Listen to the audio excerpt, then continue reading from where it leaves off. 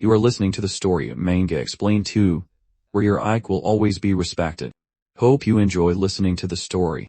Summary. Ronin is the strongest and most talented student at the Academy of Magic and Swordsmanship, but no one knows it. That's why everyone underestimates him. It's the biggest mistake anyone can make when they cross his path and dare to challenge him.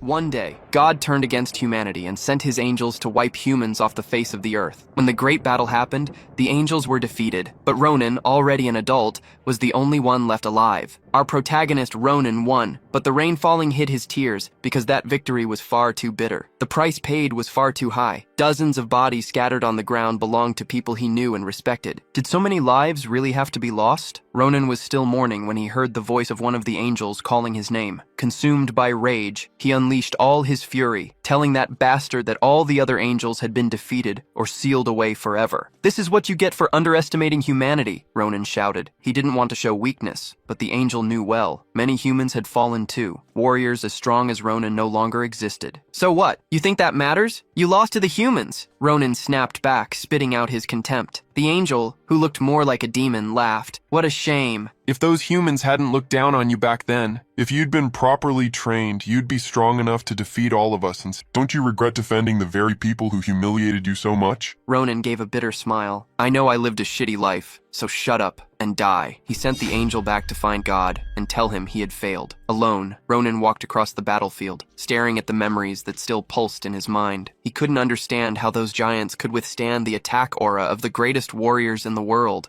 yet couldn't defend against his sword, even though he couldn't use mana. His sadness was broken by a familiar female voice calling his name. Staggering, Ronin made his way toward the owner of that voice. It was Adashan, the beautiful and powerful commander of the humans. Even in that state, he couldn't resist teasing her. "For someone in command, you don't look much better than me right now." Adashan gave a weak smile and asked if his name was really Ronin, just a mere corporal in the army. And looking at him, she saw he wasn't much better off either. She wanted to know if Ahayute, the giant general, was dead. Ronin confirmed, "I killed that monster myself." Hearing that, Adashan's expression changed. It was like she was holding on just to hear the outcome of that battle. Even in the rain, her tears were visible. She thanked Ronin for everything he'd done until now. Speechless, he stayed silent for a while, then finally asked, "If you're really grateful, could you grant me one last wish? Treat the poor soldiers better from now on. Let them be treated like everyone else." Adashan took a deep breath and answered, "It would be better if you made that happen yourself, because I don't know if I'll make it out alive." Ronin let out a laugh that nearly took his breath away. "Look at us. How come I'm more alive than you right now? Any minute now I'll be dead too." They sat there talking for a long time, until Adashan asked what he would do if he survived. Ronin gave a tired smile. "There are so many things I'd want to do, but there's only one thing I can think of now. I'd want to know what I could have done better in this war if I'd gone to the academy when I was young." He said that because the giant's words still tormented him, and above all, because it had been his sister's wish to see him at the academy. With a heavy voice, Ronin murmured that soon he'd see his family again. Adashan, even exhausted, tried to give him hope,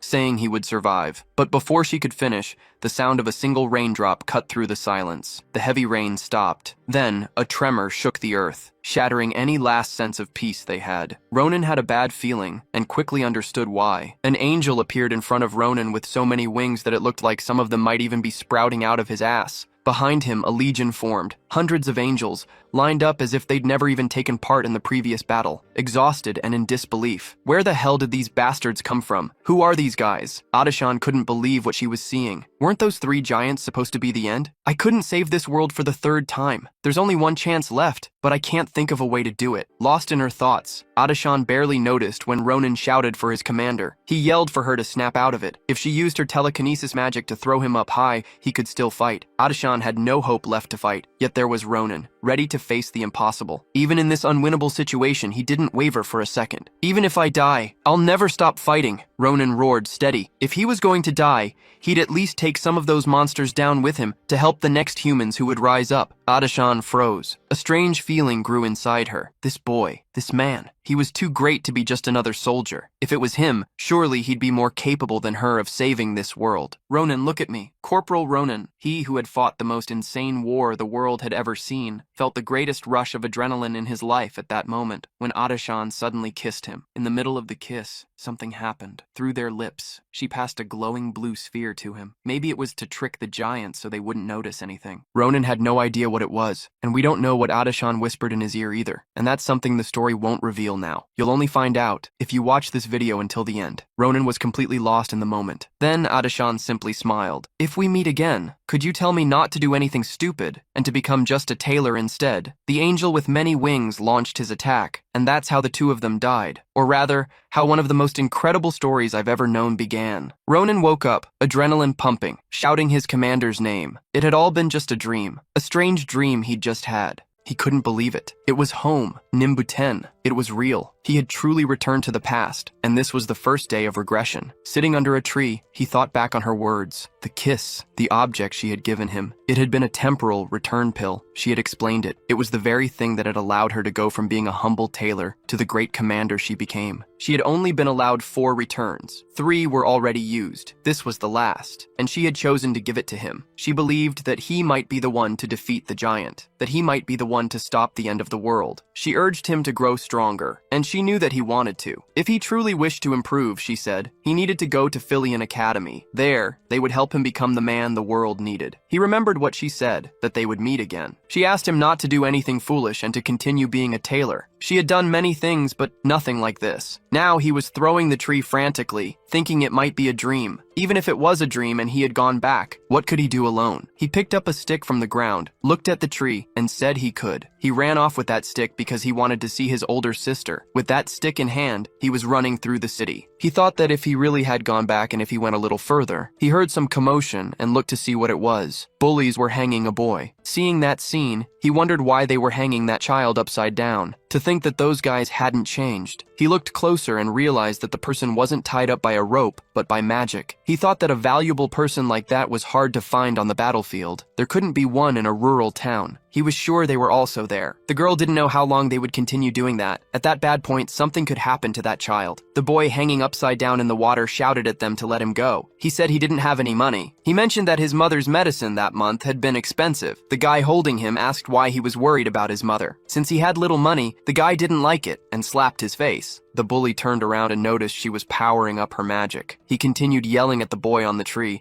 saying that since he didn't know his place, he would take him to the top of the tree. She said he couldn't go any higher because if he made a mistake, it would be bad for him. The man gave him a very unpleasant look and told him to shut up and lift him before he finished him off. She felt sad because she didn't know how she ended up in that situation. She thought it was wrong to trap him with magic. She just wanted to show that she was good at something. She needed to say that she couldn't do it, but she was so scared. But even so, she needed to say it. She caught their attention, saying, "Please," and she asked them to stop. At that moment, Ronin arrived and used that stick to hit her on the head. With that, the boy's feet were freed from the magic, and he fell to the ground. The bully asked what was happening now. He charged at the girl, asking if she was going to stop just because that meddler asked her to. Ronin told her to stop worrying about trash like that. He asked her to speak to him, looking at him. She was very scared. Looking at her, he said he needed to say something very serious to her. He asked where she learned telekinesis, and she said she learned it from a grimoire she bought from a traveling merchant. Ronin was thinking about how good she was just with a cheap grimoire. He thought it was amazing,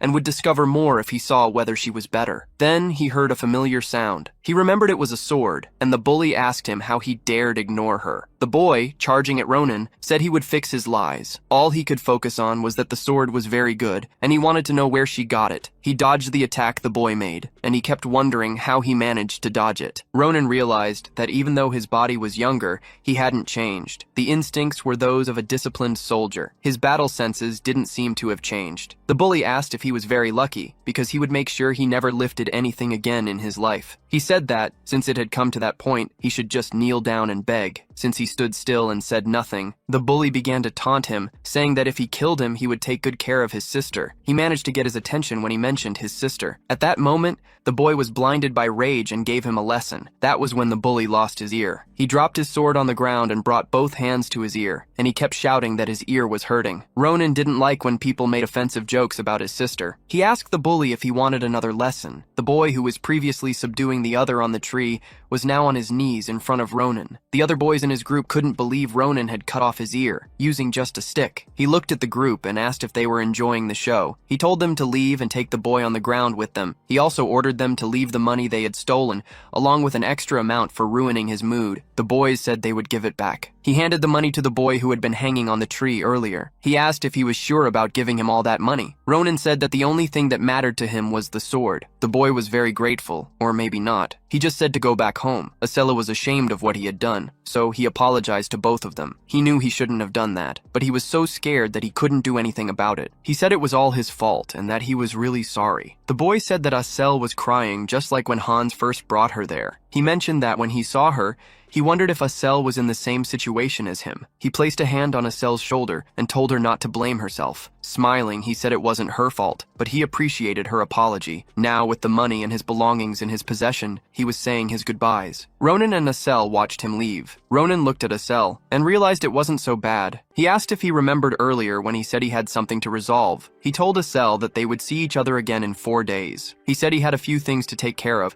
and that they would meet again when the light was visible in the sky. He asked Asel if he knew what would happen if he didn't show up. Then he ran off from there. Asel thought he was acting stranger than usual. He was standing in front of the door of a small hut in the middle of the forest. He was at the door with flowers and remembered she liked flowers, so he gathered all he could see. He ran and thought he would throw them away, but it was too late because the door had already opened. The person said they were wondering who was out there. He was facing away, but she asked if it was Ronin. He quickly turned to see her while asking if he had come back. She was happy at the door because he had arrived early that day. Then, he said he had returned. The girl, very emotional, said she thought she wouldn't live to receive flowers from her brother. She was very happy, and he was glad that she appreciated the flowers. She said her little brother was sweet and asked if he wanted to eat more soup. He said he was already full. The brother asked how old she would be that year. She said 22 and asked why. He was thinking if she was 22, then there were 10 years left, until those giant beings with wings invaded again. The sister placed her hand on Ronin's forehead and said she thought he had a fever. He remembered her as that amazing and kind person. She made him wish that moment would last forever, but in 10 years, to protect the world and his sister. He told her he had something to say. He was thinking about entering the academy. That took her by surprise. Then she got very emotional and happy. She wanted to ask if she hadn't heard wrong, if he really wanted to go to the academy. She ran off and said there was no time for that. Gathering a few things, she knew this day would come. He was smart, so she was sure he would do well. Then, she took out a large cauldron and placed it there with some effort. She told him it was her gift to him. When he looked inside, that huge cauldron was full of money. He asked how much was in there. She had saved it because of him,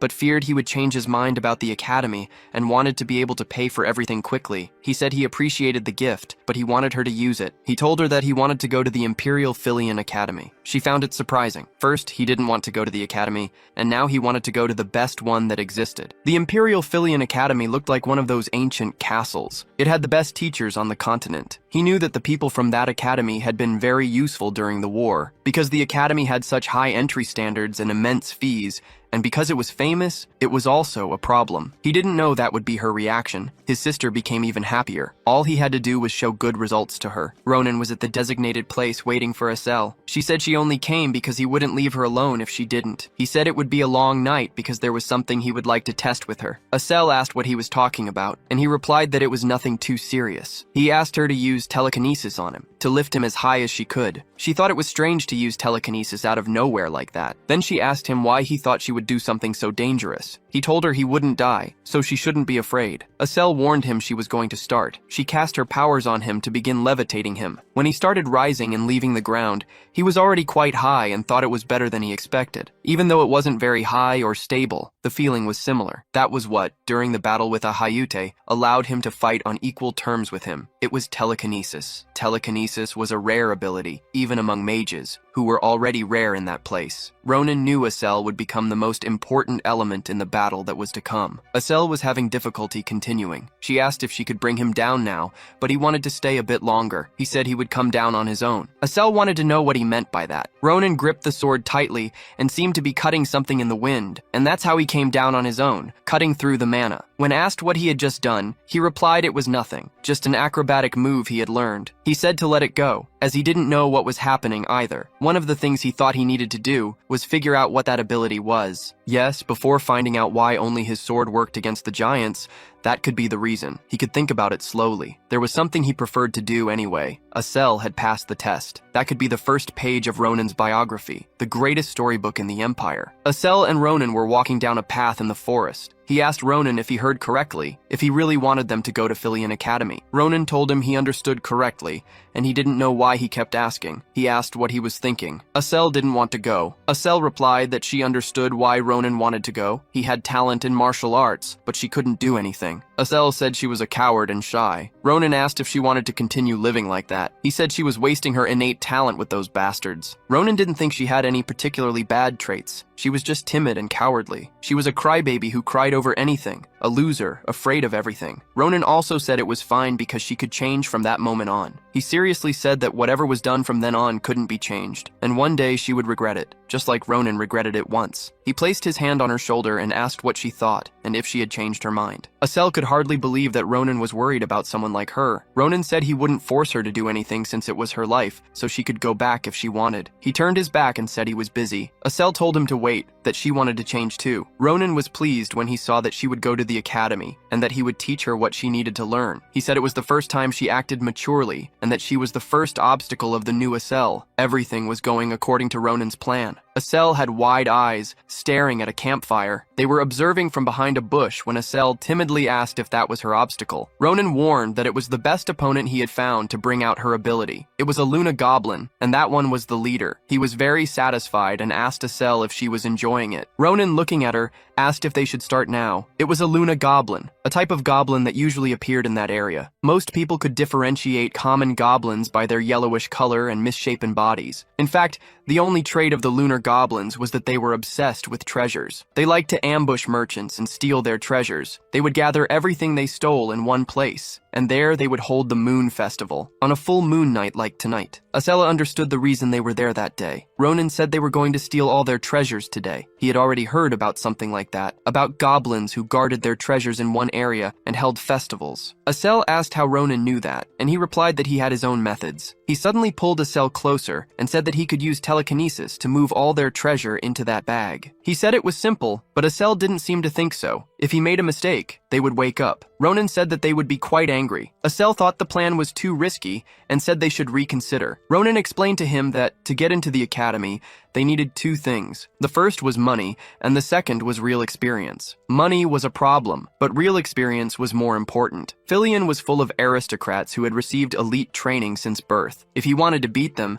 there was only one thing for Asel: gaining experience by risking his life. Ronin said those guys were the perfect enemies, and they would gain both money and experience. He asked if Asel had a better idea. Since he didn't, they would start right then. He began using telekinesis to move the goblins' treasure into their bags. There were many silver coins, gold coins, and jewels. The bag was almost full. Ronin kept saying it was just a little more. When the bag finally filled up, he said it was enough now. He looked at the treasure falling into the bags and was very satisfied. When he noticed that the last bag was full, he said that was the last one. Ronin said that experience was the best thing. He placed his hand on Asel's head, thinking that he wasn't that confident but would get used to it quickly. Asel was better than he imagined. His eyes were shining because he had found a servant. He said that since the bags were already full, they should leave. Ronin said there was nothing else to do there, and that they were leaving before something went wrong. In the dark forest, there was a bird flying at full speed and two boys running after it. They were shouting and making a lot of noise during that chase. Ronin and Asel heard all that ruckus. Ronin wanted to know what kind of lunatics were causing so much chaos at that hour. All that commotion ended up waking the goblins. They arrived too late to the noise and quickly looked at the treasure chest. They realized it had been stolen and started yelling that the treasure had disappeared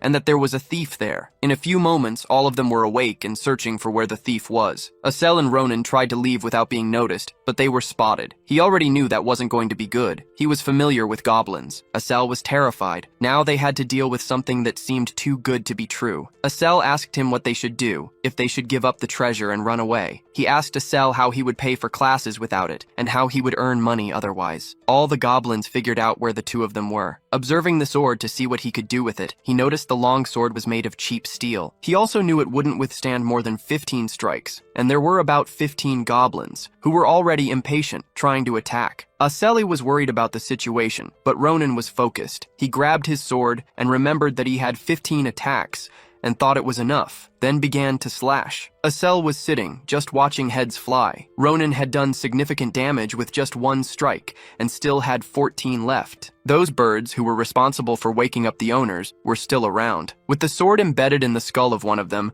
Ronin said that was the last one, and that it wasn't so bad. Asel was still sitting in the same spot. He thought everything he had just seen was impossible. He had eliminated 3 goblins with one strike, and the other goblins who came after. He noticed that Ronin disappeared for a second, and reappeared again in an instant. The goblins didn't have much of a chance. Asel was thinking about the spectacle he put on against the goblins. Ronin asked him if he was going to keep daydreaming, told him to ask if the things were going home. He found it very tiring to think he could travel comfortably, but nothing went as planned. He thought his muscles hurt from cutting just the goblins. He thought that when he returned, he would need physical training. Asel asked what those screams were earlier, but he didn't know either. Then Ronin remembered that those screams caused all that confusion. He said they would make them pay for putting his life at risk. Someone shot an arrow aimed at Asel. When he turned and saw the arrow coming toward him, he got very scared. Ronin caught the arrow before it hit him. Asel was even more terrified when he saw Ronin holding the arrow that would have certainly struck him. He even thought the forest was cursed because there were so many lunatics there. The 2 who had been chasing a bird and caused a commotion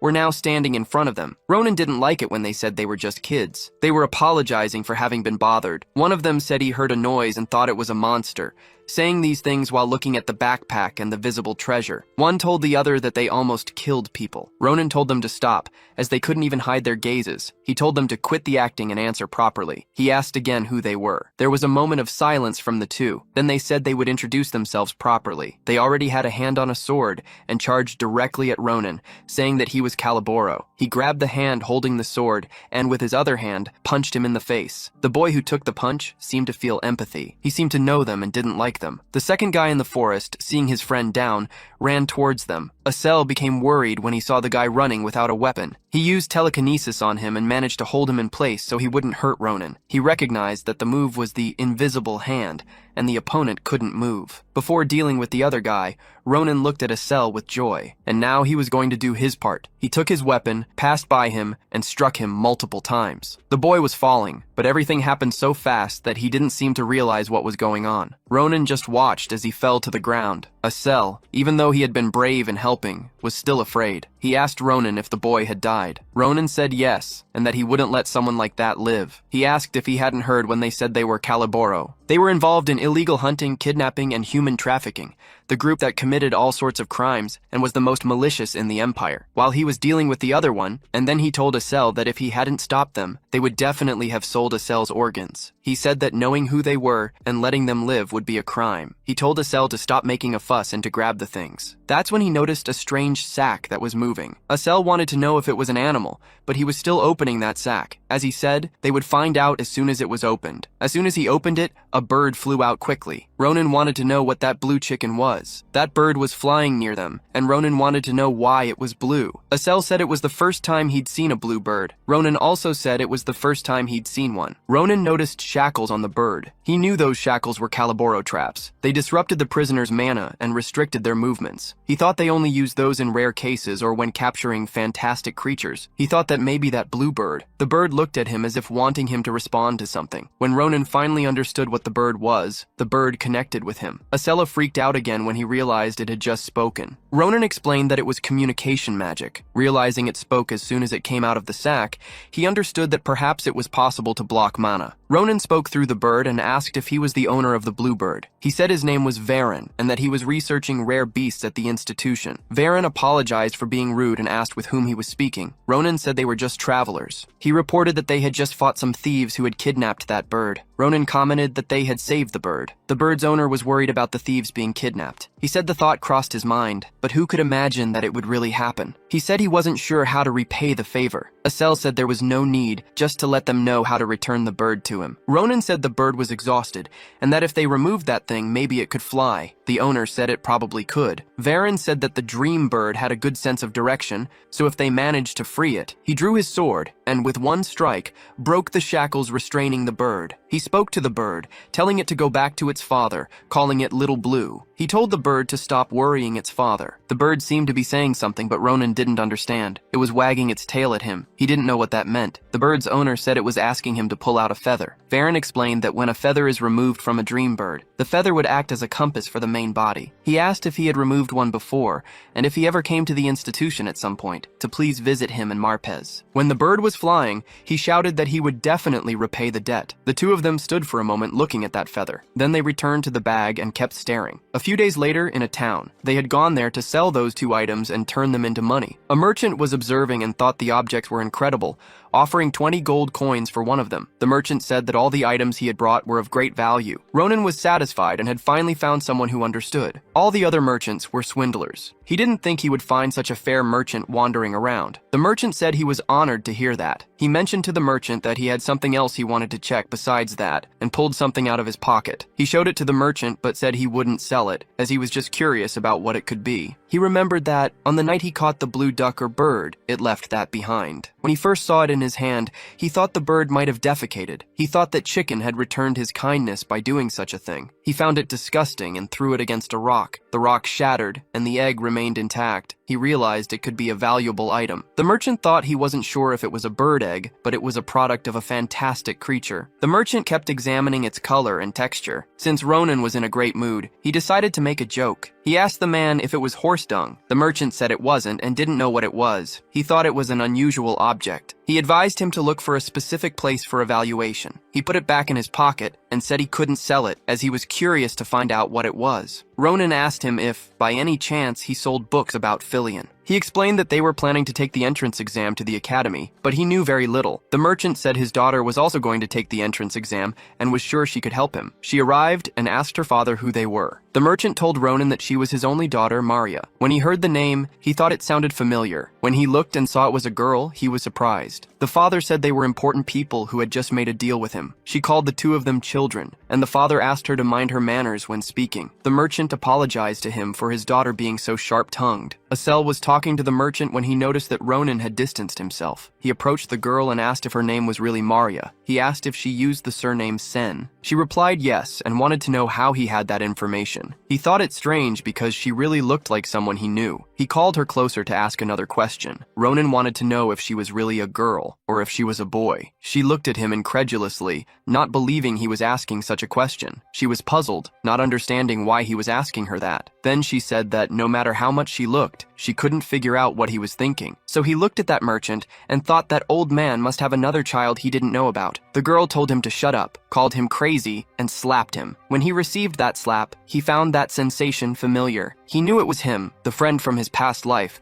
Count Maria Senrer. Ronin remembered that back when he was a soldier in a place called Armarlen, Maria was in charge of supplies. He had great ethics and was an easygoing personality. He made friends with everyone. He didn't like some of the topics that men love to talk about, and he had a strange habit of slapping others. He always wanted to know why, but since Maria had died before, he was grinning even after being slapped. He never thought he would find the answer there. He discovered that Count Maria was a girl. She noticed he was still smiling, so she was about to slap him again. He didn't like that and flicked her forehead. He told her she was getting full of herself just because he let her hit him earlier. He said he only let her hit him because he made a mistake. She asked if hitting twice would count and headbutted his chin. The two started fighting, pulling each other's hair. Her father and Asel watched, finding it strange. They quickly separated the two, who were in a serious fight. A while later, Asel got confused, seeing that they were trying to kill each other before and now were having a conversation. Now he was looking at some items to take. If the things he looked at weren't good enough, he would buy something else. Asel saw that the two were fine. Maria told him there were 3 swords and a magic staff. She asked why he wanted 3 swords. Wouldn't it be difficult to carry them? He asked what she thought and said they weren't bad, but that black iron one was the best. She mentioned that black iron was very hard, an item sought after by many renowned knights. He remembered that the black iron sword was his favorite in the past. Maria was explaining that the magic staff had an excellent magic stone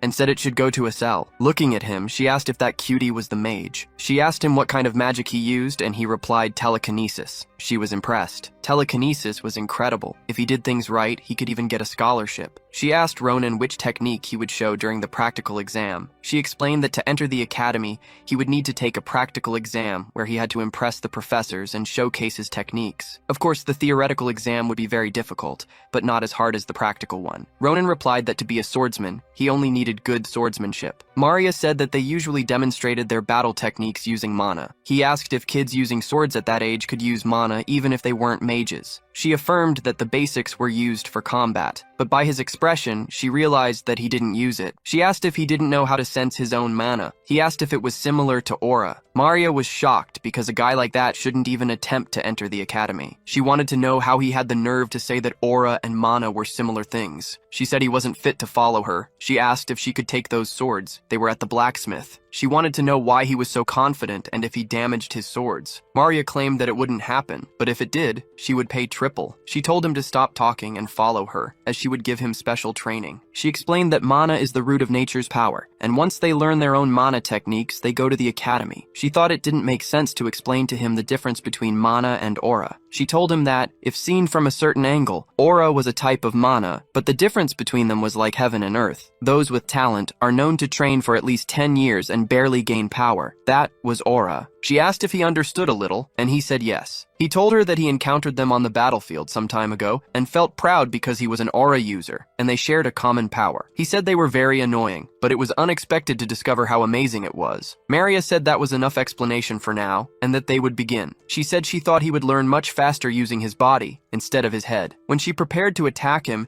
he thought it would be fine since she was just a young girl. All he needed to do was block her attack. He found it all very surprising. Those strikes were surprising. He blocked and pushed her back. He was shocked that she could exert so much power even being so young, and that she also used 2 swords. Maria couldn't see clearly and wasn't sure, but she thought that fighting style might be using mana. She kept watching, wondering what had happened to him. She also planned to finish it off with 1 strike and show him the power of mana to make him give up on the exam. She thought that would be better than him being humiliated in the exam area, but she was being pressured. That was the skill of someone who couldn't use mana. He asked her what she was thinking about. He realized she focused, and all of a sudden, the fight got easier. He started attacking seriously and told her to dodge instead of blocking. She got a little scared, but he wasn't going to change the attack. She really had to dodge. Ronin was attacking for real. That person, something bad could have happened to her if she had hesitated. She told Ronin that he wasn't normal, and he replied that the same applied to her. She said that, aside from his mana, his talent with the sword was great, but his swing was a bit rusty. But if he fixed that, it would improve a lot. Noticing he was leaving, she asked where he was going. She got furious, and asked if he thought he had won because of that. He said it didn't matter, just to keep her word. He showed the broken sword, and said she had promised to pay 3 times more. Then he asked them to prepare the swords. Asel was trying to get her attention, and wanted to say something. He said she did a good job because he could understand what was happening. Ronin told him to walk faster because he was tired. Maria stood still on the battlefield, wondering who those 2 were. He said he had just gone to the merchant's market to collect the money she owed. He came across several things near the money and asked if it was a book. She replied yes, it was a theory book for the Academy's theoretical exam, and summaries she had made herself. She asked if he wouldn't need them, as there was only 1 month left until the exam. He said he needed it, but why go so far? He asked if she was planning to mess with him. She said it wasn't that she had already started to like them. Maria said it was something she was giving him because she wanted him to pass. She told him to study hard, and if they slacked off later, it wouldn't go unpunished. She asked if he understood, and Ronin said the same applied to her. Leaving in her father's carriage, she said she would see them in the capital on the day of the exam. She told them to be sure to read everything she gave them, as he thought he needed to train his weak body and study things he wasn't very good at, but he thought it wasn't a bad feeling. That was Ronin's life after returning home, now with his sister Iril. He ate to the point that his stomach nearly exploded after every meal. He began increasing his stamina and adapting his adaptability. He found a place where he would train. That day, he would do it until there were no more monsters around the village. He also studied things that were expected of a soldier like him. Even without knowing how everything would end, he gave it his all. After a month, the day finally arrived. Valon, the central city. Asel was impressed because he thought the academy was huge and beautiful. He was fascinated. Ronin asked him what he was doing, standing in the middle of the street. He told him to stop acting like a bumpkin and go in because they were late for the exam. Asel stood still, staring at Ronin. He asked what was wrong. Asel said he was a bit surprised because it had only been a month. He was already bigger. He asked if he was going to start with that again. Giving him a few pats on the head,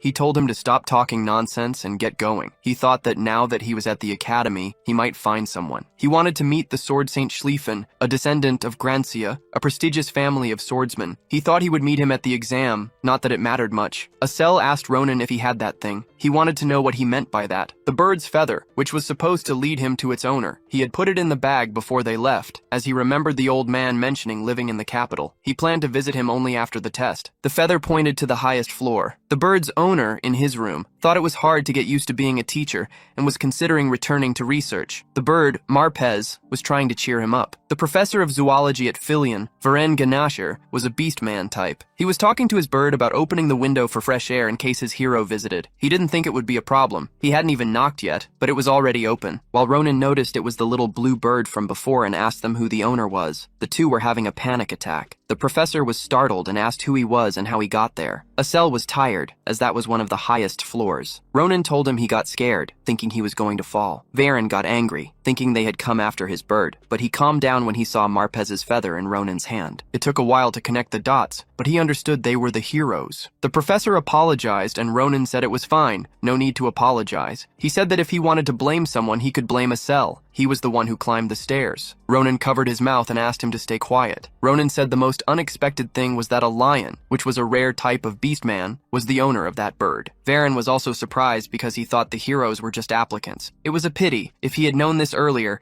he would have prepared a recommendation, but now in the afternoon, the exam was already set for that day. She said she needed to ask something and didn't have much time. He showed that stone and asked what it was, as the blue one had left it behind. The professor said that it was a dream bird's egg. Marpez had given birth and knew what surprising thing had come in peace and laid an egg. He said it wasn't just any egg, it was a dream bird's egg, but he had no idea what would come out of that egg. He said that if it was a dream egg, another dream bird would come out of it. The professor explained that the dream's compass was different. Everything depended on the environment around and the mana. He said that if they analyzed the mana coming from the egg, it wouldn't be impossible to predict what would appear. But that egg had an infinity of manas. It looked like molten metal, as if it had been altered. But he couldn't say for sure what would come out, or didn't think he was placing too much meaning on just an egg. The professor asked the bird where he had given it to lay an egg like that. He commented that he had never seen such a cheeky bird. The professor wanted to make a request to Ronin. He asked if he minded taking care of the egg. He said he didn't mind. Ronin asked the professor if it was all right,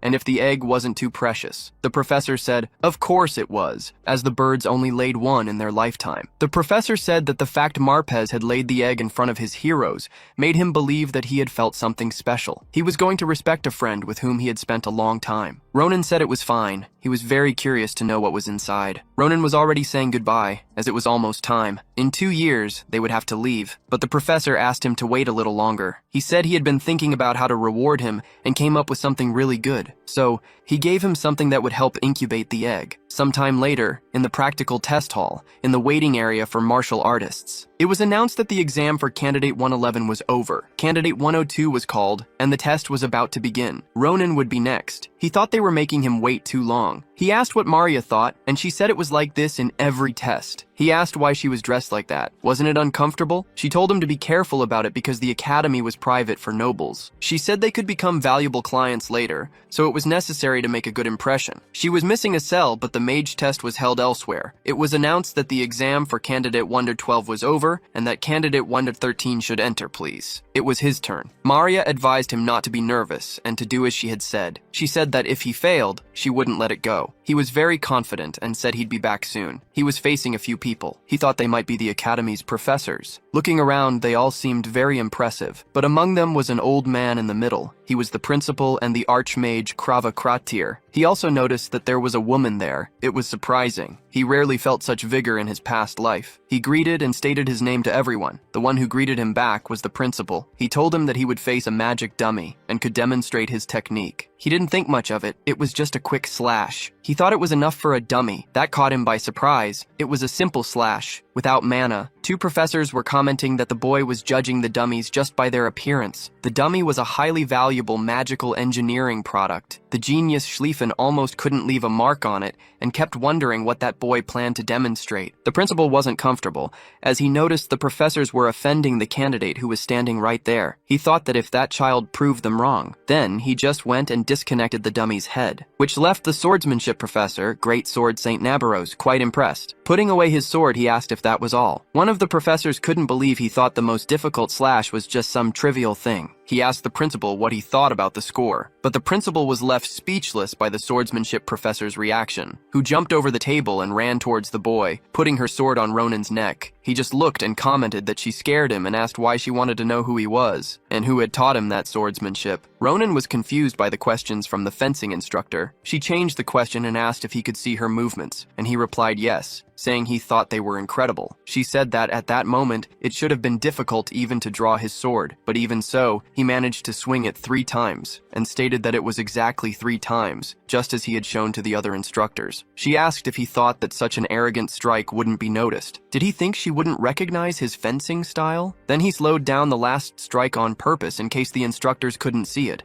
as if he were underestimating all of them. She remarked that he had forgotten where he was. The headmaster and the 2 theory professors were watching him, but that wasn't what happened. He simply adjusted his strength because he thought the sword wouldn't withstand the last strike. However, judging by her current mood, she wouldn't believe him. After removing her blade from the student's neck, that instructor said she would remember him. She looked at him with a devilish gaze and said she would make a point to teach him personally. The headmaster looked on and understood what she meant when she said she would teach him personally. He knew she wanted that student as a disciple. He thought that he needed to pay closer attention. The headmaster told Ronin it was a good performance. He was going to end Ronin's evaluation with a simple question. He said there was no definitive answer, and that Ronin could reply however he wished. He asked what Ronin had come to learn at the academy. He knew the answer was the only one possible. He came to learn to have no regrets. That response caught the headmaster off guard, but he understood. The headmaster was worried about how they could teach him not to have regrets. One of the professors thought that the boy didn't seem special, but he had already captivated both the instructor and the headmaster. Looking at the test dummy with a visible cut,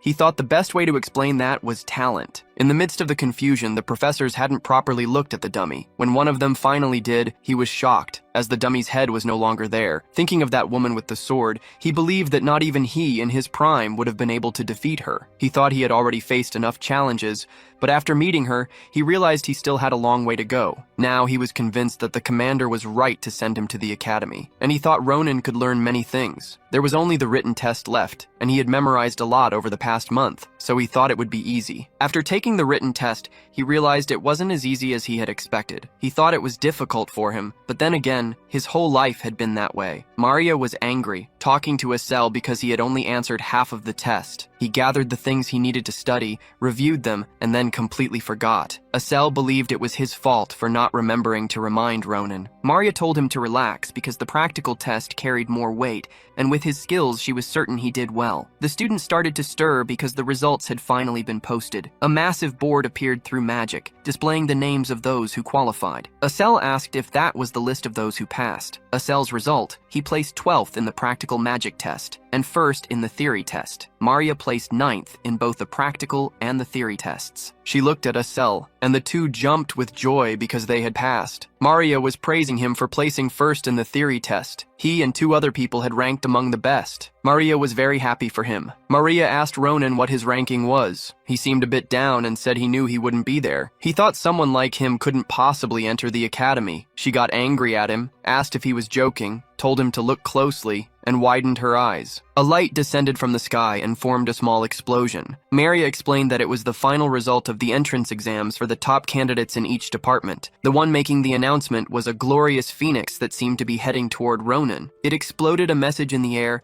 stating that Ronin was 1st in the tactical test of the martial arts department, and almost last in the theoretical. The 3 of them were a bit shocked by that. But then the other 2 began hugging and squeezing Ronin. For someone who placed almost last in the theory, he was the top candidate in the martial arts department. Maria was pleased because she knew he was a genius. When she thought that if he ranked 1st, then that person must have lost to him. With her personality, it wouldn't be possible for her to stay quiet. Someone was watching him and thought he was strange. Then a young man approached him and asked if he was the one who ranked 1st in the practical test. And that's how he met the Sword Saint Schlieffen for the first time. Now he was face to face with the Sword Saint. The people around were commenting that they didn't expect to see the Empire's rising star there. Maria told Ronin that guy seemed to want to talk to him, and she thought it would be annoying if he kept acting like that. Before, he couldn't see anyone with better swordsmanship than his. It was an overwhelming overwhelming spirit. Ronin would do his best to avoid that situation, so he said he had no idea what was going on. That response didn't seem to please the guy talking to him. He asked why Ronin was lying. Ronin asked what he meant and if he had any proof. If he didn't stop picking a fight and continued attacking, the young man said that if he wanted proof, he would show him, unsheathed his sword, and charged at him. Maria and Asel got worried. He asked if that was enough because if he hadn't been the one who ranked first, he wouldn't have been able to react to that. The people around got excited, thinking it was a duel. He asked Ronin to show him the skills that defeated his opponent. Ronin wanted to avoid it, but if that's what he wanted, then he would show him. He sent a power attack straight at him, which the young man managed to block. Ronin asked if that was enough, if he was satisfied. He replied that his score made sense. He decided something. He had a good technique. He said that, as expected, it wasn't enough to defeat him. Ronin wanted to avoid the confrontation at any cost,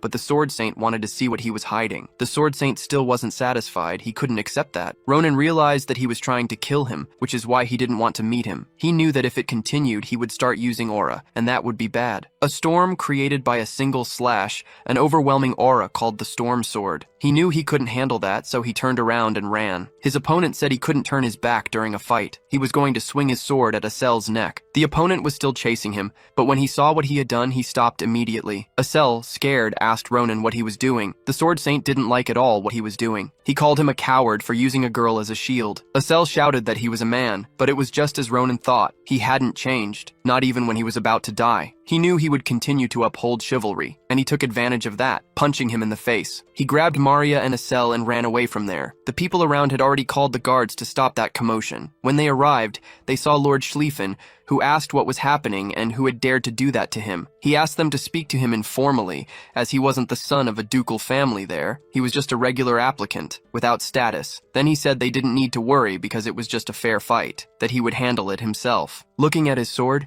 he noticed it had cracked. It was made of high-level mithril. He had thought Ronin's skills were nothing special, didn't expect him to cause such damage to a sword like that. He said he would remember that name. The next day, outside the capital in the forest, the two of them were walking and looking at the map. Ronin swore it was around there. Asel asked if they really could have done that. He was talking about the fight from the previous day. He had heard that guy was the heir of the ducal family. Ronin told him not to worry because that guy was a good person and was just crazy when it came to swords. He was a model for his position and someone who protected the weak. He said Asel should have said that what happened was just a fair duel, because if it wasn't, they would have been arrested by now. Asel agreed and said that, upon reflection, it made sense. Ronin thought he had found the source of mana that circulated around the world for unknown reasons. He knew the value of that was astronomical, and most people would want to monopolize it. But that professor was very generous to give them something like that for cracking an egg. He asked Asel if he was feeling anything different. He said it was the first time seeing so much concentrated mana in just one place. He said that there he could use magic freely. Maria said that the egg in his pocket was reacting like before. He said that it was absorbing magic at an incredible speed,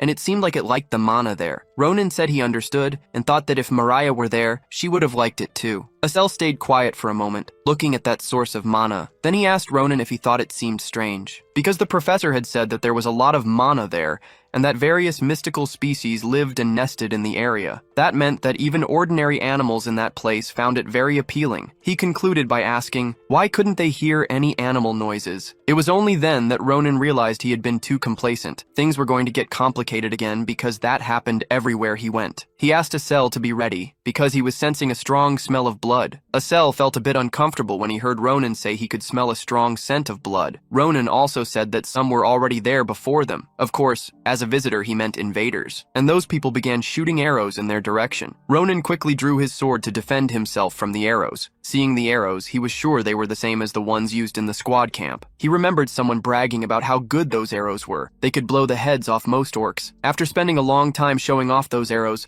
the person asked the captain if he would like some too. For someone who was caught using them while hunting, how did he dare talk about anything? But the guy kept saying that the person who used them over 100 times had been successful in hunting and was an elite member of his organization, Calaboro's hunting dog. Ronin remembered thinking, it was him again giving himself the name of hunting dog. He told Asel to hide and be careful not to become an easy target. Then he dashed off, saying he was going to take care of something. they realized that person was on the move. They saw that he would take on all that mess with a single slash, as all the arrows contained mana. He zigzagged through the trees until he reached them. The leader ordered them to spread out and target him. Ronin thought the decision-making was very quick. Maybe they were different from the ones he encountered in the forest. He also realized that this wouldn't be good, so he shouted for them to stop attacking and asked if they didn't recognize their own allies. He asked if they had never heard of him. He was the new hunting dog of the Damasahayute lineage. Everyone around him started asking if he was really a hunting dog. They didn't believe that a child like him could be a hunting dog. Ronin said that if they didn't believe it, they could ask the wolf of the lineage,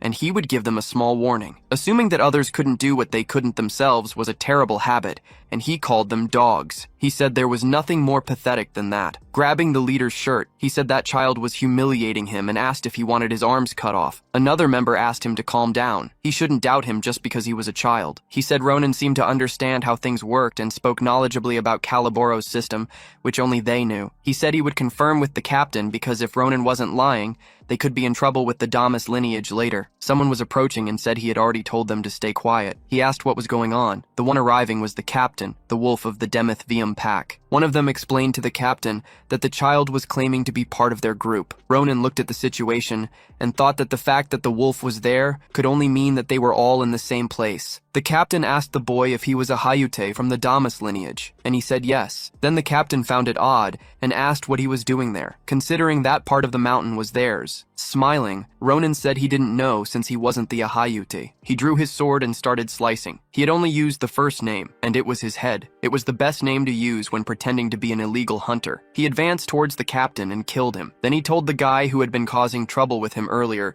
that he had already warned him he would regret it. Afterward, he cut off a few fingers from one hand. The guy crouched and screamed in pain. Ronin threw a leaf at him and told him that if he didn't want to die, he should get up and take it, and start writing the location of all the lineages he knew. Ronin's sword got closer, and he asked what the problem was. Didn't he want to? If he didn't want to, then there was no need to keep him alive. The young man said he would do anything he wanted, but he had nothing to draw with. Ronin said he had already made pens for him. He told him to use his right hand, the one from which he had already removed the fingers. Ronin looked at that sheet and said his drawings were good. He said that young man was very talented. Then the man asked if he would spare him as promised. Ronin put a hand in his pocket and said of course. He emphasized, and after that, said that of course he wouldn't keep him alive. They had already walked a certain distance when Asel felt tired. Ronin asked him to stop exaggerating since he had already asked him to get prepared. Asel said it was a bit too much. Asel wanted to know if all of that was really Calaboro's work. Ronin had already warned that letting them live was a crime. He added that Asel shouldn't worry because they were wanted criminals who needed to be eliminated. They suddenly noticed something that made them both widen their eyes. The drops of blood from the slain animals were rising and forming a larger particle, and that particle was massive and took the shape of a giant wave. Even without knowing what it was, Ronin was about to draw his sword. However, the egg started reacting and came out of his pocket. It went to the center of where that giant wave was and began to absorb everything. Asela was worried and asked what was happening. Ronin told him not to ask him. One thing he knew. Whatever was inside that egg wasn't something ordinary. The egg absorbed every last drop of that giant wave. Asel, concerned, asked Ronin if it was over. He said it seemed so, but he didn't think much had changed. However, the egg started to crack. It levitated, and several cracks appeared on it. Asel seemed worried about what would come out of it. Ronin was happy that it finally hatched. A big hole had already formed in the egg, and he wanted to know what was inside. The creature inside the egg came out quickly and bumped right into his nose. There was no time to see what it was. He noticed it had wings. It could be a dream bird. Although Ronin observed it closely, he couldn't tell if it could be a bird. Asel said it looked like a dragon. He said it was very similar to what they had seen in the book. Remembering the form of that beautiful little blue bird, he didn't know where it had absorbed mana to turn into something that strange. Caressing the creature that came out of the egg, he said at least it was cute, but he got angry at it, saying that its welcome was a bit too much. A punch straight like that. That little thing made a seal and threw it at the boy. He realized that the wounds were gone. Asel noticed that it could use healing magic. Ronin was pleased because that little creature had more abilities than it seemed. Asel told Ronin that they could give it a name and couldn't keep calling it a dream bird. While he was still thinking, believing no name would suit it, the little animal seemed to hear something that caught its attention. It went towards the sky and took off. Asel wanted to know where it went like that out of nowhere. Ronin said it seemed like it sensed a presence. There was a wanderer from the Demir branch running around there. He didn't know what was going on, had just gone out for a moment to run an errand, and when he returned, everyone was down. He managed to see that wave, which looked more like a sea. Now he was chasing something that was pursuing him. The professor, at the root of a tree, fell to the ground. Suddenly, that bird, which looked more like a dragon, was above, sucking his blood. The man was desperate because the bird wouldn't stop feeding. Ronin asked it to stop and said he wanted to avoid ending up killing it. Asel asked if Sita would be her name. He said yes, that he already had that name in mind. Then he asked the little creature what it thought. The young man lying on the ground thought that guy was the same one from before. He imagined he was the owner of that brother. He went over and asked if he was okay, calling him Blarus. The young man replied yes, that he was fine and alive thanks to him. Then he touched him and asked who he was. How did he know his name? Ronin, placing the sword on his neck, told him he didn't need to know that. The young man seemed to remember him from the night before. He thought he was the Calaboro's houndmaster. Ronin told him the ranking was lower back then and that he had something he needed him to do, just so he would know he wasn't lost. With a few gold coins in hand, Ronin said it was better than he thought. Asel agreed with him. Asel collected some of that water that turned into gold and looked a bit confused. Ronin wanted to know why Maria's father had offered such a high price for her, and thanks to that, they didn't need to worry about money, as they were indebted to Professor Frieren in many ways. They had gone there to thank him for everything and to show him Sita, but little did they know they would end up on a business trip. But aside from the task he was given, Bal Rouse, there was also the map he received from that hunting dog. It was simpler than just a thank you. He had scared him so much that he was sure he wouldn't dare do anything wrong. Asel asked Ronin what he would do with the money. He said that the top-ranking students were exempt from the academy fees. There was something he wanted to do. The entrance ceremony was approaching. A few days later, at the carriage station in the city of Valon, someone told that young lady that they had already reached their destination and thanked her. She was pleased because it was the capital, and she thought everything was amazing. Ronin asked if she should be tired from the trip, and she was very happy to see him. He asked her if nothing unusual had happened while he was away. He said she should be the one asking that. She got really scared when a high-class carriage stopped in front of their house and didn't know how it was possible. Pinching his cheeks, she wanted to know why he had lost so much weight and asked if he was eating properly. She was relieved, but then she noticed that he had a small animal on his shoulder. She asked what that cute little creature was. Ronin introduced it, saying it was Sita, who had started traveling with him. He said the most important thing was that they needed to hurry because they didn't have much time. He said he had something he really needed to do. Shortly after, they were inside a very luxurious shop. She knew he had earned the money to enter the academy. Even so, she thought that gift was a bit too much. Ronin curiously looked at the clerk and asked if everything he had tried could be delivered. His sister was thrilled because there were so many. He said it wasn't that many, and that they wanted to buy more. She was very moved and realized that her little brother had grown a lot. She spun around the whole store shouting that her little brother was a very kind person. She asked him where they would go after that. He said he wanted to visit some places and that his sword had been damaged a few days ago. Then he opened the door to leave. Outside, the young man asked him if they were done. To get his attention, he called out Ronin's name. Ronin almost died of fright because he didn't expect to see him there. He asked why he was coming from there and if he was a stalker. He said he had just picked up his sword nearby and coincidentally saw him, so he decided to wait. He asked him to please stop with that disrespectful attitude. Ronin said that's exactly what a stalker would say if he were crazy like him. He got irritated when he heard that his sword was defective and asked whom he should be blaming there. He said he really wished he could have shown something like a defect, if it seemed so. Ronin's sister got angry because she had already taught him that he shouldn't be using bad language. Saying that the guy started it only made things worse for him because he realized he was responding to her. She gently apologized, saying that her brother had a foul mouth but a very good heart. She said he must have been very shocked. However, he didn't mind at all because to him she looked like a goddess. She said it was her fault for not disciplining her brother properly. Schlieffen took full responsibility and said it was his lack of discretion. He said that everything that happened was his responsibility and that she could rest assured. She took his hands and said that having a friend like him made her happy for Ronin. She asked him to take care of her little brother. From that day on, the young man, very red and embarrassed, said he would take care of him. He wasn't really enjoying being there, but there was nothing he could do. Still blushing, the young man said he would first compensate him for the sword and that he didn't have gold on him at the moment. So he offered a crest as identification and proof of his family. He said they could use it anywhere in the empire, and if the girl wanted to buy a sword, to please go to the blacksmith at the end of the street. It was a place known for carrying a legacy of 500 years, making it difficult for commoners to enter. He said he hoped they would make a good sword for them. He went there and then realized that the crazy guy knew exactly what he was doing. Errol thought that with the identification proof from Grancia, he could buy the entire village. He didn't think that was really the sword Saint Schlieffen he knew. The next day, at the academy's entrance ceremony, the principal said it was a pleasure to meet all those newcomers. He introduced himself as the academy's principal and said his name was Krava Kratir. While the principal spoke, Marya, Ronin, and Asel were there together, listening. Schlieffen, with his status, was positioned more at the front, near the professors. The principal concluded by saying that he believed all of them would become part of the Empire's history. He congratulated everyone for joining and addressed Class 787. Ronin, in the middle of the crowd, was already yawning. His sister, as a guest along with other people, was already in tears. As soon as he finished speaking, the principal snapped his fingers, and a multicolored light began circulating around. Everyone started noticing that reality seemed to be distorting. The sky appeared to be breaking, and suddenly, they all appeared in the center of a large arena. Someone said it was a pleasure to meet them and call them freshmen. He didn't think he had teleported the entire place with a snap of his fingers. The principal said that the ceremony had reached its peak and that they would begin the meeting between veterans and freshmen. It was something that happened between newcomers and second-year students,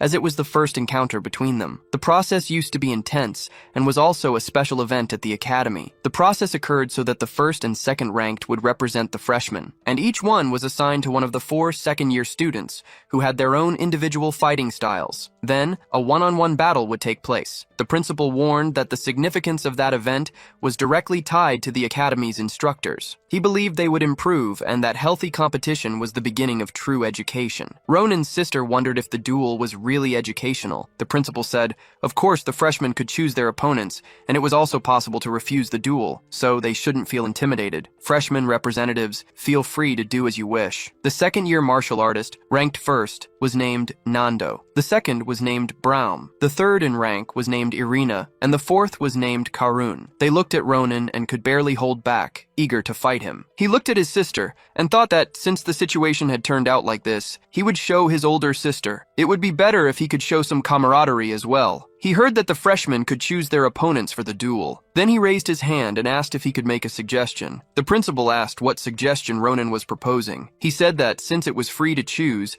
he would like to be taught by all the respective veterans. This made all of them frown deeply at him. To top it off, he said he wanted all of them together at the same time. Since it was something innovative, they needed to gather and share their opinions. The principal asked Professor Nabaros what she thought of Ronin's suggestion. The academy didn't follow the rule that if they had enough skills, they could do whatever they wanted. It didn't matter who won the duel. It would still have great significance for everyone. She told the principal that if things got dangerous, she would intervene. The principal thought about the case and was informed that they would proceed. All 4 found it absurd how much that boy was underestimating them. Someone there asked them to calm down. He was arrogant, but Schlieffen was certainly very skilled. That was an opponent they couldn't underestimate. They said they would go all out from the beginning, so everyone understood. Iril thought that atmosphere was too chaotic. She shouted to her brother that if he thought it was dangerous, he could give up at any time. He just waved at her, trying to calm her down. The principal was giving the order to start. He wanted to begin the first match between veterans and freshmen. The first veteran was Nando,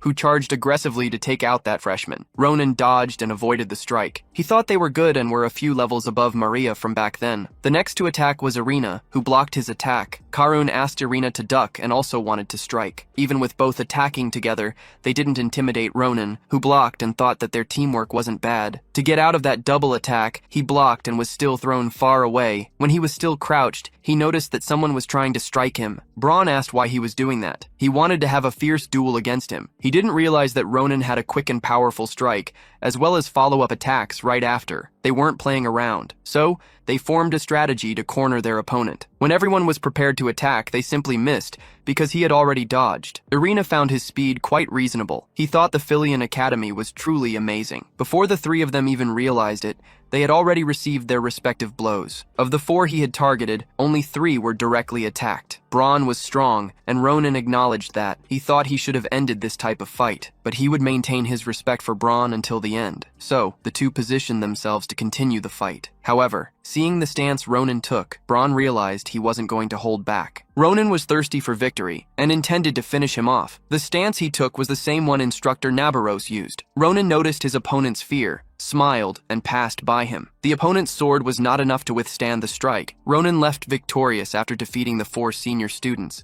saying that he had learned a lot. The arena went wild after seeing what the simple freshman had done. They shouted that the freshman was incredible. They thought he was going to lose, but it was over in an instant. They wondered if he was really a first-year student. Nasdo said it was so one-sided that he wasn't even sad about losing. Everyone agreed that he was truly a monster. Ronin looked at his sister and realized that now she would trust him more. Now he had to show he was skilled with words and told them that they had done a good job. He bowed slightly to greet them and said he had learned a lot from them. He was put in that position due to the excitement of the challenge set for the academy, but their strength was undeniable. He was speaking from the bottom of his heart and thanked them for accepting his challenge. He politely asked for their forgiveness for his attitude at that moment and said he looked forward to learning even more from them. They moved a little away while talking amongst themselves about the boy. They agreed that they had misjudged him. He was strong and respectful. Brown grabbed him by the arm and said that he fought fairly, using only his skills to win. He squeezed his arm and said that was how the attitude of a student at that academy should be. He said Ronin was truly amazing, and Arena said he definitely had a lot of energy. He was happy because he had already shown his social skills to his sister, and now she wouldn't be worried anymore. A mysterious girl found him quite interesting. He was sitting in the grand hall for the welcome banquet. Asel thought it was too big. Maria said that, being the best institution of all, that much was the least they could expect. Asel asked Ronin if he had seen his sister. He replied that he had, and that it took a while to comfort her since she was very worried about it. He said he even left Sita with her so he wouldn't have to worry about her safety. Asel thought he was an incredible brother, and Iril agreed, saying, of course he was. When Ronin went to pick up the piece of meat that was on his plate, sneaking up quietly, Schlieffen asked if he thought he could really eat at that moment. Looking to the side and seeing him, Ronin couldn't believe he was there again. Ronin got upset and slammed the meat on his plate, breaking it, and asked what he wanted this time. Schlieffen said it was nothing much. He just wanted to check something important. With a notebook in hand, he asked where Arena lived and if it was far from there. He wanted to know the conditions of the road, if the security was good, if there were any reports of incidents. He assumed that Ronin had hired the escort and trusted that he had hired at least an army of mercenaries. Ronin was still upset and told him that he had hired people much stronger than he thought. He said that unless a wyvern appeared out of nowhere, nothing would happen. Schlieffen concluded then that if a wyvern showed up, something could happen. With each passing moment, Ronin got more agitated and asked why his sister's life mattered so much to him. He asked what he thought it was. Schlieffen replied that he was just worried about the girl who became his friend. He said it was the duty of a knight. A girl arrived and said that scene was very interesting, since she had never seen the Grantia wolf talk so much before. In a not-so-friendly manner, Schlieffen asked what she wanted with him. The woman who appeared there and showed interest in their conversation was Elizabeth Acalusia. With an air of importance, she told him not to be mistaken. He was not the one who had her interest. It was Ronin. Ronin was startled, pointed at himself, and asked if it was really him. He asked why him. Schlieffen said it must be her annoying habit again. He told Acalusia that he was done with things there so she could do as she pleased. Still unsatisfied, he turned to Ronin and asked if he should send guards from his family. Ronin asked him to leave and not get involved. Asel warned Ronin that she was the person from before, and he said there was no need to explain. He knew she was powerful, and radically powerful. Acalusia said that those who raised their claws needed a lesson. She told Ronin that she knew he understood what she meant, and he said he had no idea. She said she was very interested in his talent, so she would make him an offer. It was a special offer that a mere criminal could never dream of receiving. She showed him a necklace with a violet stone in the middle, and that was Acalusia's invitation. Acalusia was different from most nobles who prioritized bloodlines. They prioritized talent above all else. They offered an opportunity for those with potential to become part of the family. The symbol of that opportunity was this, a necklace with a violet stone inside. Ronin wanted to know if she was allowed to give that to someone else. She said that if he was asking, he should already know the answer. He had heard from someone while passing by. Then, his thoughts returned to another life when he was talking to the commander. She showed him the invitation, saying that with it, even as a commoner, he could become part of a great family. When he asked if it was like the great commander, she replied yes. The commander was Adashan Acalusia. She told him that of course he would need to pass a test conducted by the patriarch,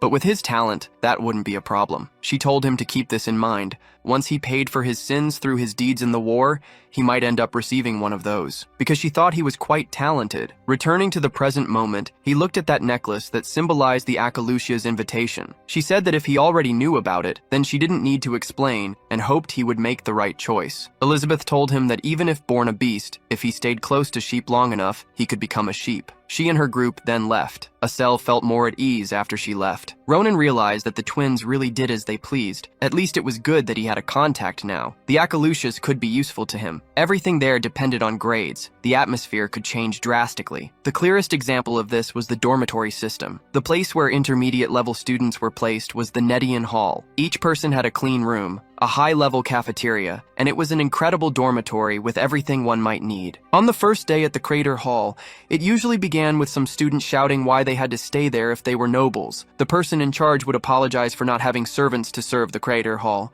It was 4 people per room, and the cafeteria, shower, and bathroom were all shared. The person in charge couldn't do anything about it. They were academy rules, and there was no need to look at him that way. Just study and they would leave there. Otherwise, they would stay there for another semester as well. Finally, the best students, including Ronin, were placed in the Naberfoser Hall, which could be summed up in one sentence. It was simply too amazing. Asel was astonished when he saw that luxurious room. He had left notes from the classes that had been explained earlier. He needed to choose the classes he liked the most and wanted to attend. It was important to adjust during the first year, so he heard that it wasn't good to choose too many. It was a common misunderstanding for a first year who hadn't yet experienced the hell. Ronin got excited and chose almost all of them. Since he was there, he would study. On the first day, he was exempted from the basic swordsmanship class. The instructor told him that there was nothing more he could teach him, as he had already performed excellently. The academy rules allowed the student to be exempted from a class if they had already learned everything. If he kept him there, it might discourage the others, and they would lose motivation. So he was dismissed. He was sitting near the lake, with his sword stuck in the ground, very sad. He couldn't believe that this could be all an academy of that caliber could offer. He was exempted from target practice, from monster hunting, and was expelled from all classes. Frustrated, he thought that it didn't seem like anything he had imagined. When they arrived, someone said he looked familiar and asked if he shouldn't be in class. When Ronin turned around, he realized it was instructor Nabaros. From his expression, she could tell he had already finished all the classes. He replied sadly that yes, he had, and asked if that's how all the classes would be. He thought the academy would be better than that. She understood that a single glance was all he needed to replicate her technique. So, as his instructor, she couldn't turn a blind eye to that and asked him for his sword. When she looked at it, she asked him what he thought and taught him a very important lesson. Looking at his broken sword, she said that something like that couldn't be called a weapon and would only hinder the user's power. She asked him to pay close attention as she gently placed her hand on her sword, drew it, and he observed. She released a strike that made the water from that lake shoot up into the air, making it look like it was raining. Looking at him, she asked if he could see what was missing. A sword is a hard and sharp piece of metal used to fight against your opponents. Disposable, or at least that's what he thought until he saw that. It was a perfect technique. He thought it was ridiculous. He was certain that she had used the sword in her hands. He knew the cut was the same, but how could the power be so different just because of the weapon? She said that the waste of strength was what determined whether he lived or died, and if he were using mana, it was essential that he find a weapon that matched him. She said that it wasn't something he could understand since he didn't use mana. He asked if she already knew. She said yes, but the fact that he had so much energy was truly incredible. She said that one day he would be able to use mana, so to use that power correctly, he would need a proper weapon. She told him that he must have a lot on his mind. She asked him to join her for class. He asked if he could say yes, even though normally only second-year students and above were allowed. She told him that instead of that piece of metal, he should bring a real sword. Asel and Maria were with Ronin. It was his first day off from classes. It was the place Schlieffen mentioned when he gave him the crest. That was the forge. Maria thought the place looked a bit rundown. It didn't look like it would last much longer. They asked Ronin if he was sure he wanted to rent the place a renowned family frequented. He said they would know once they stepped inside. Inside, it was even worse. It wasn't a joke. Someone showed up and opened the door saying it was too noisy and that he was trying to sleep. He asked who they were and why they were making so much noise so early. Didn't they see that the fire was out? Ronin found it to be an interesting sight, a beast man in a forge. But he wasn't in a good mood and asked if they were deaf. He asked why they were there and demanded an answer quickly. Showing the family crest, Ronin said that Schlieffen had recommended the place and told him that the weapons there were the best. Then he recognized the Grancia family crest. Being quite rude, the beast man asked if, just because he showed that, he thought he was from the Grancia family. He said he didn't know who had leaked information about the place, but he didn't accept customers like him. Ronin got angry and refused to leave without his sword. The beast man, licking his lips, said there was another way. Just give him that little boy's arm. He said he was getting hungry, so why not do that? He wanted to eat Asel's arm. Asel said he didn't taste very good, while Ronin inspected the beastman's mouth. Then he called out to him again and told him that he had crossed the line. He unsheathed his sword and launched a strike. Ronin said he knew the moment things seemed off, so he asked where that came from out of nowhere. Now the beastman was wearing armor that appeared as soon as he was attacked. Holding the sword, he said it didn't matter if it was something like that. He just needed it all. The beastman asked him to wait a moment. He explained that it was just a test. Ronin found it strange and asked why there was a test. He explained that it was a test for all new customers. It was a protocol to test their abilities. And he also needed to test the invisible armor,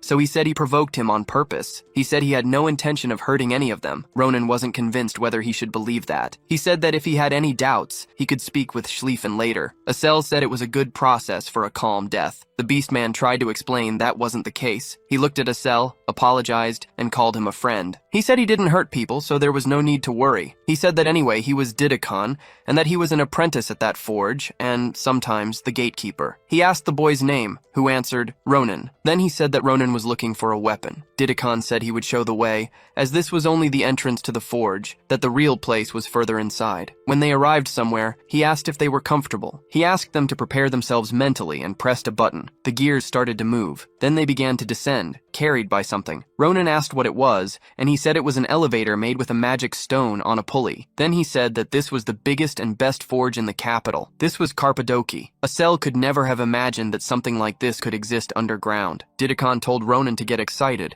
as he had passed the test and was now responsible for taking him to the best blacksmith in the entire capital. Ronin never imagined a place so complete could exist. To think there was such a big place beneath the capital. When he looked around and found everything amazing, indeed, that forge only provided items for the royal family and a few nobles. With no discrimination at all the skilled masters were there. However, the one who held the title of the best was the elder dwarf who lived there. Of course, he was a master who had been melting metal for hundreds of years. Didakon explained that the old man could be a difficult person, but the possibilities were incomparable. Opening the door with his feet, showing great disrespect, he entered and asked about the old man. Walking past several weapons on the ground, he said he had brought the guest. He said that, judging by the commotion at the entrance, it could only be Didakon. He said he had already told him to keep quiet and work, but he really didn't listen. Didakon tried to explain, saying he couldn't help it. There were weapons at the door, so he couldn't open it. He told him to imitate that place and said that the elder Daron complained too much. The elder told him that since he had brought guests, he would assume they weren't bad. All proud,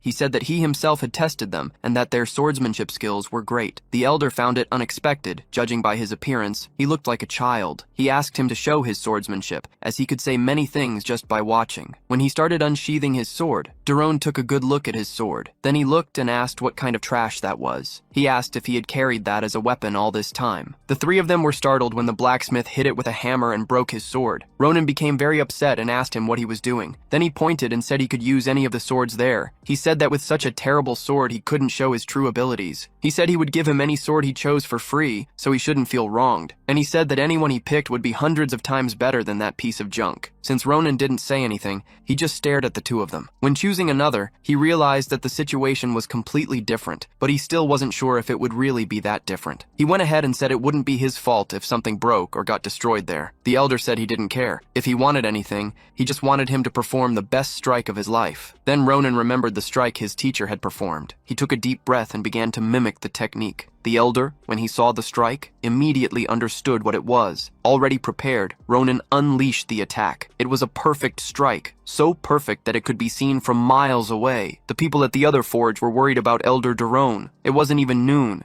and he was already causing a commotion. When they saw the damage, they thought a furnace had exploded. Even Ronin himself was shocked by the extent of the damage. He asked himself what had just happened. The elder said that technique was Nabaros's. Then he asked if he was her apprentice. When Ronin asked if he knew instructor Nabaros, the elder said he was the one who made her sword. He became much more interested and excited, as that sword was absurdly long. Elder Daron mentioned that it was the mysterious sword she used, one of the few masterpieces he had forged in his entire life. He thought Ronin was a novice and couldn't judge his own skills. He said it had been a long time since he had met someone with so much talent. Elder Daron said it was also a problem that he was so talented. It would be difficult to forge something for him. As he could see, the swords there couldn't withstand his strikes. Ronin asked what he should do. He said he would need at least a byproduct from a wyvern. Ronin took it out of his pocket and asked, "How about this?" He wasn't sure if it would work, so he brought it with him. Elder Daron found that eggshell strange, but he decided to test it and was shocked when he realized that the mithril hammer couldn't even scratch a mere eggshell. Such a material really existed. He was fascinated and asked if he could really use something so valuable. Ronin said it was useless to him and asked if that would really be enough for a sword. Daron said yes and told him to come back in 2 weeks. He said he would make the best sword in the Empire for him, and Ronin was looking forward to coming back. Ronin spoke to the two who were already there, asking why they wouldn't go look for the other masters. Daron said he couldn't send someone so valuable's friends away empty-handed. He would like to do something, but he couldn't do anything more than melt that material. The three were impressed by the old man's determination. A little further down, some people in white cloaks were annoyed by the noise. They wanted to incinerate everything at once, but one of them asked to hold back, as it wasn't time to reveal themselves yet. He said it wouldn't take much longer,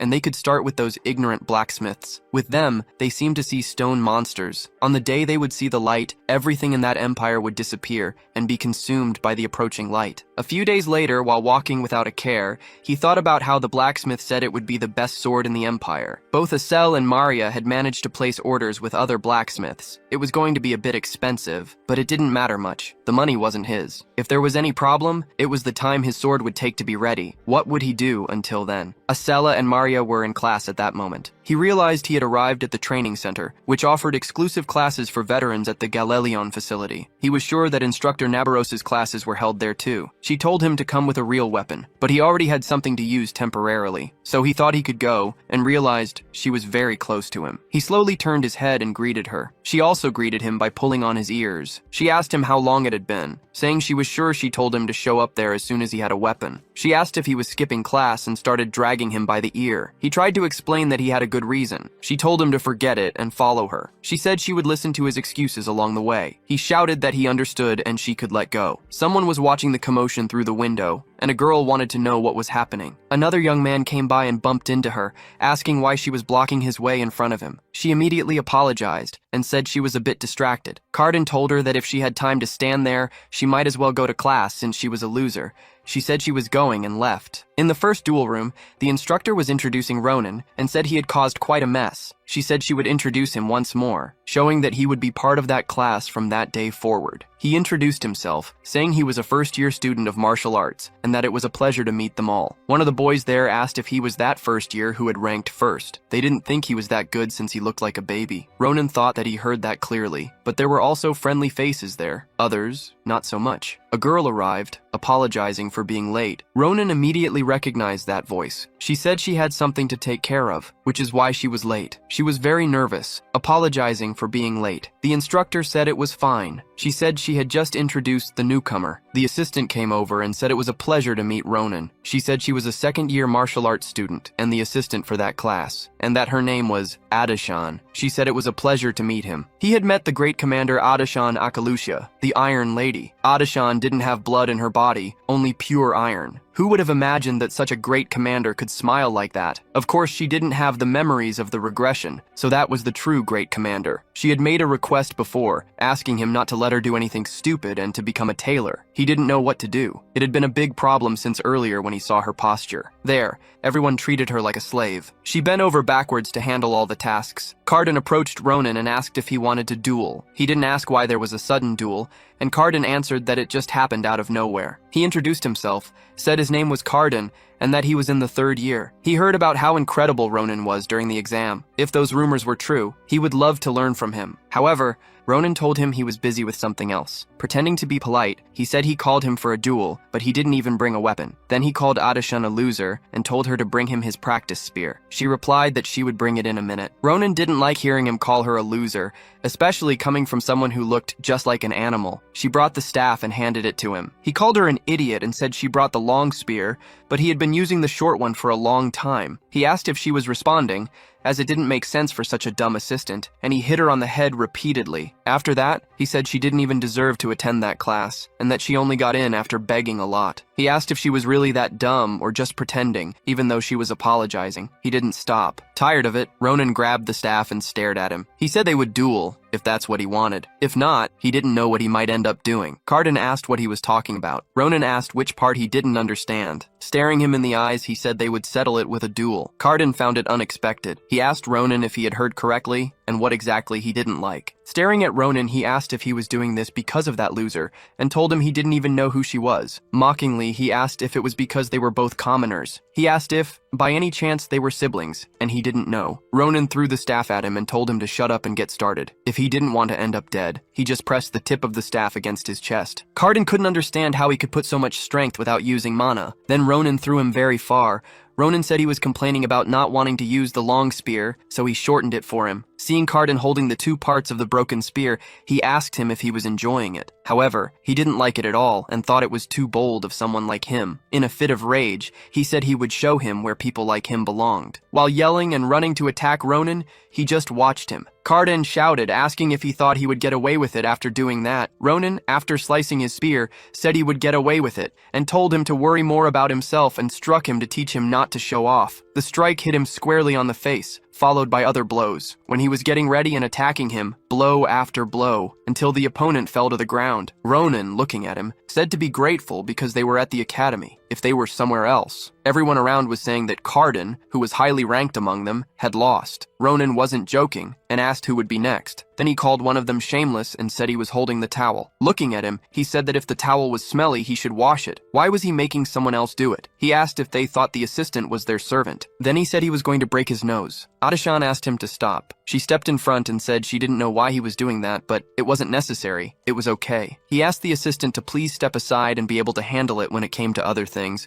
but not when she was being belittled. He thought that neither those idiots nor anyone, at least in the Empire, should treat someone like that. Once again, he asked her to move aside. He didn't plan to stop until he had beaten them all up. Instructor Nabaros ordered Ronin to stop. She said she wouldn't hold him accountable for his duel, as accidents could happen in real battles. However, if he continued with that behavior, she wouldn't let it slide. She ordered him to drop the sword and step back. When she realized her body didn't want to move and looked a little behind, she noticed that it was a serpent. She thought he was unprecedented, even against the sword saint. Instructor Nabaros's aura seemed like a giant serpent. She told Ronin that what he was about to do wasn't considered a duel. As the one responsible for that class, she couldn't let the lesson get out of control. Ronin said she should know that her assistant had been going through that sort of thing, and until now, he had just been watching and doing nothing. The instructor said this was the last warning and ordered him to stop. He told her it didn't matter if he was a sword saint or not. His answer would be the same. Looking into her eyes, he said he would beat them all up. She said that in that case, there was nothing else to do, and he left her no choice, so she unleashed the serpent of torment. Then he seemed to be trapped in the illusion of a dream or something, being called by the great commander. He asked why she had volunteered for the position of commander when everyone else had refused. She answered that one day he would understand that there were things you couldn't force anyone to do. She said it was fate. That was how she explained what she had been thinking. Then he found himself surrounded by that pile of people stacked up,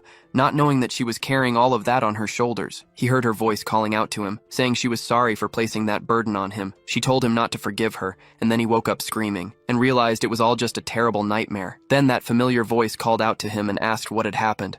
She asked if he had had a nightmare, and he called her the Great Commander. He woke up confused and saw the assistant instructor in front of him, thinking she was the Great Commander. He realized what he had done and made up an excuse. He asked if he was in the infirmary, and she said yes, that the instructor told her to bring him there. The instructor left a message saying she wanted to correct his audacity starting that day during supplementary lessons. Hearing that, Ronin realized he was in serious trouble. Adashan had a question and asked if, by any chance, he was angry at her. He said he was angry because he was sensitive to etiquette and because he was a respectable gentleman. She asked him to include Carden so as not to hate any of them too much. Since it wasn't as if she understood their feelings, she just asked him not to get stressed again, wondering if it was something she should even be saying, as she dedicated herself so much as an assistant. He didn't ask why she chose to be an assistant in that class. She said she went easy on the students, and they acted that way because of her situation. But what about the instructor, who was watching all of that and doing nothing but observing? Adashan explained that part too, and said that the reason she did nothing was that she herself had asked for it. He asked why she would do something so stupid,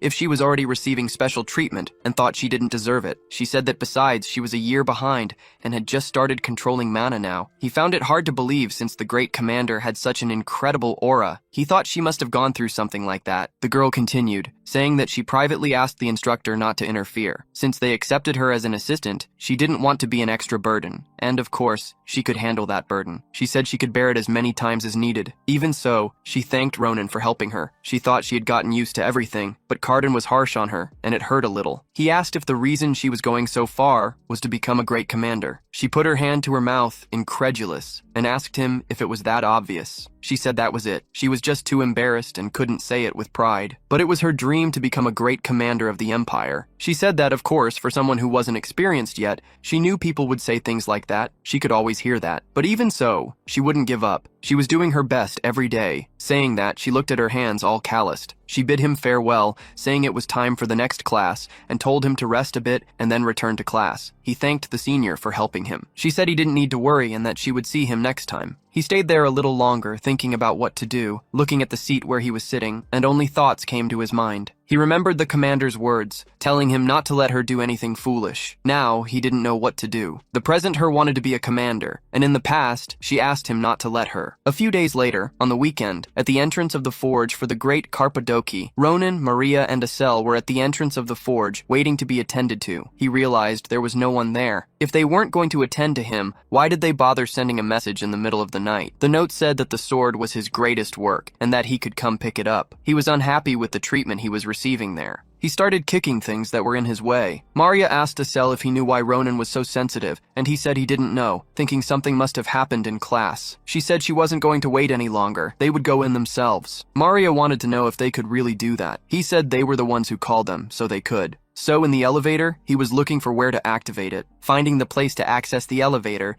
the three of them were already on their way. He was outraged and thought that old man didn't even know the basics of customer service. He was angry when the elevator reached its destination, and he realized everything was engulfed in flames. Many of them had already been overtaken by the fire and didn't survive. Asel pointed out something that looked like a stone giant. That stone giant was chasing some blacksmiths. As he didn't know why there was a stone giant there, Asel said that the blacksmiths would be caught soon. He grabbed Asel and was ready to jump. He told Maria to get instructors or anyone she could find. Then he jumped down with Asel, using telekinesis. He used invisible hand. The blacksmiths were exhausted from running and fell to the ground, thinking that was how it would all end. The flash of a huge attack that shattered the stone giant was seen by those blacksmiths. Ronin had been very stressed lately, with a lot on his mind, and this would serve as a way to blow off steam. He told the stone giants that their little party was over. Ronin warned that the party for the stone pieces was over. One of them prepared to attack Ronin. Even though he was close to the attack, Ronin didn't move and waited for the right moment. When the time came, he simply counterattacked and managed to defeat that stone giant. Its head fell off its body,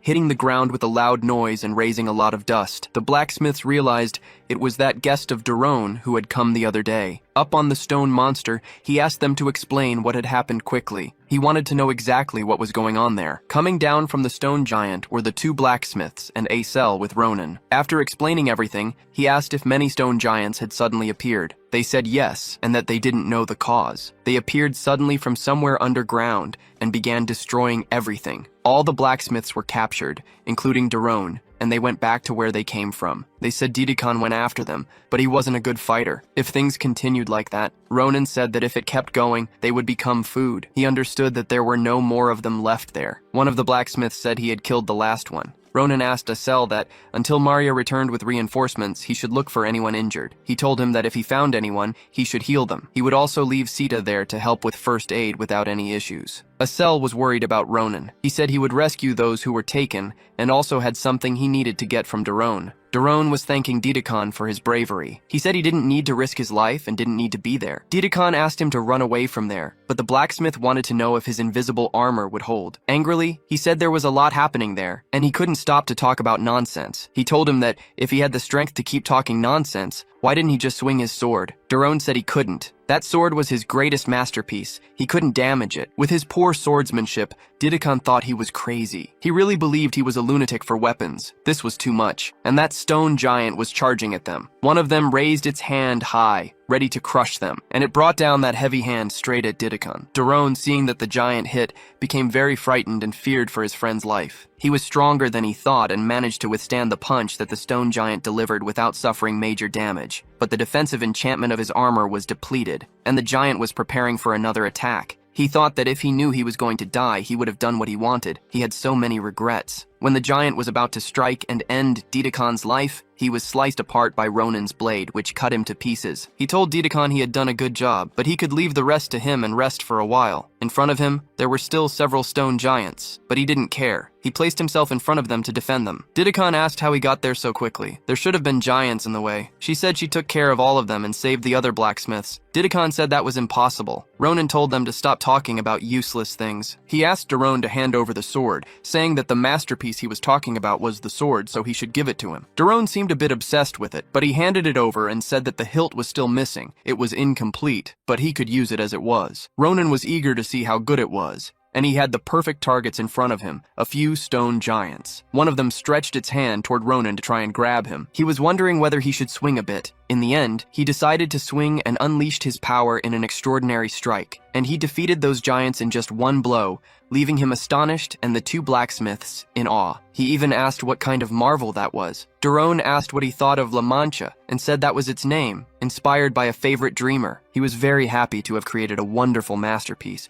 It was so light that he couldn't even feel its weight in his hands. Daron hadn't even placed an enchantment on it yet, because it had a trait that restored damage by absorbing blood. He thought it was due to the material being made from the ribbon egg shell. Ronin told the blacksmith that he was more amazing than he had thought, and Daron was happy that Ronin liked the sword so much. Didacon wanted to leave right away and said they were the only ones left, so there shouldn't be anyone else to save. Ronin asked him to take Daron and leave because he needed to check something. He said it was nothing major, but he thought there was a rat hiding there, a very big rat. Didacon wanted to know what he meant by rat. Ronin said something felt strange. He knew the habits of stone giants, and they weren't known for being hostile. Ronin was analyzing behind their heads. Daron and Didacon found his behavior strange. After looking closely, he found a very suspicious mark. It was a magic circle. He asked Daron if he had ever seen it before. He said he wasn't a specialist, so he wasn't sure. But he noticed that the mana reverberation was very well done, and that was the reason the stone giant went crazy. He wondered who the hell did that. Ronin didn't know either. That's what Ronin wanted to find out. So he said it was something they needed to uncover. Ronin started running down a subterranean path. At first, he wasn't sure if he was going the right way, but as he went down, he became more certain. Among the stone giant's footprints, there were other tracks that resembled human ones. There was also a magical stone defense system. Those guys had planned it very well. He stopped at a certain spot because he heard something he couldn't quite understand. So he hid to try and hear what they were saying. He saw something that caught his attention. It looked like a giant, but many times bigger. Just by seeing the scene of the two in front of the giant, Ronin already knew they were behind all of this. He just didn't know what it was. The giants he had faced earlier seemed like children compared to that one. Observing it, it seemed sealed, but it could start moving. Ronin heard when he was discovered. The two people were talking, and one said that considering the brainwashing bond cast on the stone giant had been severed. The woman asked if it was done by a third party. The man replied that those empire bastards were too fast.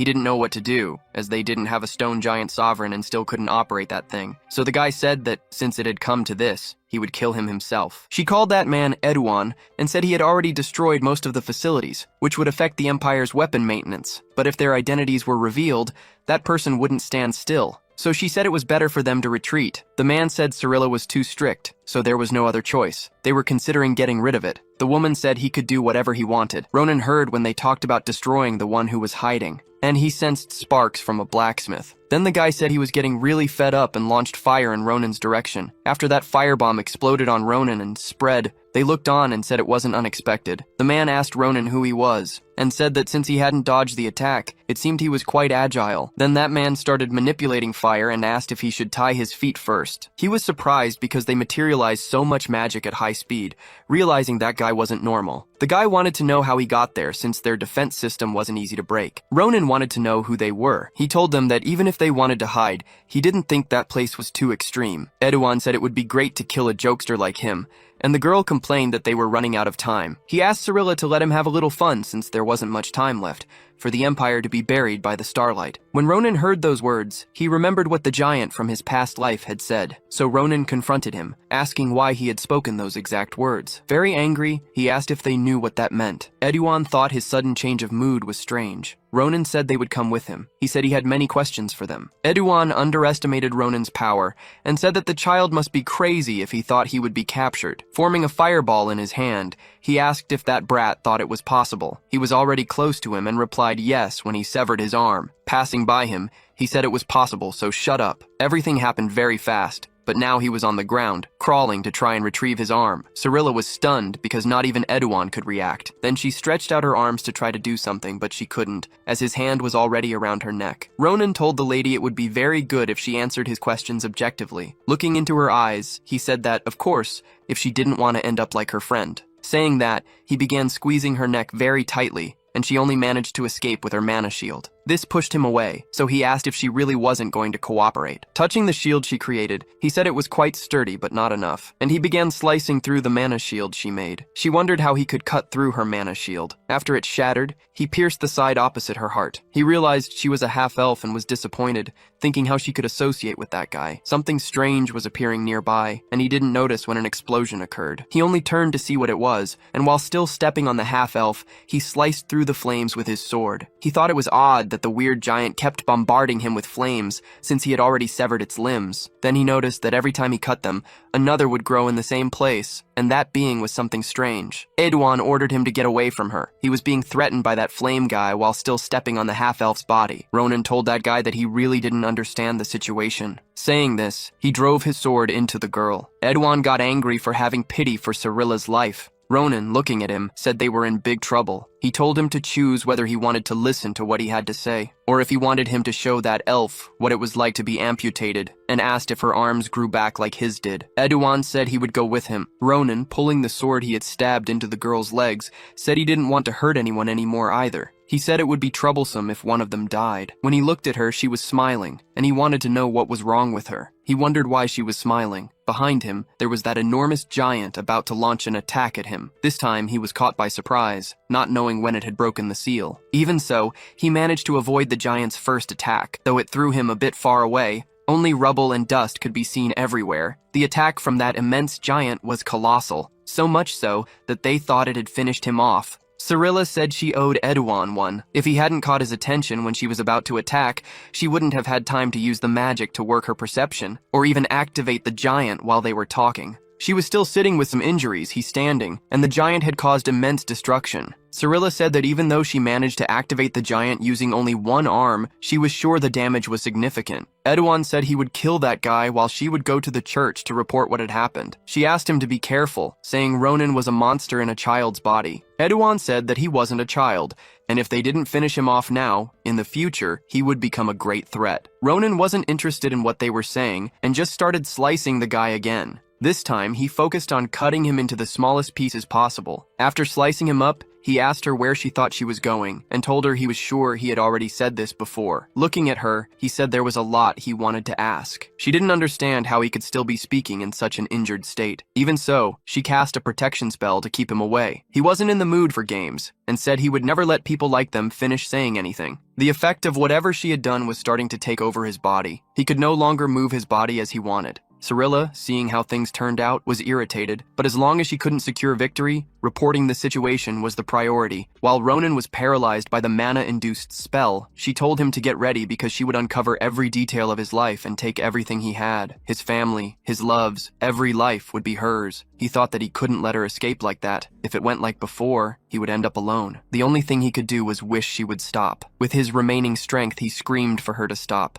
A familiar aura arrived and told that woman to stop, and immediately she froze. The voice said it also had many questions to ask. Ronin recognized the voice. First, she said she would confirm this and wanted to know who that woman was, and how she dared to touch her disciple. Instructor Nabaros told Ronin that she had heard the details and that he had done a good job. He thought her timing was incredible and said that looking at her. She told him it was nice to see him in a place like that, and that he seemed to be fine, seeing how he was flattering her. However, she told Ronin that she would handle these ones first, and looked at that woman with a cold gaze. Cyrilla realized that the woman had an aura shaped like a snake, paralyzing her entire body. She thought she didn't need to run away until Nabaros grabbed her face forcefully and told her she had done things she should never have done. And what angered her the most was that she had hurt her disciple and said she could eagerly await the future because she would see it with her own eyes. She pressed the woman's face against the snake she created through mana. The woman began to think and apologize to the stars, then fainted shortly after. The instructor said that after treating his wounds, he could report the situation to the headmaster. Ronin asked if the future she was referring to had something to do with Laudelin prison. She replied yes, and asked how he knew so much about it, but why was he asking? He said that, as expected, it was the Fortress of Screams, Laudalan. Laudalan was a prison in the middle of the ocean. It was notorious for interrogating criminals who opposed the Empire. They used all methods. Ronin asked the instructor if he could accompany the interrogation. She found it strange and asked what he was talking about. She said it wasn't a place for him to go, but he grabbed her arm and said he only wanted to go once. He said it was a really important matter for him. She looked at him but didn't say anything for the moment. The wounded from that incident were receiving first aid there. There were several people injured, some elderly and with minor injuries. It seemed like everyone was finally okay. Marya and Asel stayed there and tended to as many people as they could. Asel was worried about what Ronin wanted and hoped he would return soon because he thought something might have happened. As soon as they mentioned him, he showed up. Marya and Asel, along with little Sita, were talking about him. He said that he had heard a summary on the way, so he knew they had done a good job. He heard that while Marya brought all the reinforcements, Asel and Sita saved more than half of the blacksmiths there. He asked if they were hurt. Marya said that was something they should be asking him. Asel, along with Sita, wanted him to get treated quickly, but he said he had already received basic treatment. Now he was worried about everything that was happening around them. He needed to extract information from the prisoners. There was something he needed to do. A few hours later, on the secret path to Laudalan, they were on the cliff of the Grengno forest, the instructor along with Ronin and the prisoners. The instructor told Ronin that they had arrived. The Laudalan escort was descending on extremely large birds. As soon as they arrived, they greeted Miss Nabaros. They said they had been called by the Empire to interrogate the criminal. Looking at the two on the ground, they asked if it was them. She warned them that the man had an incredible regeneration ability and to keep that in mind during the interrogation. He said it had been a long time since such an amusing subject appeared before him. They said they were leaving and would contact her once the interrogation was over. Looking at her, he told her to keep doing her best for the peace of the Empire, and they left flying, taking the prisoners with them. Nabaros said that a week should be enough for them to open their mouths. She said she would let Ronin know as soon as she received contact, so he should be ready to leave at any moment. She asked him if that was sufficient. He replied that it was, and thanked her. After that incident, time passed quickly, and Carpadoki's restoration progressed rapidly due to the Empire's support, and he returned to the Empire, spending time receiving supplementary calls from the structure. A few days later, at the Laudalan Fortress of Screams, in a corridor, several screams could be heard coming from a well-equipped room where someone was undergoing interrogation. The one interrogating said he had been so entertained that he lost track of the time when their guest would arrive. In the prison of Screams, someone was receiving the instructor and Ronin. He claimed to be the interrogator in charge of the new criminal and would be the one showing them around. He kindly asked if they would like to see the criminal first. The instructor said yes, they wanted to hear the details of the interrogation right away, and asked them to follow him. Ronin thought there was something strange about that old man, who was an interrogator from Laudalan. Ronin said he didn't trust him. The instructor mentioned that everyone said that the first time they saw him. She said he would soon find out why he was called the worst nightmare. He said the cell wasn't far,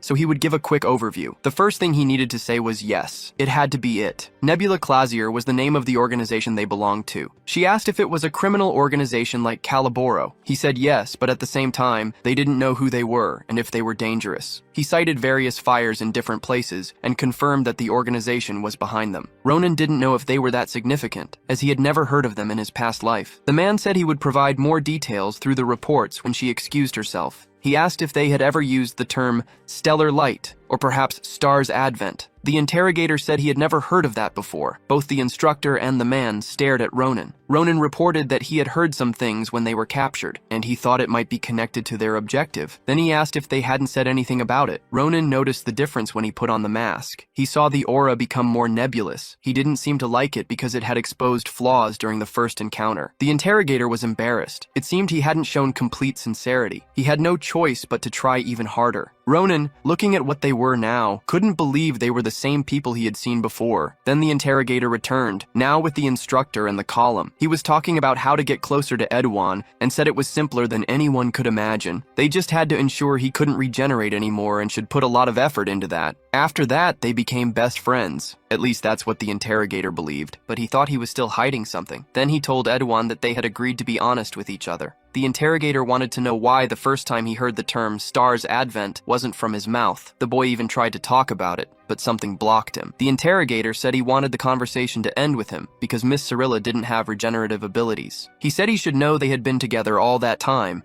so if he pushed a little harder, she might not withstand it. Ronin thought he had never seen anything like that. not even in the times of soldiers, but he thought it was possible to hide things even in that situation, even when their identity was already exposed, perhaps. Then he thought that instead of not saying it, they simply couldn't say it. Ronin said he knew the method they used on soldiers to hide secrets, to prevent information from leaking. He thought it might be their case. The interrogator was embarrassed for not having thought of it before. He couldn't believe he had overlooked something so obvious. He asked to store it there because he was going to get something. He was determined to go because there was something he needed to retrieve. Minutes later, he returned with some strange items. They looked like eyes, and he said they were called cursed eyes. They were a type of monster that devoured curses. They were used for criminals who couldn't speak during interrogations due to being bound by curses. He said, "Eduan, you should start with him," and placed that thing on his forehead. The interrogator told the creature that he would let it go soon, so it should start whenever it wanted. The information seemed difficult to extract, and he resisted for a while, but the little cursed eye ended up winning. As soon as it finished devouring the curse, Eduan was ready to talk. Then he was asked what the advent of the star was. He replied that the star was an eternal entity, the only grace that would save the lower creatures of the earth, and that they were waiting for the advent of the star to begin in the sky. He said they worked to ensure nothing could interfere with their long-standing mission and desires. The interrogator said that was too long,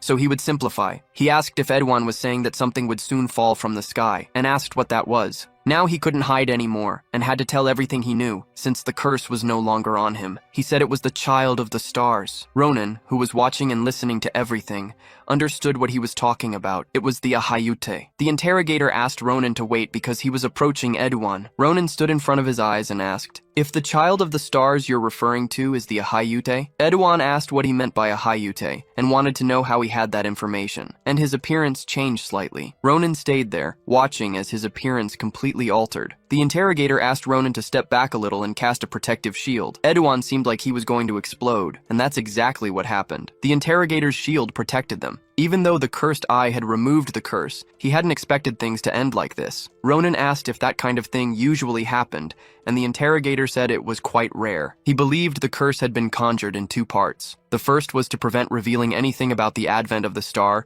to anyone who wasn't a member of the organization. And the second was that when a word related to it was mentioned, the curse would cause an explosion. The interrogator placed his hand on Ronin's shoulders and asked him what a Hayute was. The interrogator said that if he was right, that was classified information, and asked how Ronin found out. Looking intently at Ronin, he said that as the interrogator of this case, he needed Ronin to answer. Ronin said it was nothing special, and that he happened to learn about it by coincidence. He told the interrogator that he knew he was the first person to find him, so it was just something he overheard when he was hiding. He said that at first he didn't think it was important, but upon arriving here he changed his mind and thought it might be a significant word. Then, without realizing it, he got excited and apologized for interfering. Removing the interrogator's hand from his shoulder, he asked if the explanation was good enough. The interrogator thought that he had coincidentally obtained that information, but he was sure Ronin was hiding something. He was watching the expressions in Ronin's eyes. Looking at him, he felt a very powerful will. He analyzed until he discovered the reason for that gaze. It was hatred against those people. The instructor noticed the immense interest that the interrogator was showing in Ronin. She unleashed a warning strike and asked him to stop, calling him Karaka. Very upset, she asked him if he was questioning her disciple in front of her. He said of course he wasn't questioning him, he was just verifying. Trying to be casual, he said it was better to be careful, and immediately apologized to the Sword Saint's disciple. When someone realized it was quite dangerous, that old man wanted to interrogate him too. The interrogator was frustrated for losing a cursed eye. They were very hard to come by. She asked if they were that powerful, because if you looked closely, they seemed quite cute. The interrogator asked if he wanted to touch the cursed eye. When the interrogator quickly looked at the eye, he realized it had changed. It had absorbed the curse, but it hadn't even gotten close to Miss Cyrilla. Then he looked at Ronin to use the mana shield. That's when he touched his shoulder, but only for a moment. Removing the cursed eye from his shoulder, he called out to Ronin. He placed the cursed eye on Ronin's arm and apologized for being rude. Ronin didn't want to know why he was doing that out of nowhere. The eye began to consume the curse that was on it. It immediately exploded. Ronin didn't like it at all and asked what was happening, why it had exploded on its own. The interrogator held Ronin's hand and said that the moment had come when the eye could no longer withstand so much curse. Then he said that he thought Mr. Ronin was cursed. Ronin wanted to know what he was talking about. Suddenly, the interrogator asked if he had ever felt restricted in everyday moments, as if he couldn't run or hold steel objects, things that only he couldn't do. The instructor was looking with a rather unfriendly expression,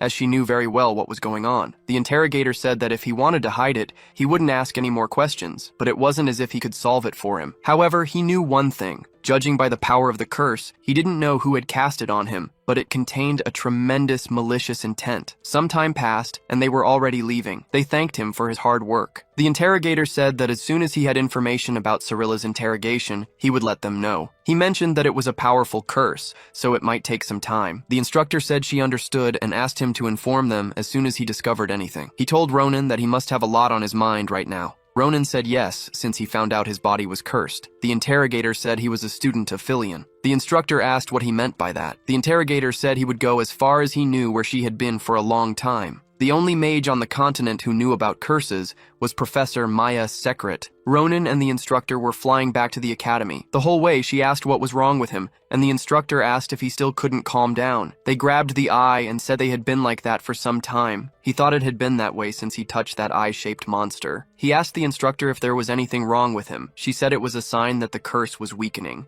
She asked if he had any idea who might have cast the curse on him. He couldn't think of anyone. Who would have malicious intentions against him? He felt he lived a saint's life, so he wouldn't know who. He thanked her for what she did in Laudelan. Ronin said that old man's eyes were scary. If it weren't for her, he might have made up something he never did just to confess. She said she only did what needed to be done as his instructor. No need to thank her. He thought that she was not only skilled, but also a good person. He found it really strange because he hadn't heard of her in his past life. He thought Nebula Clasier had done something. If it wasn't that, then he wouldn't know who she was. The next day, at the academy, in the training area for magic students, Sherry Forest. He said that the Park of the Pillars was located there. It was the first time she saw him after the incident, and she mentioned that she wouldn't have a position there if it weren't for the instructor. She asked how he had been. He stared at her with a foolish expression. Then he remembered that he still had the problem with the Grand Commander. He didn't know what to do, hadn't thought about what the hell to do. He just thought he would smile and agree. He asked how she was. She replied that everyone who was afraid of Cardin had become friendlier, even though she felt that every time she got close to him, he seemed scared of her. She said it wasn't a bad feeling. Adashan said she heard from the instructor that he was cursed. She said she knew he needed to find Professor Secret, and that's why she went there. They were waiting for the professor to arrive. While she was talking to Ronin, someone appeared nearby. She seemed very happy to see her, then jumped on her and started hugging her. She told Adashan that she missed her a lot and asked how she was, as it had been a long time. Looking at that girl, Ronin realized that she was definitely the girl they had been talking about, related to wolves and ears. He watched the two talk. Adashan apologized for calling her there so suddenly. She had some important matters. She asked why she needed to see Professor Secret. Only then did she realize that Ronin was also there. He was already sweating from the embarrassment of seeing her widen her eyes at him. Timidly, he said that it was he who had asked. He greeted her, saying it had been a long time. The girl threw a fit when she saw him and asked what he was doing there. He didn't seem comfortable at all taking him where he wanted to go, so he kept asking if that was really the place. The strange key was for the professor's office, located in the middle of the forest. He looked at it and said it seemed a bit strange, asked if she was trying to burn him alive, and called her Eli. She got furious and said he couldn't call her that and asked who told him she would burn anyone. She was very angry and told him to just follow her. He wasn't surprised. How could someone like her be friends with the great commander? He thought she was the original Akalusia and wondered how they met. They arrived at the location and opened the door for him to meet the professor. Ronin, looking around, asked if that was really the same professor. Elizabeth told him not to rush because there was something else. Then the two approached that gentle lady sitting in her rocking chair. Elizabeth told Ronin she was just making sure, no matter what happened from that point on, he should stay still and do nothing. Then she spoke some words that seemed to be invoking something or someone and cast them toward that old lady. As he watched, he saw that nothing had changed, and the old lady remained the same. Suddenly, she began to open her mouth and very wide, to the point that they seemed small in her presence. Ronin asked what was happening. Elizabeth said he didn't need to be afraid. She said that was the real office. They seemed to be getting teleported somewhere, so she spoke another word, and the office apparently appeared. He thought the entrance was a bit extravagant. He was walking down a corridor and felt like he was being watched. He was being observed by the student sent by Miss Nabaros. She quickly jumped at him and was widening his eyes with her own hands. She felt something very determined inside him. That was the continent's greatest curse artist, Maya Secret. Despite her appearance, she was 83 years old. Ronin wondered if that child was really the professor. She told him not to be so surprised. She had some personal circumstances, but aside from that, her body was 80 years old. She said there was a limit to how young someone could appear, but she had something more important to say. She snapped her fingers, and soon his curse became visible. She said she needed to free him from that curse. Now that it was visible, he was looking at all of it. The professor was surprised because she didn't know that so many curses could be intertwined in a single body. She said that even with great skill, no one would be able to touch that. She got frustrated and asked if she wouldn't be able to remove the curse. She told him not to worry. She had come prepared and asked him to listen carefully. At that moment, she would materialize the curse from his body into the mental realm. All he needed to do was find the origin of the curse that was binding him and cut it. He knew it was simple. Just cut the curse. And then he asked how he would know what to cut. The magic instructor told him that when he saw it, he would instinctively know. She touched his forehead to take him to the mental realm, and just like that, it happened. The origin of the curse was there, inside his body's mental realm. Then he saw someone running, passed by him, and realized it was his home. He thought that whatever the origin was, it must be inside his house. Then he found it strange that the child passed by him and called for her mother. He recognized that voice. It was his sister, Iril. She went straight to the cradle to see her little brother. She asked her mother why Ronin was always sleeping, and wanted to know if he was sick. His mother explained that babies grew while they slept. She said that it had been the same for her. She mentioned that if her brother got sick in the future, she would take care of him because she was the older sister. No matter how much he looked at it, it was exactly how his house was when he was born. He concluded that the baby in the cradle was him. He thought it was impossible for there to be a time when he was like that. He thought he had been grumpy his entire life. That meant that all of this was his past. But he didn't remember any of it. Suddenly, someone entered through the door. The presence was so strong that he widened his eyes, began trembling, and realized he couldn't move his body. He didn't know who it was. His sister jumped onto him and called out the name, but he couldn't understand. His mother also said she had been expecting him to arrive sooner. That person was going toward the cradle because he was curious about Ronin's appearance. He touched his mother and made her fall asleep. Seeing his mother on the ground, Iril got scared. Ronin also couldn't move to defend his sister. The girl asked him why his mother was suddenly the next one he also cursed. Ronin was furious to see that man had touched Iril's forehead with his hand. Then that person continued walking towards the cradle. He didn't notice that the man's hands were intertwined with something that looked like the curse that had come out of his body earlier. When he touched the baby in the cradle,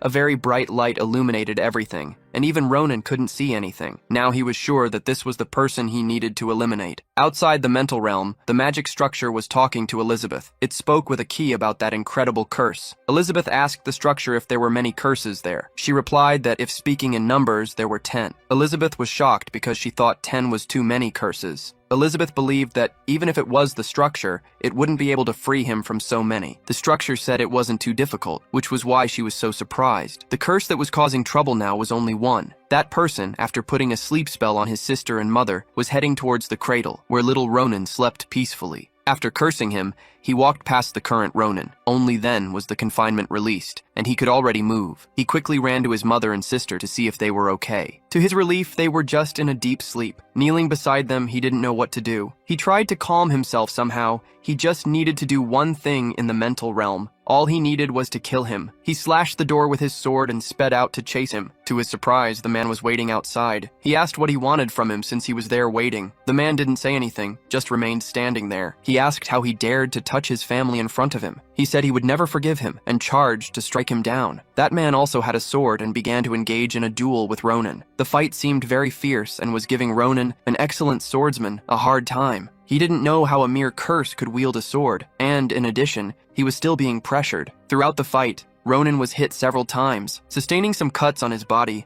That man passed by him and slashed his chest. Ronin seemed to have felt that blow deeply, to the point of falling to his knees. The man looked like he was going to leave, but Ronin couldn't let that happen. He didn't know why his sword couldn't reach him. He couldn't let him go without talking to him. He couldn't let it all end like this and told himself to stop being a crybaby and get up, because he still needed to ask him something. Getting up, he said it wasn't over yet. He asked the man why he was doing this. He said that by the expressions, tones, and actions of his family, they wouldn't be like that with just anyone. He felt the same affection that Iril had when she looked at him, so it could only mean one thing: that man was that person. He asked him why he did that. He was upset to see that he was talking to himself and wouldn't get any answers. He said that man made his mother and sister sad and even placed a curse on him. And even so, he didn't think about apologizing or explaining himself. Jumping to attack him, he asked how he dared to call himself a father. Then he decapitated him. He did it with just one blow. After the head rolled to the ground at his feet, he drove his sword into it. He said that if he didn't want to say anything, that was fine. He would find out for himself. At that moment, he heard someone tell him to get out of his body. Those images vanished, and suddenly he woke up in another place. He didn't know where he was, but he heard someone reciting some magic. Then he heard a voice saying that he had finally woken up and asking how he was feeling. He was startled and asked who that person was. Ronin was on the ground, confused, and didn't know who was nearby. Then he asked if it could be Professor Secret. She was pleased that he had recognized her. He was worried, thinking she had appeared because of him. She told him not to worry, as it had nothing to do with him. That conversation was enough, and she asked him if he felt anything different. He said, to be honest, he had thought she wasn't normal when he met her, but now he could say that his initial thoughts were confirmed. Then he stared at her, and she stared back. Happily, she said that meant everything went according to plan. They were having tea, and he told her that he found everything very surprising. She explained that the curse inside him used memories he didn't even remember to create a scenario. She told him she thought the person who placed the curse might have been his father. He responded that it was likely. She asked why he thought that, considering he said he couldn't recognize the person. Ronin got very angry and said that when he messed with his family, he realized something was wrong. He realized that all of it felt too distant to belong to him. He described it as a feeling of distant sadness.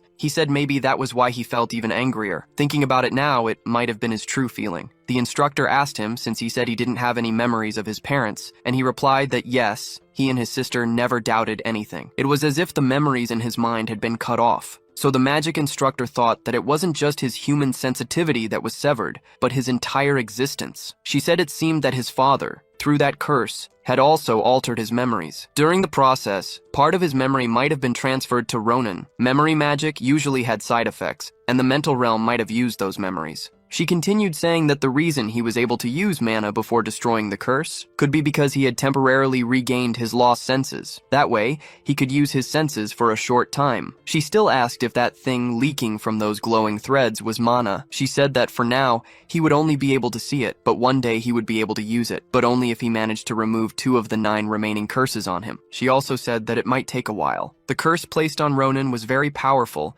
and had an unknown origin. She would contact him when the preparations were ready, so he could leave for today. Since the sun was rising, he was startled because she suddenly became young again. He asked if she changed forms according to the time. She said it was as if her body was a bit complicated. She told him he might face a harsh reality, but he should remain strong. He said he would count on her in the future. Meanwhile, elsewhere, the hand of that enormous giant was in the Carpadoki basement. Someone was researching and realized it was bigger than expected. A single student handled all of that alone. It was hard to believe. Someone had arrived there to talk to a man who was looking at the giant. That man noticed when the other young man, called Dolan, arrived. He asked how the reconstruction was going. Dolan replied that it was progressing and that things should return to normal within a week. He also said that he had checked what they were doing according to orders, but couldn't obtain any additional information there. But thanks to Frieren, he managed to confirm the identity of the student who was active there. Dolan asked the Grand Duke if he would like to see him in person. He wasn't just the Duke, but also the head of the Grancia ducal family. His name was Joseph Sinovan de Grancia. The Duke agreed, thinking it would be best to meet the boy personally. But as he stood there with his back turned, the giant seemed to be coming to life. There was movement in the giant's gaze. Dolan apologized to the Duke, but needed to leave that place for a moment. He was seeing that the giant was moving and about to attack them. Dolan said he would handle it with the Order of Knights. The Duke said there was no need, and the giant was already launching its strike, but the Duke and his servant were still talking. He placed his hand on his sword to draw it, and while doing so, said they weren't in a hurry. He unleashed a slash toward the giant, slicing it entirely with just one movement. Dolan had to shield his eyes from the dust and light that the strike emitted. After slicing the giant, Joseph calmly sheathed his sword. As if nothing had happened, he called his subordinate to leave. As they walked away, the giant collapsed to the ground. He was excited to meet the young hero of Frieren Academy. The next day,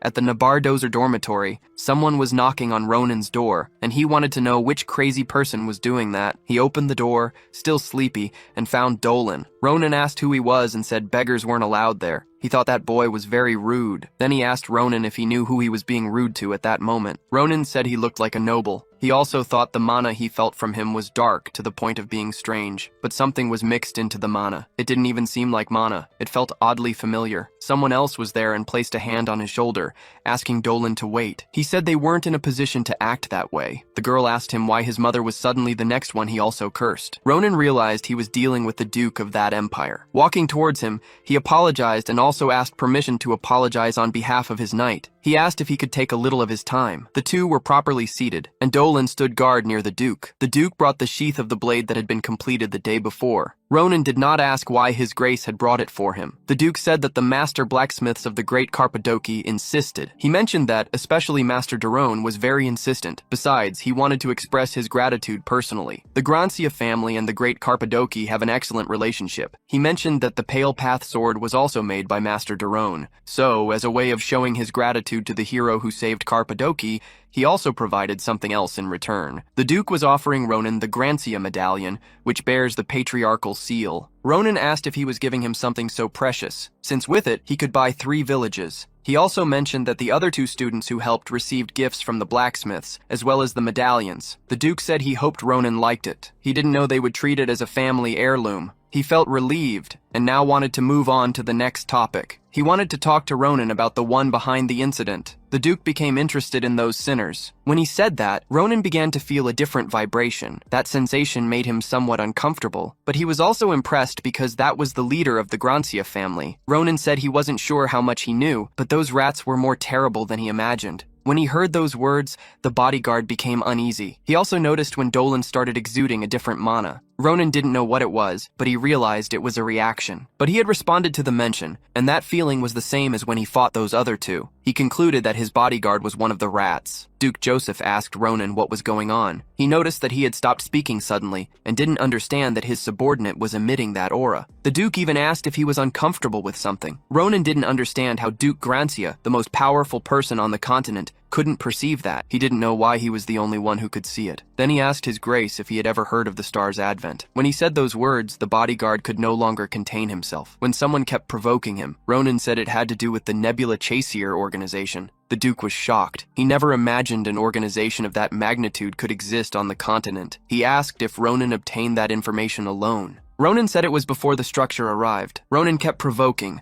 calling them and saying how much they begged for mercy. The Duke asked if he wanted details. Ronin said that if he wished, he would tell him. The Duke said he didn't want to know the rest, because he wouldn't even be able to eat. Then Ronin said that if that was what he wanted, he wouldn't tell the rest. He realized he didn't need to say anything else. That guy was emanating a dangerous aura and could no longer control it. The Duke stood up and said he would leave, thinking that they had infiltrated Grancia and that he needed to take urgent measures. Ronin said there was something he needed him to know about them. The Duke asked what he meant. Ronin said there were many things to discuss, but it wouldn't be polite to talk about it with someone as busy as him. So, he would write a report on the matter that night and send it by mail. He said it would be very interesting, especially since it concerned a Hayuti. At that moment, Ronin realized he had already managed to attract the attention of the Duke's bodyguard. That night, Ronin lay down pretending to be sound asleep. He felt when that different emanation began to flow through the air, but he was already expecting the visit, so he wasn't caught off guard. Dolan was surprised to realize that Ronin had disappeared just when he was supposed to strike. Fernando said he knew he would show up there. Jumping on him, he said it was a pleasure to see him, little rat number 3. Dolan asked how he knew, and Ronin told him to take it easy. He said maybe he'd want to take a look over there first, as he brought a special guest for him. Dolan couldn't believe that the Duke's son was right there. It was the young Schlieffen, who was quite upset, and he wanted explanations from the bodyguard immediately. He asked how he should interpret that situation. A few hours earlier, on the upper floor of Naberdozer Hall, Ronin went to Schlieffen's room. Schlieffen was wondering why Ronin was there so suddenly. He came because he said that Sir Dolan wanted to take him away that night. He thought he might have seen Ronin's actions without realizing it,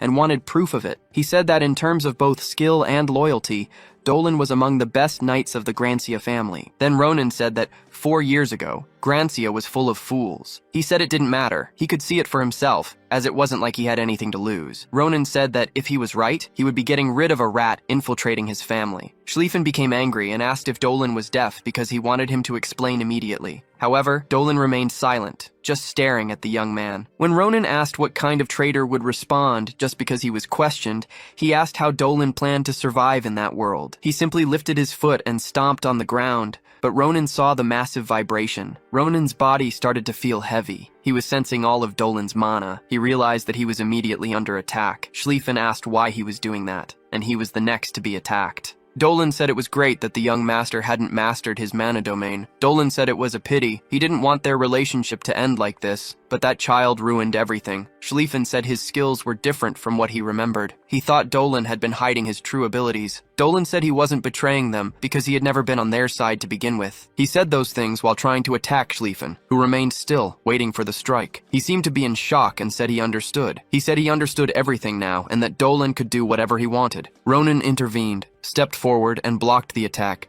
preventing him from injuring the Sword Saint. He told Dolan that he was being annoying and seemed to enjoy it. He asked if Dolan felt better now. Dolan replied that it was important for him to be sure and hoped Ronin would understand. Placing his hand on Ronin's shoulder, Dolan said that for a while, there would be a bloodbath in Grancia. Then he began to resolve the situation himself. Dolan even thought that Ronin was also hiding his true abilities. Schlieffen wasn't messing around and launched an attack that sent Dolan flying. He knew there was no reason to hide his skills, which meant he had grown stronger in a short time. Dolan thought it was impossible. He knew Schlieffen was a genius, but the kind who, when he entered the scene, would ask if he was just bored. Because he lost focus on the fight that way, he also started launching attacks at him. Dolan was so confident that he thought he could handle the two of them, so he went all out to strike. But even after landing a hit, Schlieffen managed to dodge. Ronin was surprised that he had dodged in time. Not only did he dodge, but he also counterattacked, sending Ronin far away, which made a lot of noise. If things continued like that, he knew the instructors would arrive quickly. He needed to retreat, so he began trying to escape. He hadn't expected things to go so wrong just by trying to kill a child. He had been mistaken in thinking he could take on the two of them at the same time. He needed an opportunity. Leaping up to strike, Schlieffen told Dolan he was right.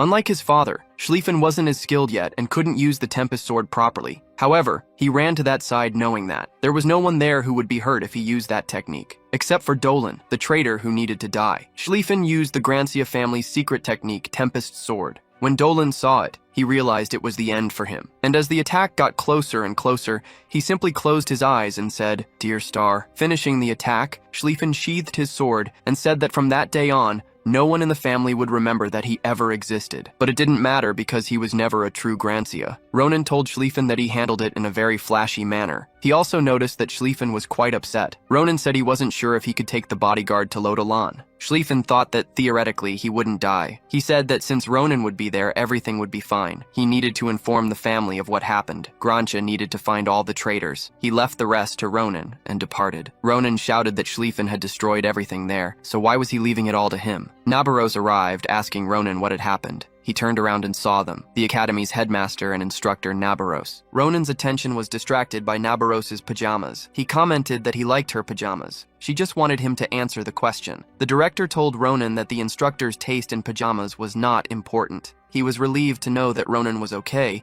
but he wanted an explanation. Ronin was about to explain but first wanted the director to listen to him. Ronin said loudly, "Damn a hayute!" Those words didn't seem to make sense to them. The director even repeated that word without understanding it. In the office, the director was updated on the espionage problem in the Grancia family. He said that, thanks to Ronin, they managed to prevent something worse from happening. Ronin asked to keep it a secret that he could see that special mana. He was afraid that the people around him would be in danger. The director said that the incident would be investigated soon. He said the Empire was constantly in debt to him. He would reward him and wanted to know if there was something he wished for. Ronin said he had something he wanted and needed approval for it to happen. The next day, in Fillion's Great Hall, Ronin was attracting attention. There were several people listening to him talk about something he had created. He said it was called the Special Adventures Club. He wanted to explain about his club. A club formed with external activities focused on real battles. With the director's approval, it was the only club that could go outside. To join, all you had to do was show up at the first Galelion arena during the scheduled hours. That commotion caught the attention of a mysterious woman who seemed interested in Ronin. A few days later, in Galelion, Ronin regretted making that whole show in the hall. Only his friends showed up.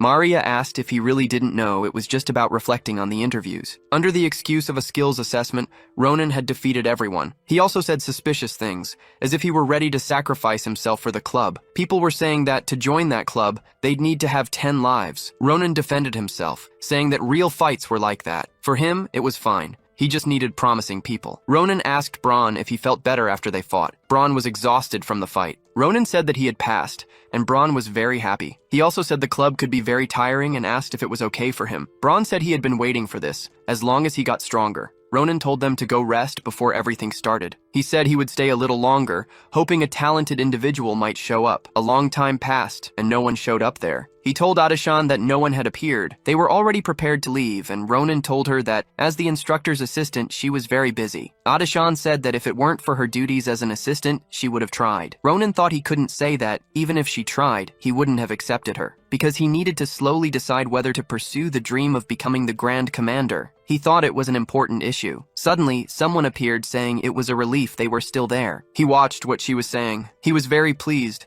thinking she was there to try to join the club. She asked if by doing this, he interrupted her because he thought her voice was too low to hear. If she joined the club, she could touch. Looking at Ronin, she took off her hood and asked him to touch her. Ronin was very surprised by her request and asked what kind of person she was to want him to touch her. She explained that it wasn't him, but the creature on his shoulder. Ronin asked if she was referring to Sita and said she should have said that from the start. He said that the little one was always with him, so if she joined the club, she could definitely touch her. Ronin looked at her and thought she was a very strange girl. He also found it hard to believe he hadn't felt her presence even though she was so close. He knew she wasn't an ordinary student. He could feel that she was incredibly strong. She showed interest and asked what she needed to do for the interview. She said she was a high-level beginner mage, and her name was Ophelia DeKnight. She said she would start, then began preparing her powers, and Ronin could see all that mana glow. Ronin and Adashan were impressed by her. She began using dark attribute magic. Adashan couldn't believe she could control dark magic so perfectly. Ronin noticed that there was something even more surprising. It wasn't very clear, but he could see the red blood energy she was exuding. He saw it and was sure he recognized that mana. She used an attack called Shadow Claw. It was an extremely strong attack. She not only hit the dummy but split it in half. Her power was explosive, so much so that it impressed Ronin and made it difficult for Adashan to clearly see the attack. Ronin said there was no need for a duel. He had already passed. He was going to ask her a question, but he was interrupted when she used her mental power. She started talking to him through telepathy magic and asked him to keep it to himself for the time being. She asked them to go somewhere else because she had something she needed to ask him. The two of them were alone, and she was analyzing Sita, seeming to understand something. Ophelia asked if he was a dream bird. She found it interesting, a bird born from the mana contained in that area. Ronin also found her very interesting because he had heard that all vampires had left the Empire years ago. She responded that not all of them had. Even if a few still existed, some of them were still in the Empire. She explained that they didn't like troublesome situations, so they lived in hiding. He asked if the reason she approached that club, which attracted attention, was because of Sita's mana. She told him she sensed it when she saw him in the hall for the first time.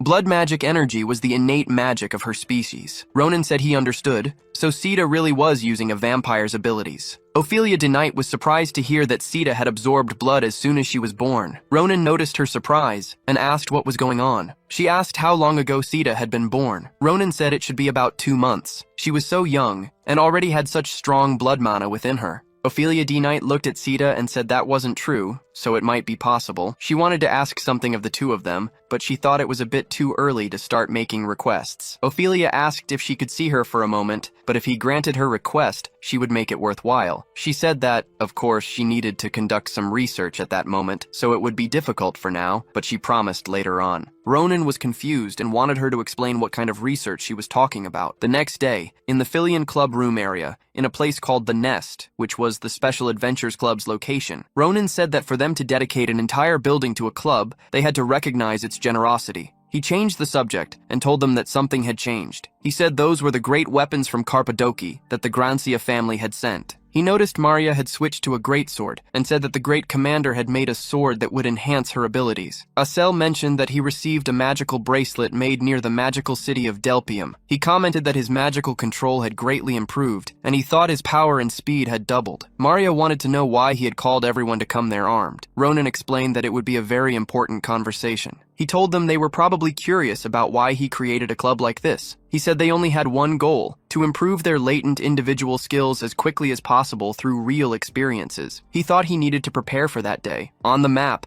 he showed that the first place they would go was one of the mountain ranges that had yet to be discovered by the Empire, the Vadian Mountains. Braun got excited, but Asel and Maria, who knew Ronin well, were terrified. He warned that the place was very unusual, so it would be a good experience. He also said there were some things he needed to take care of there, but that wasn't important at the moment. First, there was a problem between the two of them that needed to be resolved. Maria asked what the problem was. Then he said it didn't matter. They would leave right then. He said they were going to fight. In the hallway, Asel asked what Ronin had meant about the problem he had mentioned. Ronin said he wanted them to finish the models earlier. He commented that when they left, it would take at least a week, and they still had classes. It would be difficult to handle both club activities and classes, and there was no way the headmaster would allow it. Ronin found a solution. They just needed to finish their classes earlier, as he did, and they would become free afterward. Before continuing with individual training, he said they would work on their abilities. Ronin told the two to come at him, saying he would only use the scabbard, so they didn't need to be afraid. He also said it wouldn't be fun if they held back, so they could go all out. Maria said that since it was going to be like that,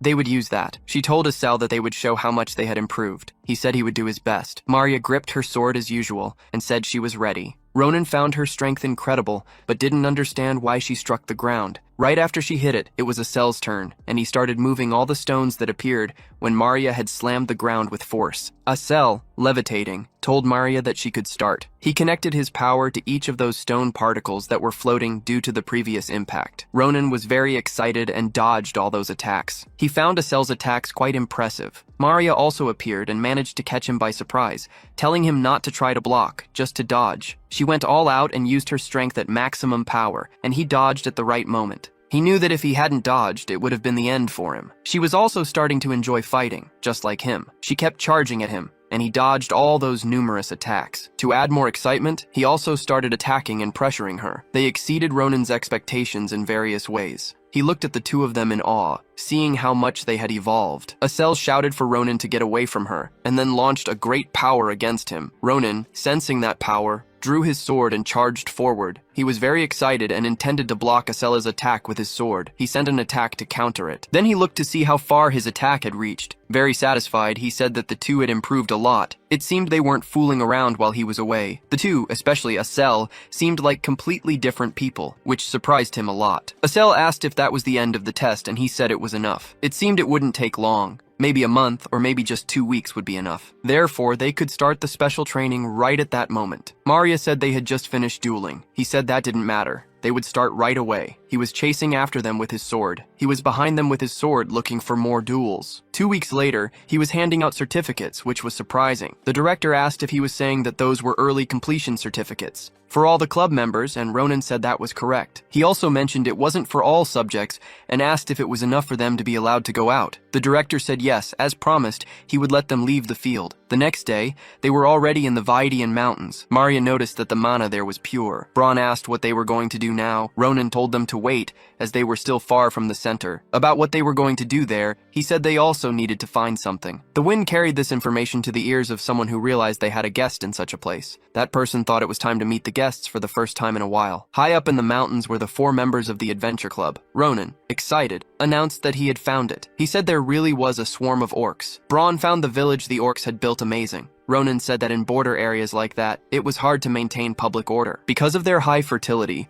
soon there would be enough orcs to cover the entire mountain range. The people in the vicinity would suffer great losses. So before that happened, they would have to put an end to them, and that would be their first battle. He asked if they thought it would be easy. Asel said that when he mentioned he was looking for orcs, he thought it would be something like this. He was worried because there were many of them, and wanted to make sure everyone would be okay. Ronin said they would be perfect opponents for them. He thought that even if there was a variable, the dominant species of the mountain range would be ogres. These were so strong that when Ronin tried to defeat them back then, he almost couldn't. Someone approached him and said they knew their intentions were good, but they didn't recommend it. The weather wasn't good at that moment and warned the young adventurers. Ronin was startled because he couldn't sense when he arrived. He wondered who he was, and Ilielson told Ronin he didn't need to keep his guard up. That elf said he was just a priest who lived in the mountains. Ronin asked if he was a priest. He replied yes, and that he served the old spirit. Ronin, with his hand on his sword, was listening to him invite them to go somewhere else to talk better. When he said that place wasn't safe, Ronin drew his sword and placed it against the elf's neck, which shocked the rest of the group. Ronin apologized to him, but he said there had been many lunatics around recently, so he should listen and repeat what he was going to say. Then Ronin told him to repeat, "Damn Ahayute," even with the sword at his neck. That priest was reluctant to say it. Later, he was completely embarrassed to have said those things. He thought it was the most embarrassing moment in the last 200 years. Ronin asked how old he was, and if he was really that old. The elf said it should be in the thousands, which left everyone very surprised. Ronin thought that meant he had been there even before the empire was founded. He asked about what the elf was saying earlier regarding the weather not being good. The elf mentioned that the monster's behavior had been strange recently. He explained that the orcs, which were not nocturnal, had been roaming the mountains every night, and ogres, which usually stayed within their territories, were seen at the entrance of the mountain range. Since they hadn't found the cause yet, it was better to be cautious. He told them to relax a bit. Due to the forest's location, he simply touched what seemed to be a bubble of air, and suddenly, the temple appeared. Braun said that for a temple like that to appear out of nowhere, it must have been a magical barrier. Asel asked if Ronin knew there was a temple. He asked if Asel hadn't seen the surprised look on his face. The elf invited them to enter, and Ronin thought that he wasn't just any ordinary elf. Ronin wanted to know if that strange stone was the Lord Seniel whom he served. He replied that it was a stone with significance, but the story would be boring for them. He told them to pack their things and rest for now, as there were many empty rooms in the temple. Maria said it was a good time for him to ask about what he was looking for. The elf asked if he was searching for those monstrosities because of the curse affecting him. He thought it was because of the strange and dangerous reverberations within Ronin. The elf asked Ronin if he could take a little more of his time. He wanted to talk to him alone, so the two went to have some tea. The elf mentioned that he had a premonition the first time he saw him. He questioned whether Ronin was really just an ordinary student. He realized he had been caught up in Ronin's flow and was only noticing it now. Holding his sword, he wondered if he was being too sensitive. He was questioning if that guy truly had no connection with the others. But he also thought he didn't see that unusual mana in him. And even when he mentioned the Ahayute, Ronin showed no reaction at all. A cup of tea was offered to him. The elf said he was thinking about many things. Looking at the tea, Ronin thought that the elf had done something to it, but he gradually began to be carried away by the aroma that the tea emitted. He thought he had never smelled anything like that before. He quickly began to see the aura, all colorful. It was the pure flow of mana. The elf asked Ronin how the tea smelled, and also if he liked it. Ronin said it felt as if his eyes had been replaced. He asked how that was possible, and the elf answered that it was a tea made from an herb that rarely grew in that mountain range. He said the effects were strong, but perhaps due to his energy being blocked by the curse, he could experience drastic results. He said he would give him some ingredients. He also asked him to stop using the cursed eyes to remove the curse. Even though those things got rid of curses, they also drained one's strength and life energy. He said using it once shouldn't cause much harm, but if he tried to use it excessively, it would put his life at risk. He asked if Ronin had been using it knowing that. Ronin replied that he didn't know about that. He just wanted to resolve the curse problem as soon as possible. The elf said that the more haste he had,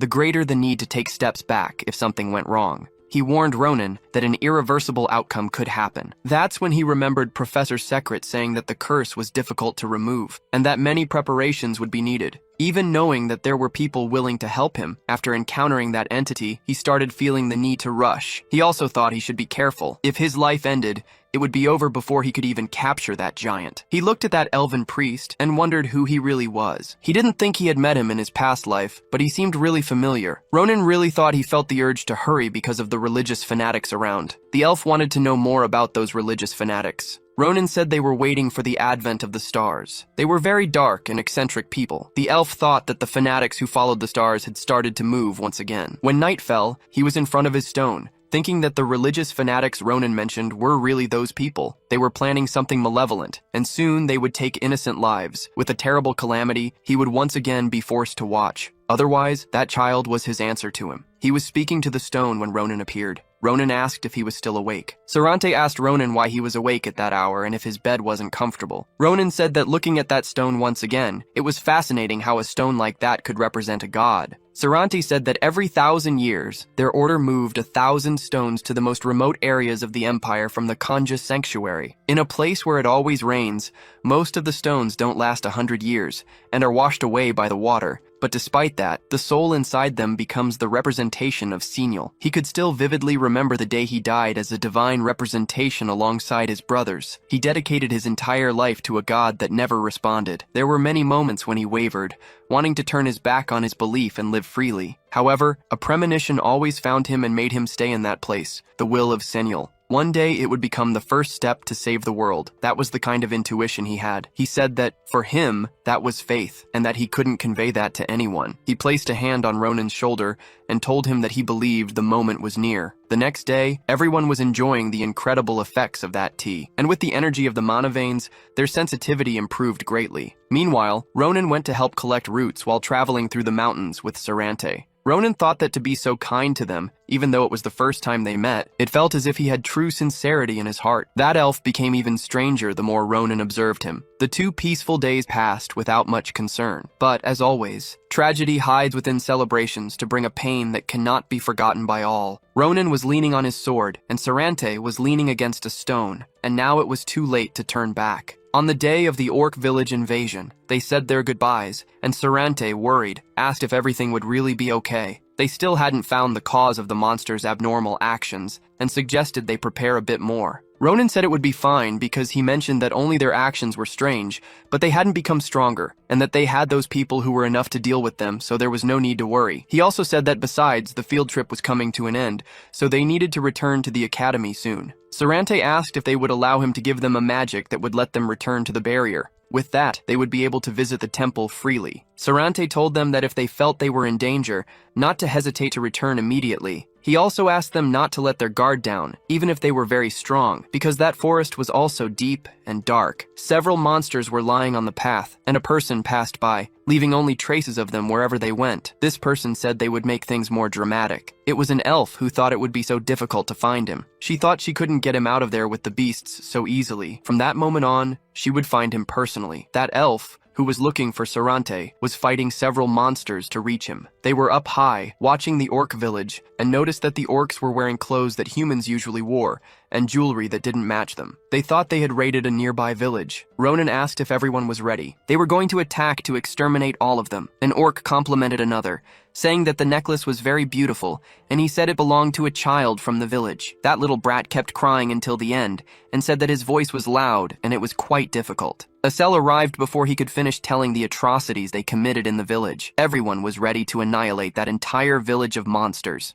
Maria and Braun were prepared and managed to handle those creatures perfectly. They began attacking the 2 with precise cuts and destroyed several of them. The orcs were quite violent and tried to fight back. Ronin had trained that team very well. They wouldn't let it slide without retribution. Asel was handling the situation very well, with the new powers and techniques he had acquired. He was becoming more precise every day and hit the targets right away. Ronin was very pleased with the results of his training. He told Asel that he had managed to get the hang of it. Now they managed to make Ronin float along with him and attack their opponents with magic stones. Ronin was always nearby to encourage Asel to use his telekinesis more and more. With his encouragement, Asel charged at that village and almost wiped them all out on his own. After everything was over, Asel was very afraid of receiving a divine punishment for all that. Ronin told him to relax because if he were punished for something like that, they would all be punished together. Braun agreed and said that the punishment he would receive would be the greatest of all punishments. Those words didn't help much, so Maria frowned at him. Ronin was thinking about some things when he was interrupted by Sita. She tapped his face with her paw to get his attention and pointed, as if sensing something. They went in the direction Sita pointed, and Ronin and Asel found a person tied up. From a distance, they realized it was an elf, and thought they had left her there as emergency food. They ran over to save her, asking Sita to use her healing magic. She seemed to be waking up, and Ronin asked if she could speak. She had a frightened expression, and Ronin noticed unstable mana. He found it strange because Sita had already healed her, and he thought maybe the healing hadn't worked, but he didn't know why. She told him that the mana around him was different, and asked if he was one of their team. Then she started panicking, begging them to take her there. She began to cry and said they were on their way. If they stayed there any longer, Sarante's life could be in danger. Suddenly, she appeared to faint. Ronin immediately picked her up and took her inside the barrier to speak with Sarante. He asked if they were back already and if there had been an accident. Ronin explained that the elf was a prisoner they rescued from a village and that she needed to meet with him. Upon looking at her, he recognized her as Brigida. He asked how that could have happened to her. A little way off, the 3 of them were searching and looking around as Ronin had asked, but there was no one there. Maria was calling Braun to return to the temple as well, when she looked back and noticed Asel had found something. Approaching him, she asked if he had found something there. Asel replied that there was something strange about those orcs. He noted that they looked different. Maria asked if he didn't know what it was either. He said yes, and that he had never seen anything like it before. It seemed they had been hiding with double-layered magic until now. Braun asked Asel what those magic circles did. The elf received treatment, and Sarante was taking care of her along with Ronin. Sarante said he had finished the first aid and that she should relax for now. Ronin asked why even healing magic hadn't worked and if she had been affected by some kind of poison. Sarante said he was indebted to Ronin, that if it weren't for him, he would have lost his precious sister. He said she was one of the few remaining followers of Siniel in the world. One day, she had a deep faith. Looking at her, he said that she was his dependable sister. Sarante asked him what he should do to repay the debt, since Ronin saved someone so important to him. Ronin was confused about what she was saying while trembling and warning them about them. She said her life was in danger. Sarante went in front of the stone again and was speaking with Ronin. He said, honestly, even he wasn't sure. He explained that it was a religious order that worshipped an unknown being they called God. He said they hid their identities for so long that even he didn't know who they were. All he knew was that they committed various evil acts. They called themselves a religious order. Upon hearing that, Ronin widened his eyes. Sarante said they were called Nebula Chasier. Ronin asked if those people were after him. Sarante was surprised to learn that Ronin knew of them. He thought they had given up because they had been quiet for so long, but it seemed they were back. Ronin said he needed to run to the archipelago just like they did. Sarante refused to leave that place. He said that if he went somewhere else, the innocent people there would get hurt, and he didn't want that. He also wanted Ronin and his companions to leave that place as soon as possible. Sarante said he didn't want anyone getting hurt unnecessarily, and hoped Ronin understood. Ronin said he would bring the strongest woman he knew. He asked Sarante to hide until then, and not to do anything reckless. He placed something in Ronin's hands and said it was the payment for saving Brigida. When Ronin opened his hand, he saw it was a ring. Sarante said that ring used to be a pass to the magic tower. He told him that if one day he went to the Dawn Magic Tower, he should show it to the librarian. He said that the librarian would definitely help with Ronin's curse. Sarante asked him to be careful on his journey. He said he would spend his last days with it. It was a great gift. Ronin told him it wasn't like they wouldn't see each other again. Why was he saying those things? He said he would be back soon, so he should take care. After he left, Sarante placed his hands on the wall and seemed to be bidding farewell to the world. Looking sideways, he asked if he should say it was good to see her there, since it had been a long time since he had last seen his dear sister. Then he retracted and said she was not his sister, just the assassin from the Brigia religious order. She said he didn't need to speak like that, considering their relationship. She asked him how he had been. He replied that, of all people, they chose her as the assassin. She accused him of trying to poison her, and he answered, of course he did, as he was dealing with the shadow of Romheim. She pretended to be captured by orcs and said there was nothing she could do. Finding him was quite difficult. Even though she tried to get his attention using monsters, it hadn't been effective. However, she told him she ended up seeing them, those funny little toys full of time energy. She thought of killing him and scattering the body parts. It would be good to bring him out, but her old belief restrained her and asked if he was not touched. He said that in that case, he wouldn't let her walk away. She found that very scary, as she couldn't even make jokes anymore. She said she would stop talking and tell him the orders she had received, to obtain his surrender and, in case of refusal, to kill him. Saying that, she launched an attack using so much energy that even from afar it was felt. Ronin, who was moving away, managed to feel a strong energy. He stopped, as he had just felt something strange. It was at that moment that the team, which was already looking for him, spotted him. He said they had arrived at a good time and asked if they had already searched the surroundings. Maria told him that Asel had found something strange. He said that shortly after Ronin left, Asel found something odd on the corpses. There was a magic circle he had never seen before. Ronin also found it strange to see a magic circle. They were all surprised by a large explosion coming from near the temple. Ronin immediately thought of Sarante. All that commotion had awakened the ogres. Ronin couldn't believe it when he saw all of them heading their way, breaking and exploding everything in their path. They couldn't check the explosion near the temple, as they had to deal with that situation, the two-headed ogre. Inside the temple, the siblings' fight continued. Sarante was a powerful mage, and the battle with his sister was balanced. She didn't give up on trying to persuade him to go with her. She seemed to have soaked her sword with her own blood. Apparently, she was using blood magic. She launched her attack, which was blocked by her brother. Sarante managed to block that strike. Brigia was really strong and very determined. Both were prepared to block the next strike. Brigia attacked again, and each strike was more curious than the last. Sarante, despite being very strong, was fighting while worrying about Ronin. Their power explosion was destroying the temple. However, the two continued evenly matched. Brigia said her brother was indeed very strong for an old man. She thought it was a waste to have to kill him, and asked why they couldn't go together. She told him that if he went, he could definitely get an executive position like her. Sarante told his sister that she had rusted a lot and thought that Romheim's shadow was slow. Brigia said he was just bored. She told him that he was so busy trying to buy time for those kids to escape that he wasn't paying attention to her. He got upset when he realized that she had noticed his plan from from the start. She said he did all that so that child wouldn't be dragged into the battle, so he could leave with a clear conscience. That made her a bit curious because he no longer had interest in the world he had been protecting for so long. Sarante said they were just guests they coincidentally met and asked her not to think of laying a finger on them. If she crossed that line,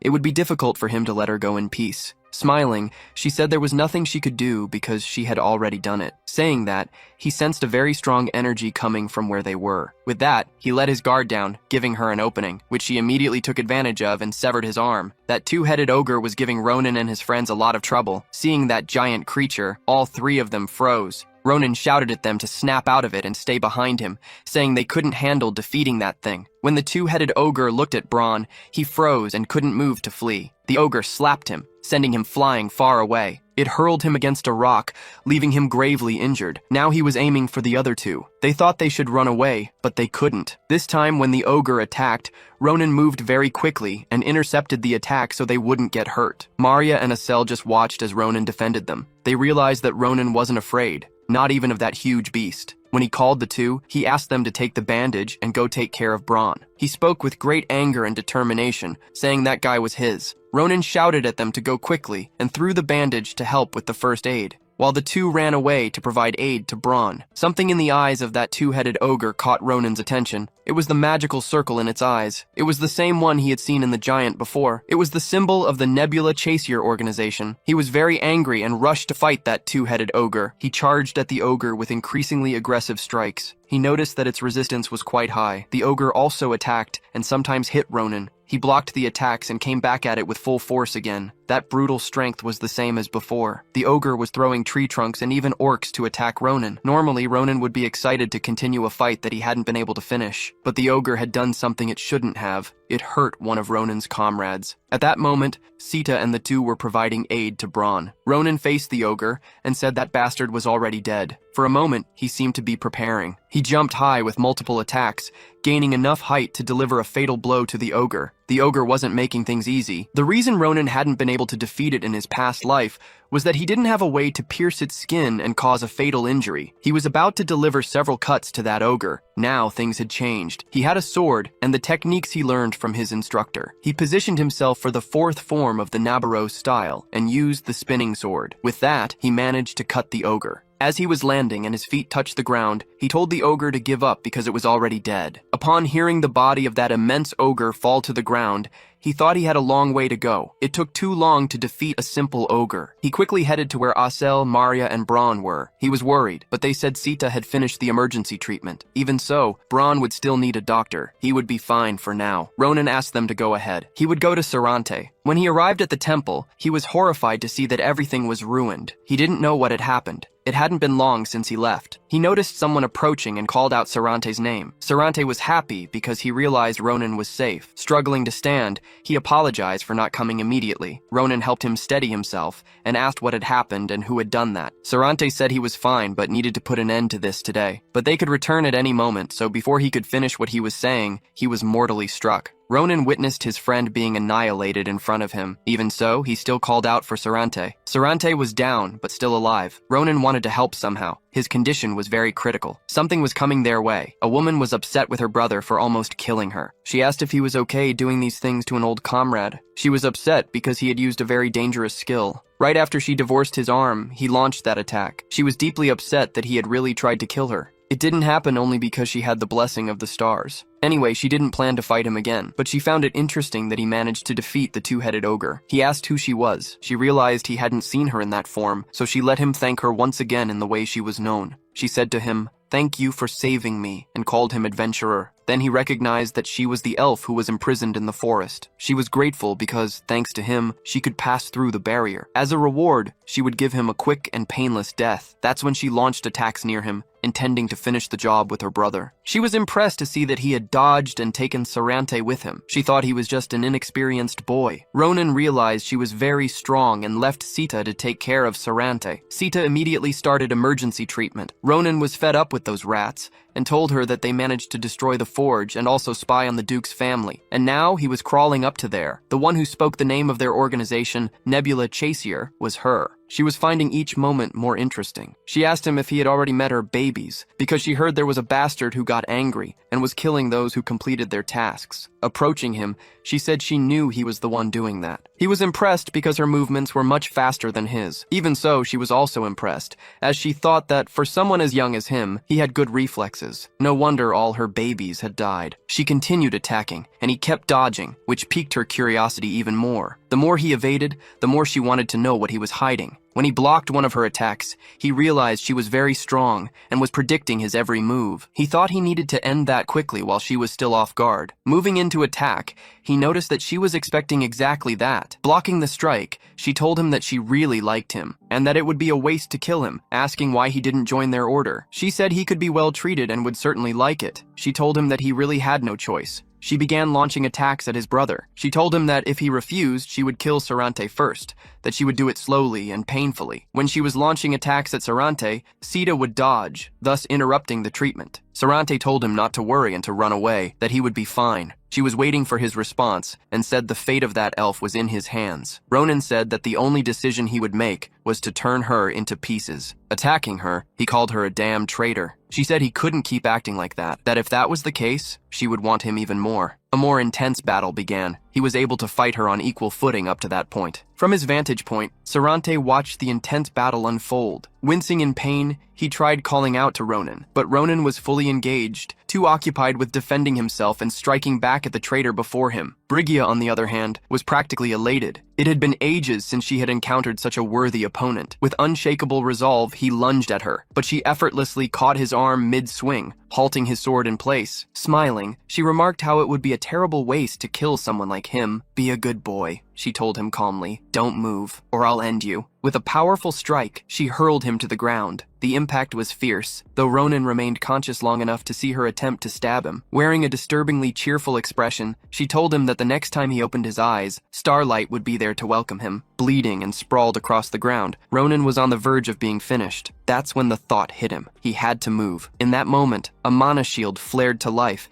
intercepting her attack just in time. Her face twisted in frustration. "Again!" she hissed. Her brother had interfered once more. Sarante stood firm, telling Brigida that he had already warned her to stay away from Ronin. "If you lay a finger on him," he warned, "I won't forgive you." Turning to Ronin, he added, "In your condition, it's too dangerous to keep fighting. You've done enough. You bought me the time I needed." And then Ronin saw it, all the mana Sarante had gathered. Sarante, now fully prepared, pushed Ronin away with magic. Brigida narrowed her eyes. "Did you really think I'd just sit and wait?" She prepared to attack again, but as she glanced around, her expression changed. She had walked straight into a trap. Magical containment seals glowed all around them. "How?" she demanded, furious. "You're badly wounded. How did you do this?" Sarante looked at her and said calmly, "Because this is where everything ends." Summoning a massive wave of mana, he prepared his final attack, a farewell to the sister he once knew. Brigida was struck by the full force of it. Ronin watched in awe, amazed by the sheer power of both combatants, but a knot of worry formed inside him. If Sarante kept burning through that much mana, things might end badly. With a weary but determined smile, Sarante said that he was ready to give everything, his mana, his vitality, just to bring this to a close. Brigida screamed at him, demanding how he could cast such a powerful spell while still clinging to belief in a stupid ghost. Her rage boiled over and her mana surged to terrifying levels. "We are chosen disciples of the star," she roared. "As long as its blessing shines upon us, no one can defeat us." In her eyes, it was no longer worth trying to reason with him. "I'll just kill you," she declared coldly. Suddenly, Sita stepped forward, shielding Sarante. Sarante believed this was the end for him. He reached out to Ronin telepathically. "I need to be quick," he said. "There's no time." He explained that Brigida had the ability to alter attacks using a skill called Star's Blessing. At that point, Brigida's movements were visibly slowed by a deep wound. She pleaded with Sarante, telling him to run, so that one day she could return. "This wasn't how it was supposed to go," she said, almost broken. Ronin asked him why he was saying goodbye. Brigida was still trying to kill Sarante. When she appeared again, she admitted that even if she'd once considered backing down, it was far from over. "There's something you never understood," she told him. "And despite everything, I've never once run from a fight." She begged him, just this once, to believe her. Then, when she saw the magic pillar, Brigida's fury reignited. "You should have known your place," she spat. With that, she unleashed a storm of lightning. Ronin deftly dodged the strikes. Seizing the moment, Sarante attacked, but Brigya scoffed at her brother. "You think that would stop me?" Raising her sword, she invoked the star's blessing and moved in to finish things. But that was the moment Ronin was waiting for. He rushed forward. She had dropped her guard. "You'll never touch me," she sneered, just before realizing something was terribly wrong. Her sword was gone, so was her arm, and more perfectly placed strikes followed. "That's what I wanted you to think," Ronin said. She stared at him, stunned. "How did you bypass the star's blessing?" Ronin smirked. "Who knows? Curious?" Brigya shook her head in disbelief. It shouldn't have been possible. But before she could react further, Ronin finished his assault, and as she collapsed, he whispered coldly, "If you really want to know, go ask your precious star, because I just cut you down." Looking at Brigya with anger, he stated that they should seek the answer to understand how he was able to defeat her, and so she thought it would be the end. She just needed a little more time to reach the truth. It was true that she awaited to hear eternity, but she didn't have the opportunity to understand it. Sarante wondered if she could attain the truth, although deep down he wished it would turn out differently in the end. Ronin, weakened, stood only by leaning on his sword, and as he looked back, he thought it had been a close call. If she hadn't let her guard down because of the blessing she was expecting, he would have been the one lying there sprawled on the ground. He recalled that, in another life, other people besides himself were also unable to touch the giants. Their power nullified anyone's attack. He thought of a high-ranking subordinate of the Nebula, who also managed to wield power in the name of the blessing. While he observed the elf lying on the ground, he heard his name. It was Sarante's weakened voice calling out to him. She wanted to know if he was okay, and that brought Ronin back to reality. Seeing the state of his elven friend, he asked Zeta what she was doing, as she had yet to use magic. Ronin asked Sarante to wait a little longer, but everything was already decided, and he assured Ronin he would be fine. The elf placed his hand on his friend's arm with a weakened look and stated that it was okay. However, he confessed that he was sorry and needed to ask one last favor. He wanted to be taken to the stone he considered a god. With coughing fits and extremely debilitated, he was placed near the place he so desired, accompanied by Ronin. Sarante apologized for forcing Ronin to see him in such a state, but the traveler felt guilty. Desolate with himself, he said that if it weren't for him, none of that would have happened. Sarante tried to console him. He said it was just a passing issue and that it wasn't anyone's fault. Looking into Ronin's eyes, he felt pity, knowing it would be a long journey. He told the young man that he would have to lose many things and endure much suffering. Even so, he asked him not to give up. Sarante was sure Ronin would succeed, and as he placed his hand once more on his friend's shoulder, he began to radiate an intense green light. The protagonist could barely look at him, but he realized Sarante was turning into stone. Now, Sarante found the peace he had long sought. He departed with joy and gratitude because Ronin had become the answer he had always sought. He told his friend he would continue to accompany his journey,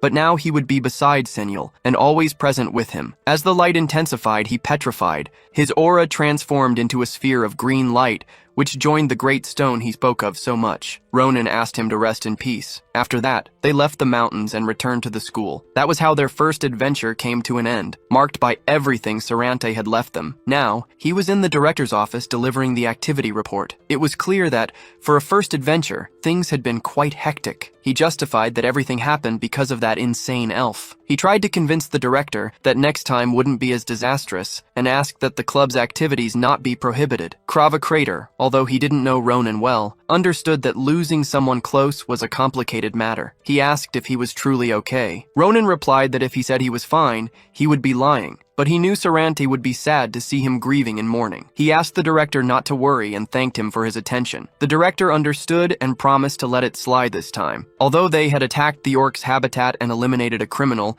he couldn't punish the students for having achieved something so grand. However, he warned them not to take hasty actions again. Still, he stated that, as a director, he couldn't remain indifferent while students got hurt. Ronin, relieved not to be punished, promised to follow the rules and left in high spirits. He assured him he would return before the next adventure. He apologized for any inconvenience, and before the director could finish his sentence, he ran out. The director reflected, realizing the student hadn't been attending classes lately, perhaps unaware of what was about to begin. Shortly after, at the Special Adventures Club building, Ronin supervised the training session when he encountered Schlieffen. He asked when he had returned. Schlieffen said he needed to talk about the Klazier Nebula, hoping Ronin would have time to listen. When they finally met, they began their conversation. Ronin wanted to know about the progress, asking if Schlieffen had dealt with the rats in his house. Schlieffen reported that over the last 15 days, they had been conducting a large-scale search. So far, they had tracked down 19 traitors, 5 of whom he had personally confronted. The others would soon be sent to Lodalin, where they would undergo proper interrogation. However, he revealed a problem. The prohibition that used to stop them from acting no longer worked. Hearing this, Ronin was stunned and wanted to understand what he meant. Schlieffen explained that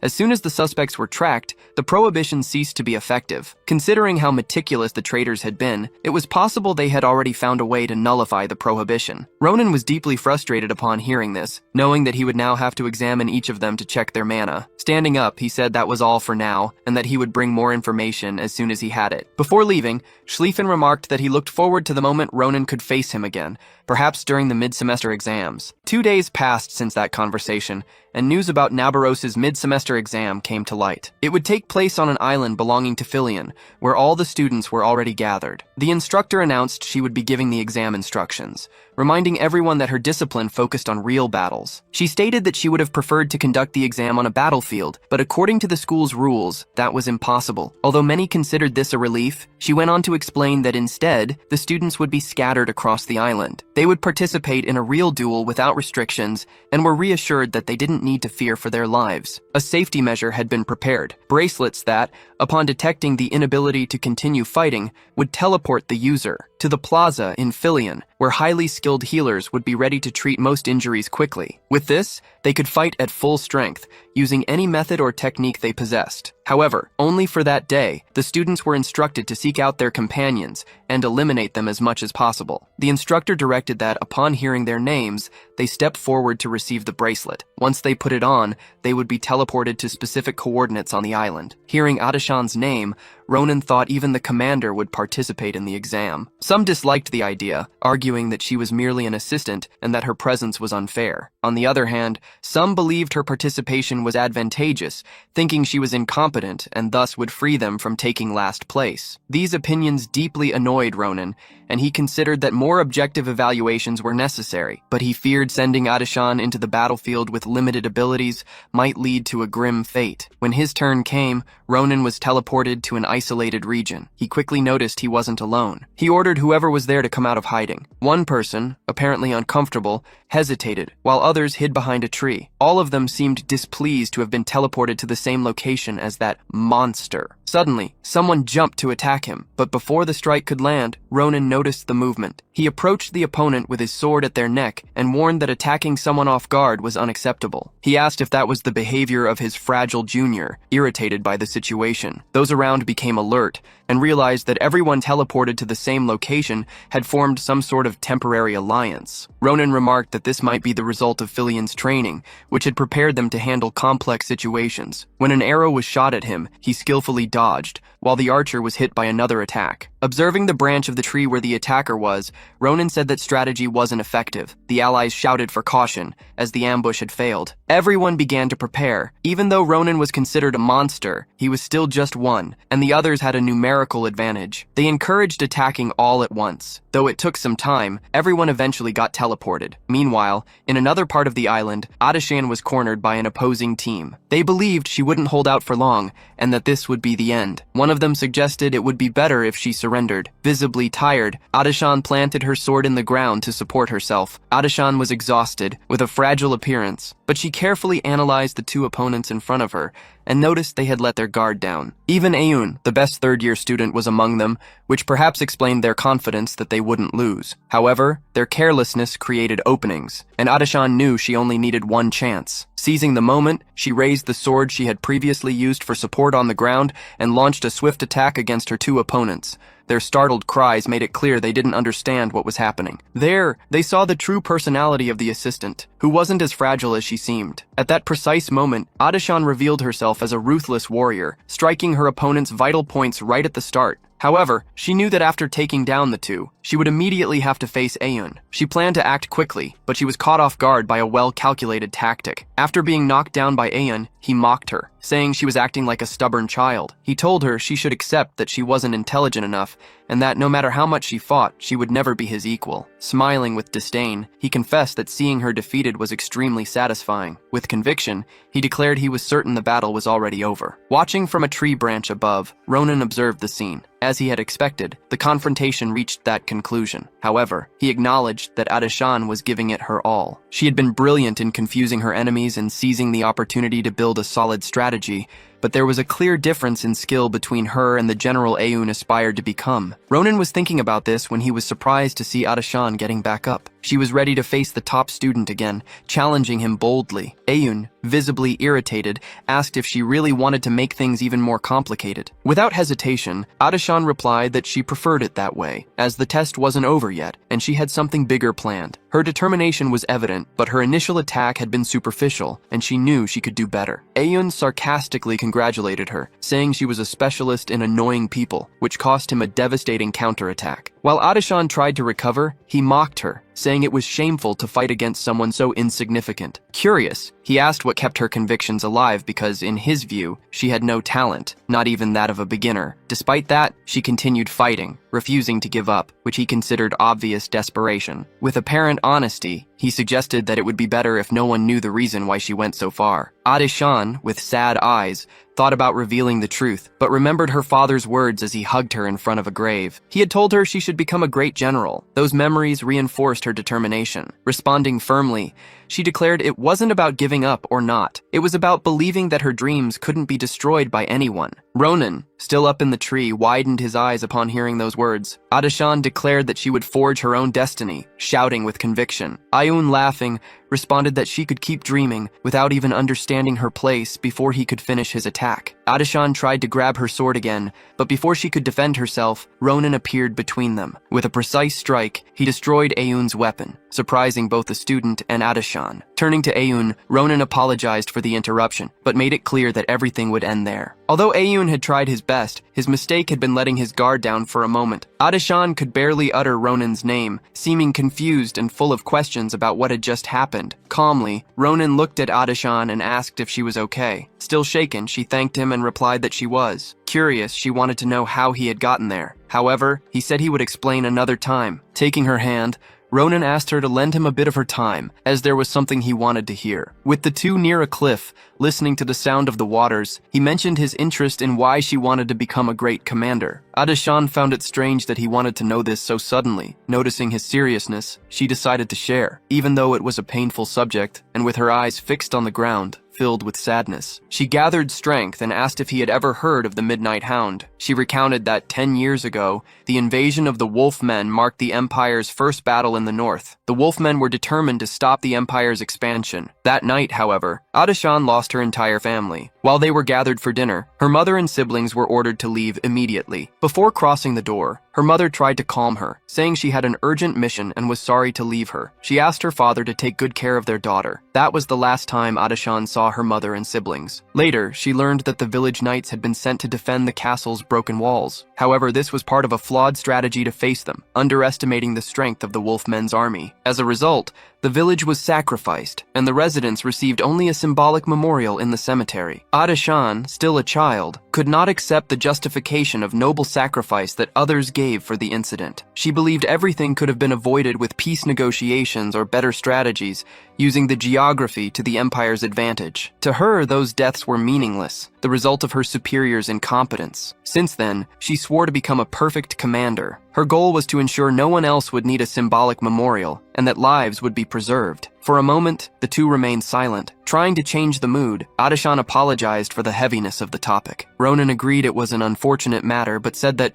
thanks to it, he understood something important. When she asked what it was, he stayed silent, reflecting that it would be impossible to make her give up, even if it meant bringing her closer to a tragic end. Ronin remembered Sarante and decided he could no longer be just a spectator. As they talked, Someone unexpected found Ronin, bringing a presence that Adashan found familiar. That mana was known, and Ronin remarked that he had been impatiently awaiting that person's arrival. The newcomer went straight to the point, asking if Adashan knew anything about the shadow mana. She had no idea what it was, but he explained there were specific conditions to awaken it and believed she could master it. Ronin shared that the name came from someone he had met, who had named it so, believing Adashan could also use it. Placing a hand on her shoulder, he told her not to worry, as he had already decided to help her. Adashan felt comforted by those words. Smiling, Ronin affirmed he would help her in the right way and called her the Great Commander, but the moment of conversation came to an end. Without warning, he pushed her off the cliff, completing the test stage. Adashan thanked him before being teleported back to the plaza,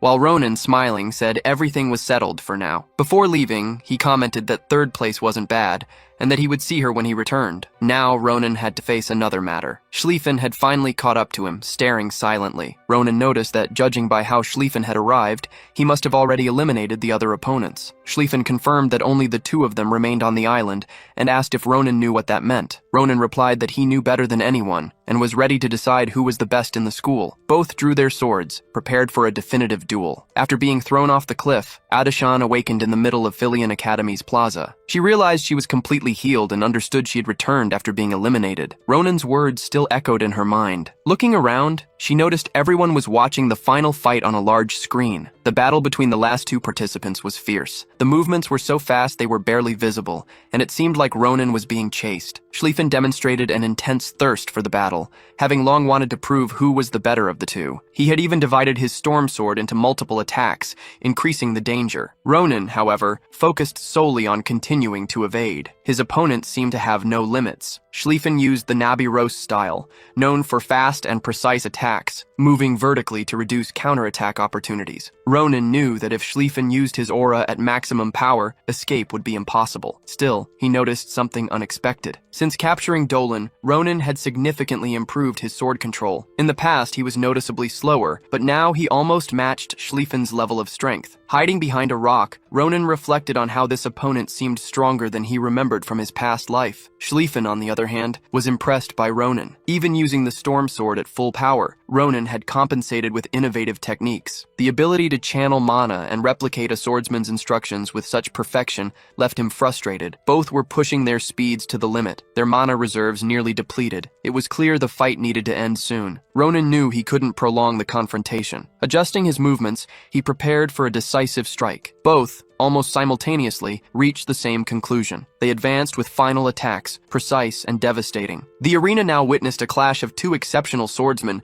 driven by an insatiable thirst for victory. Each strike seemed to cut through the air, and the defenses were executed with almost superhuman precision. The climax of the battle came with a supreme attack from both sides, leaving the question of who could block or endure it. Schlieffen realized Ronin had no other choice but to dodge the impact of the storm. However, watching Ronin's movement, he was surprised once again. Even after being hit, Ronin smiled, showing the same resilience as always. Both suffered severe blows, and the battle leaned toward a possible draw, depending only on who would fall first. Leaning on their swords, the two fighters remained standing, while the crowd in the plaza watched in total tension. Students commented, fascinated, that this fight was worthy of giants. Adashan overheard some saying that both should have taken separate exams due to the intensity of the confrontation. She looked at the screen again and noticed the complexity of the fight, especially the application of the Nabarose style. Both combatants were at the limits of their strength. The next strike would determine the winner. Exhausted, the two remained in that state, sustained only by the blades of their swords. Schlieffen, with some visible wounds, commented that he had finally found a worthy rival and that he had known Ronin would reach that academy as well. It was the best decision he had ever made, and he believed Ronin felt the same. However, it was time to bring that fight to an end. He said he would do it quickly because, at that pace, the two might end up becoming too attached. Ronin, with a determined look, replied that there was no time for regrets anymore and hoped his rival thought the same. Schlieffen asked him to give it his all with the next strike. Ronin realized that his opponent was indeed formidable. He knew he would need to win him over eventually, but first, he needed to establish the hierarchy between them. He could only do that by defeating him in that battle, so he went all in, leaving his opponent stunned. Schlieffen realized that, even wounded, Ronin managed to execute a complex attack. His speed seemed to have increased, and now Schlieffen no longer had the strength to match that pace. However, If Ronin continued to use such extreme speed, Schlieffen knew the strain on his body would become unbearable. He was aware that Ronin wasn't considering the consequences when executing that attack. Schlieffen shouted, urging Ronin to keep fighting. He drove his sword into the ground with the intention of amplifying the power of his storm sword. Ronin panicked, realizing he had been wrong to think his rival couldn't match his speed. Schlieffen didn't just stop. He was now unleashing his mana blade before them. Due to his injury, Ronin knew it would be impossible to control his mana precisely. Schlieffen had to be hurting himself as well. Ronin couldn't believe Schlieffen was so determined to win that he would push his body to such extremes. But in a way, he too was resolved not to back down, no matter how destructive the approaching storm might be. Now, both were reaching their limits. They couldn't allow this clash to end in a dull manner after investing so much into it. Ronin knew he couldn't get any closer, and that everything had to be decided in that moment. Schlieffen knew exactly what Ronin's next move would be, meeting all the expectations of the fight. When Ronin realized it was a trap, it was already too late, as his opponent had put everything he had left into his attack. Schlieffen unleashed the aura of the Thunder Sword, and an intense blue glow covered much of the island. The result of the Thunder Sword was an immense and ferocious whirlwind, enveloped in blue light. This attack reached colossal proportions, and when the dust finally settled, Schlieffen was still standing with his sword planted in the ground, while Ronin was flung a great distance. Ronin, furious, couldn't believe his opponent would take the fight to such an extreme, exposing himself like that. He never imagined Schlieffen would use the storm with such intensity, even at the cost of injuring himself. Now it was clear that Schlieffen was truly unpredictable, especially when it came to swordsmanship. Observing his rival's obsessed expression, Ronin realized this was Schlieffen's true nature, but he also thought that coming this far was undoubtedly the best decision of his life. One of them would surely walk away defeated. While still in the air, being thrown back, Schlieffen controlled his body to counter the attack and was already prepared for the final blow. With his sword ready, he positioned himself for the last strike as everyone watched intently. The crowd in the plaza was electric, everyone anticipating the conclusion of that battle. The Nabaro structure eagerly awaited to see who would truly emerge as the best in the class. Ronin, determined, knew this would be the final blow. Both gave their all, and Ronin struck with speed and precision. His opponent tried to block, but after the dust settled, both were still standing. The fight was far from over. Neither seemed to have the strength to continue. However, Schlieffen exclaimed that he couldn't take it anymore, and, stumbling, fell to the ground. Ronin, though satisfied to have defeated him, was also on the verge of collapse. The final scene showed both of them on the ground, having fought until their strength was completely spent. On the screen, everyone watched in silence. A cheer erupted throughout the Academy Plaza, announcing the end of the mid-semester exam. The real battle, a display of high-level swordsmanship, had come to an end. When Ronin woke up, he realized he was back in the infirmary. Adashan and Instructor Nabaros were present. Upon noticing their presence, Ronin asked if the fact that he was there with them meant the test was over. Nabaros confirmed, but mentioned that, despite the severe consequences, the fight had been incredible, making all the destruction worthwhile. Schlieffen was also in the infirmary, but since Ronin had awakened first, it meant he had better endurance. Ronin wanted to understand what this meant. He began laughing, saying he had won, but she explained that, in reality, no one knew who had won. Both had regained consciousness at the same time, so the result was declared a tie. The two were tied for first place. Ronin wasn't very pleased with this, but understood what had happened. The instructor thought he was handling the situation well, as she expected him to throw a tantrum over not being able to accept such a result. He asked what they thought he was, as he had already reflected on the fight and found it made sense. He knew his opponent was fierce, much more than he had expected, and for him, that meant he needed to train even more. The instructor was satisfied, thinking that not only were his skills maturing, but so was his mentality. She believed he was right and saw no reason for him to be upset. It had been a great experience for both of them, especially for Ronin, as he had finally managed to use mana the way he desired. He was startled and began shouting, asking if he had really used mana. Nabaros asked if he hadn't noticed that the last attack was executed with mana, as that was the true chi sword. Reflecting on the incident, Ronin realized he had felt something different at that moment, so that's what it was. The instructor confirmed that it was indeed the chi sword, which could only be used by those who knew how to manipulate mana. She compared it to his internal energy, which he had been mimicking up until that point. She said that if he delved deeper into it, he could reach a new dimension of power. However, judging by his reaction, Ronin still hadn't fully recognized the sensation, and needed to approach it differently from other students. He didn't know when his body might impose new restrictions. The instructor asked her assistant to take him to Professor Jaredin's Stonesong the next day. The following day, Adashan remarked to Ronin that it had been a long time since she had seen Professor Jaredin. She explained that he was the best at mana manipulation, frequently sought out by other professors. When students' mana became tangled or or their core stiffened, they were sent to Jaredon, who easily resolved the issues. Hearing all this, Ronin thought the professor sounded incredible, but he wanted to know why Nabaros didn't like someone like him. Nabaros explained that the issue lay in the circumstances, though she wasn't sure if it was due to their differing personalities. He would understand once he met the professor. For her, the important thing at that moment was whether Ronin could still sense mana. If this professor was truly so remarkable, he might be able to help with the shadow mana, something very unfamiliar to Ronin. In his past life, he didn't know much about it, so it would be good to learn, especially since the two of them were headed there. The assistant observed when Ronin spoke with Schlieffen and asked if he was doing well. She questioned whether Schlieffen had accepted the offer Ronin had mentioned the day before, asserting that it wasn't an offer just anyone would refuse. Schlieffen, seeing that Ronin had sought him out as soon as he was discharged, thought they were on the same page. He said he wasn't satisfied with the tie either and was already reaching for his sword to draw it. He invited Ronin to go to the training grounds and settle the fight once and for all,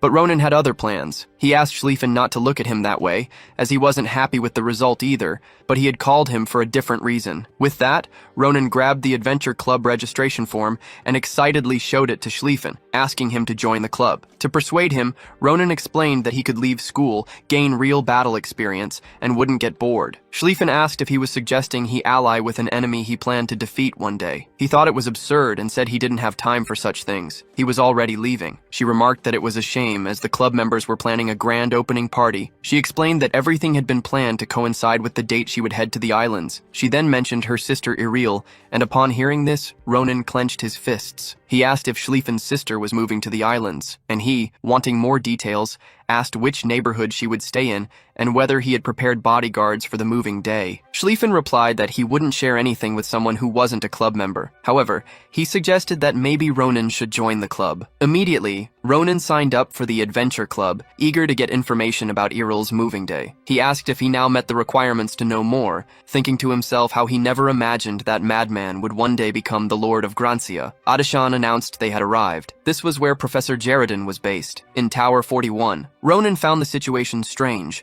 Professor Secret had been difficult, but this man seemed even more complicated. Soon, the professor appeared, asking who was the assistant of that woman with the long sword. He introduced himself in front of Ronin, a man carrying multiple backpacks piled on his back, as if he had just returned from a long journey. The assistant tried to introduce Ronin, explaining that he struggled to manifest mana and that they had been referred to Nabaros for guidance. The professor examined Ronin, and, upon hearing he was sent only to address his mana manifestation issue, said he must be a promising student. Right from the start, he told Ronin to drop the formalities. He asked how prepared Ronin was, but Ronin had no idea what he was talking about. Extending his hand toward Ronin, the professor said he didn't do volunteer work and required a fee for his services. With a firm gaze, he kept staring at Ronin, waiting for him to prepare to pay. Ronin was perplexed to realize that the professor was seriously asking him for money. The professor, sarcastic, remarked that Ronin's comprehension was worthy of a rising star. He explained that resolving the issue would cost at least 10 gold coins per hour, and that price was per person, of course. Ronin realized the professor wasn't joking. He was 100% serious and trying to extort the students. He said he didn't have money at the moment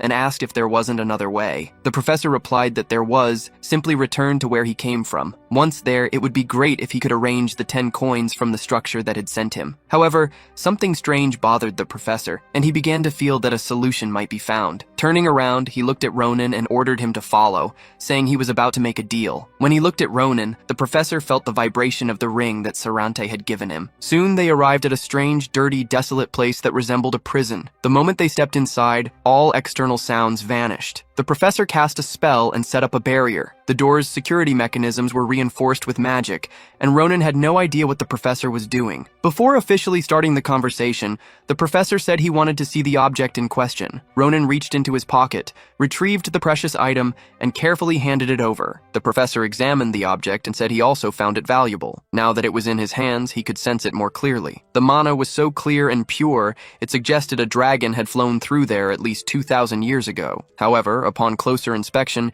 he realized it wasn't from a dragon, but an elf. He explained the conditions were simple. He would need to extract a small amount of magical power from the object. The professor had an experiment that required energy like that contained in the item. Although there were many high-ranking mages and elves in the academy, none compared to that energy. He thought the young man, still at the academy, must certainly have good connections. The professor said that if Ronin agreed, he would provide all the support he needed. Ronin remarked that it wasn't a bad offer, provided the professor also helped with Adashan's issue. The professor assured him the amount of magical power needed was minimal, yet he added another condition. He said that if Ronin didn't want to agree, that was fine. He could simply leave. The professor tried to negotiate further, offering a 50% discount, but this didn't please Ronin much. To avoid further trouble, Ronin quickly accepted the professor's request, acknowledging his talent for negotiation. Jaredin then stated he would first resolve Ronin's issue. If the professor had sent him there, the matter must be urgent. Asking Ronin to stand up, he directed him to the magic circle where he should position himself. Ronin stepped into the circle and was examined by the professor. Jaredin observed that it hadn't been long since Ronin's senses had awakened,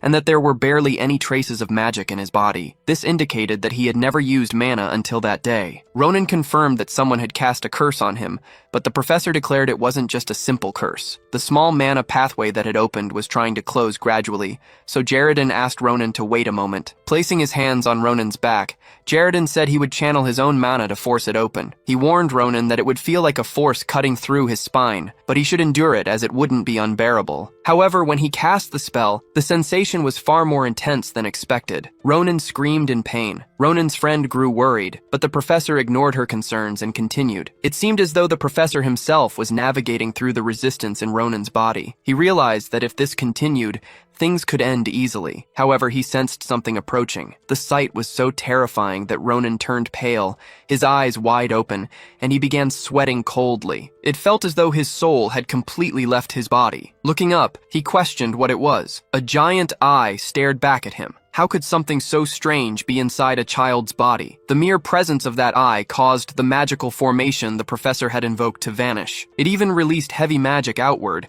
and the professor had to manage it bit by bit. Failing to contain it, the pressure became so intense that he was thrown back, suffering physical damage. The professor began vomiting incessantly, and it seemed he wouldn't stop until every bit of red liquid was expelled from his body. Ronin approached, concerned, asking what had happened. The professor, still vomiting, murmured a few words. Summoning a spell, he instructed Ronin to open his eyes. Ronin recognized that incantation. It was the same one Elizabeth had memorized. Gradually, the professor seemed to be consuming both of them. Ronin looked at the professor and noticed the deep pain he was enduring before quickly communicating with Professor Secret. She, noticing the call, asked what was happening. Upon seeing the professor who wouldn't stop vomiting, she instructed both of them to step aside, as he needed immediate care. Secret asked Ronin if the professor had channeled his mana into Ronin's body. He explained that the professor had opened the mana pathway. Secret couldn't believe the professor had made such a grave mistake. She believed that part of the curse had now entered him, mixed with the mana, and transferred to the professor's body. This was something no one could handle easily. At this rate, the professor wouldn't last long as he continued vomiting the red liquid. The professor's situation was critical. If it persisted, he wouldn't survive, and the blame lay with Ronin's curse. It was said that if he wasn't treated immediately,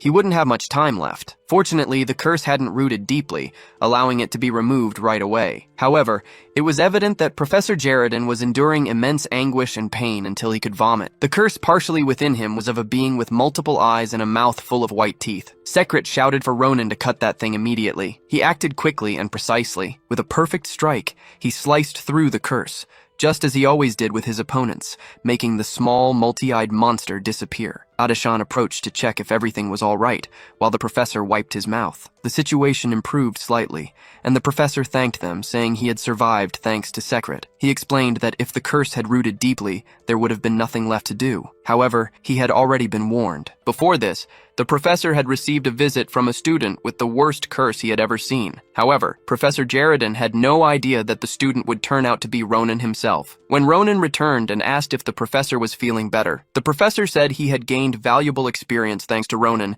and hadn't imagined such a powerful curse could exist. Despite this, he said he had already fulfilled his promise and asked Secret to examine him. Secret's eyes widened as she asked what he meant. Looking at Ronin, she realized mana was flowing through his body. She couldn't believe what she was seeing. It was faint, but the mana pathways, the mana meridians, were open. Secret asked if he had recently done anything to undo the curse, as though he had fallen into a place filled with cursed oils. It didn't make sense, but the curse that blocked the mana meridians had weakened. From that moment on, there was a strange power corroding the curse, like rain and wind erode a rock. Sekret concluded that the curse was constantly trying to close the meridians, but thanks to that unknown power, and the fact that Professor Jaredin had widened the meridians, now closing them wouldn't be an easy task. Ronin was overjoyed because this meant he could use mana. The professor explained that technically it could take some time before Ronin could use it freely. This was due to the curse still attempting to take control over his meridians. However, if he trained every day, it might take around 20 years. Ronin became irritated and said he couldn't wait that long. The professor said that, with proper training, he could achieve it in less time, though it would be a risky process. It could put his life at risk, but there was a method to reduce the time. Professor Jaredin stated that it would depend on Ronin's efforts. He explained that Ronin would need to use the mana practice method he had invented and asked him to listen carefully. Placing his hands on Ronin's back again, the professor explained that the amount of mana he could handle was minuscule. He had just opened Ronin's meridians, but even so they were narrower than those of other students. If Ronin learned the method, he could train his meridians, possibly increasing the amount of mana he could control. This would take at least 5 years. The professor channeled his mana and allowed Ronin to sense the pathways of his own meridians. Although it was risky, Ronin needed to try. The professor instructed him not to rush and to guide the mana as carefully as possible. The mana would be supplemented by the professor's own mana, and Ronin had to follow the path it outlined. Little by little, Ronin moved slowly, trying to follow the instructions. His mana would transform into power, and the environment around him lit up with his presence. The professor asked if he understood, and Ronin said he did and that he would try. The professor was uneasy, as he had only guided Ronin through the pathway once, yet he had already memorized everything. Ronin's control was flawless, and the professor was astonished to recognize Ronin's talent. The structure he had observed earlier, particularly in Ronin's eyes, was truly unique, and thanks to him, the professor wouldn't have to deal with the curse again. The professor instructed Ronin to repeat the process every day whenever he had the opportunity. Ronin was satisfied, finally understanding what mana was, and he realized he was changing. He recalled the initial scene, standing amidst piled-up bodies. He felt that he was constantly distancing himself from his past. At that moment, simply having mana was enough, and he was deeply grateful to the professor. He said he now understood why the professor had charged such a high fee. However, the professor collapsed to the ground. Ronin shouted for the professor, who reached out to him, grabbing his shirt and saying he had fulfilled his promise. He said Ronin should fulfill his as well. Ronin said he understood and asked the professor to take care of himself first. The professor said his body didn't matter. What truly mattered was something that needed saving, even if it required sacrificing lives, and as he said this, an image of the laboratory appeared. A beautiful girl seemed to need help, and the professor begged Ronin to deliver what had been agreed upon quickly. Ronin didn't seem to hear or didn't believe the professor's words, noticing that he was not in his right mind. It was then explained that the professor wasn't exerting himself, but was dealing with a temporary impulsive disorder. Apparently, the item was necessary for the professor's research. Sekret, feeling for her friend, questioned how long he would remain stuck in the past as another magic circle was drawn. When Sekret hoisted the professor onto her shoulders, she was leaving with Adashan, who urged her to move quickly as the nearest clinic was in Lection Hall. They believed they could get there in 5 minutes, but found the doors locked. The security spells on the doors were strengthened, so the professor said they would have to turn back. He warned that wasn't the right door, and insisted the door they needed to open was the other one. He kept muttering that he needed to descend before the rose wilted, but the professor seemed increasingly less lucid. He spoke about saving the flower before it withered, so they descended, using the illumination from the stairs below. Adashan covered her mouth and asked what was going on. Ronin replied that he didn't know what was happening, but suspected they had seen something they weren't supposed to. There was a girl inside a glass compartment filled with water, and beside her several roses bloomed in an intense red. Ronin concluded that the chaos the professor was causing was related to that woman. At least, that's how it seemed at first. He placed the professor on the ground and asked them to care for him while he searched for something useful. Ronin thought he had identified the ingredients, but they all seemed suspicious. There were signs that experiments had been conducted on living monster bodies. It was clear this wasn't an ordinary experiment. Just by looking, it was evident the professor had exceeded all limits. Seeing a book on the table, Ronin wondered what Professor Jaredin was up to. The professor said he was almost finished, and was waiting a little longer for word from someone named Sunya. On a specific day and month of the imperial calendar, unfortunately, he had failed to preserve her body. As long as Professor Jaredin kept that shell intact, he firmly believed he could bring her back to life. Even though everyone said resurrection magic had no precedence for success, he never gave up. Those were the records of his battle to save his wife. That was already his 54th attempt at resurrection. Even the golden heart he had acquired from the northern black market had failed to work. On the 76th attempt,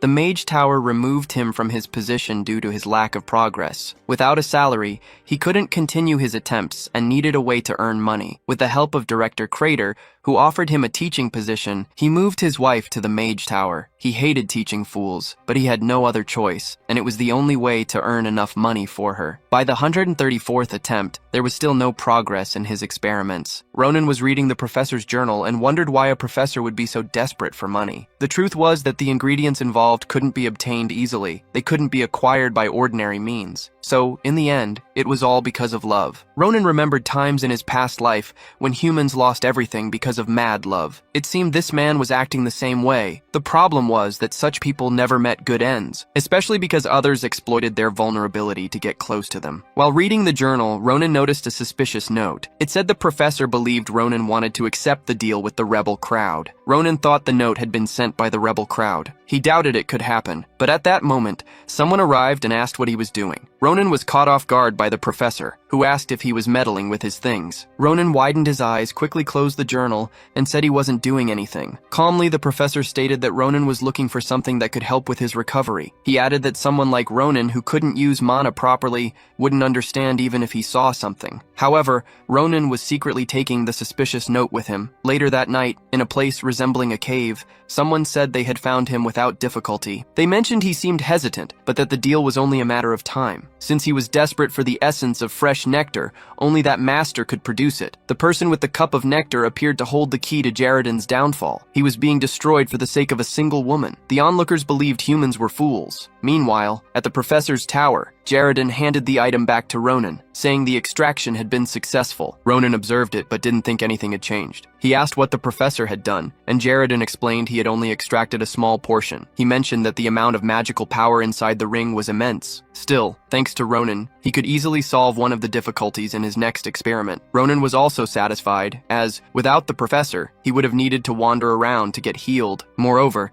he sensed the professor had feelings for what he saw in the lab. The professor admitted it was shameful on his part, but asked Ronin to keep it a secret. Anna, on the other hand, said she didn't want to involve herself in others' matters to avoid creating problems for him. She glanced at Adashan and remarked that she would handle her case another day since her problem wasn't as complicated as Ronin's. However, she noted that Adashan also possessed quite ordinary energy. As they returned to the academy, the two said their goodbyes. Each went their separate ways, but somehow Ronin had managed to take something. It contained evidence linking the rebel crowd to the order and indicating the professor was aligned with them. When Ronin opened the item, he found it strange. There was nothing written, just dried nectar. Then he realized it was encrypted text. Using magic, it would be a hassle. He wasn't sure if he should ask for help, but the text began to take shape. A massive amount of mana formed around it. Someone remarked that it was a letter written using vampire magic. The person approaching was Ophelia, already carrying Sita on her shoulders, and she commented that she hadn't expected to see Ronin there. She seemed happy to see the headquarters of the Special Adventures Club again. Ronin remarked that she had surprised him since, after leaving with Sita a few days ago for her research, he hadn't heard from her. He thought she had been busy and asked about the research. She said it was going well and that she had made significant progress thanks to him and Sita. As a token of gratitude, she had taught Sita the nectar magic. Unaware of how he had gotten a nectar letter, she asked if he was referring to the paper. She explained that it was the basis of that magic, allowing someone to compress a lot of information. That was why vampires used it when conspiring, explaining to him that if infused with mana in that way, the information would remain hidden. She then read the text, which stated that if one wanted to obtain the essence of fresh nectar, they should go to a place called the Nectar Hook. She asked if Ronin could see the hidden information, and he wanted to know what the essence of fresh nectar was. He knew it was the ingredient mentioned in the professor's diary, and thought it might be needed for the next experiment. It was a relief to know that the rebellious crowd wasn't the nebula in disguise, and now he wanted to understand who the Nectar Hooks were. Ophelia explained that the Nectar Hook was behind this, and Ronin asked if she knew these people well. She explained that the Nectar Hook was a new organization, composed of young vampires, less than 200 years old. They were immature youth trying to revive the vampire species,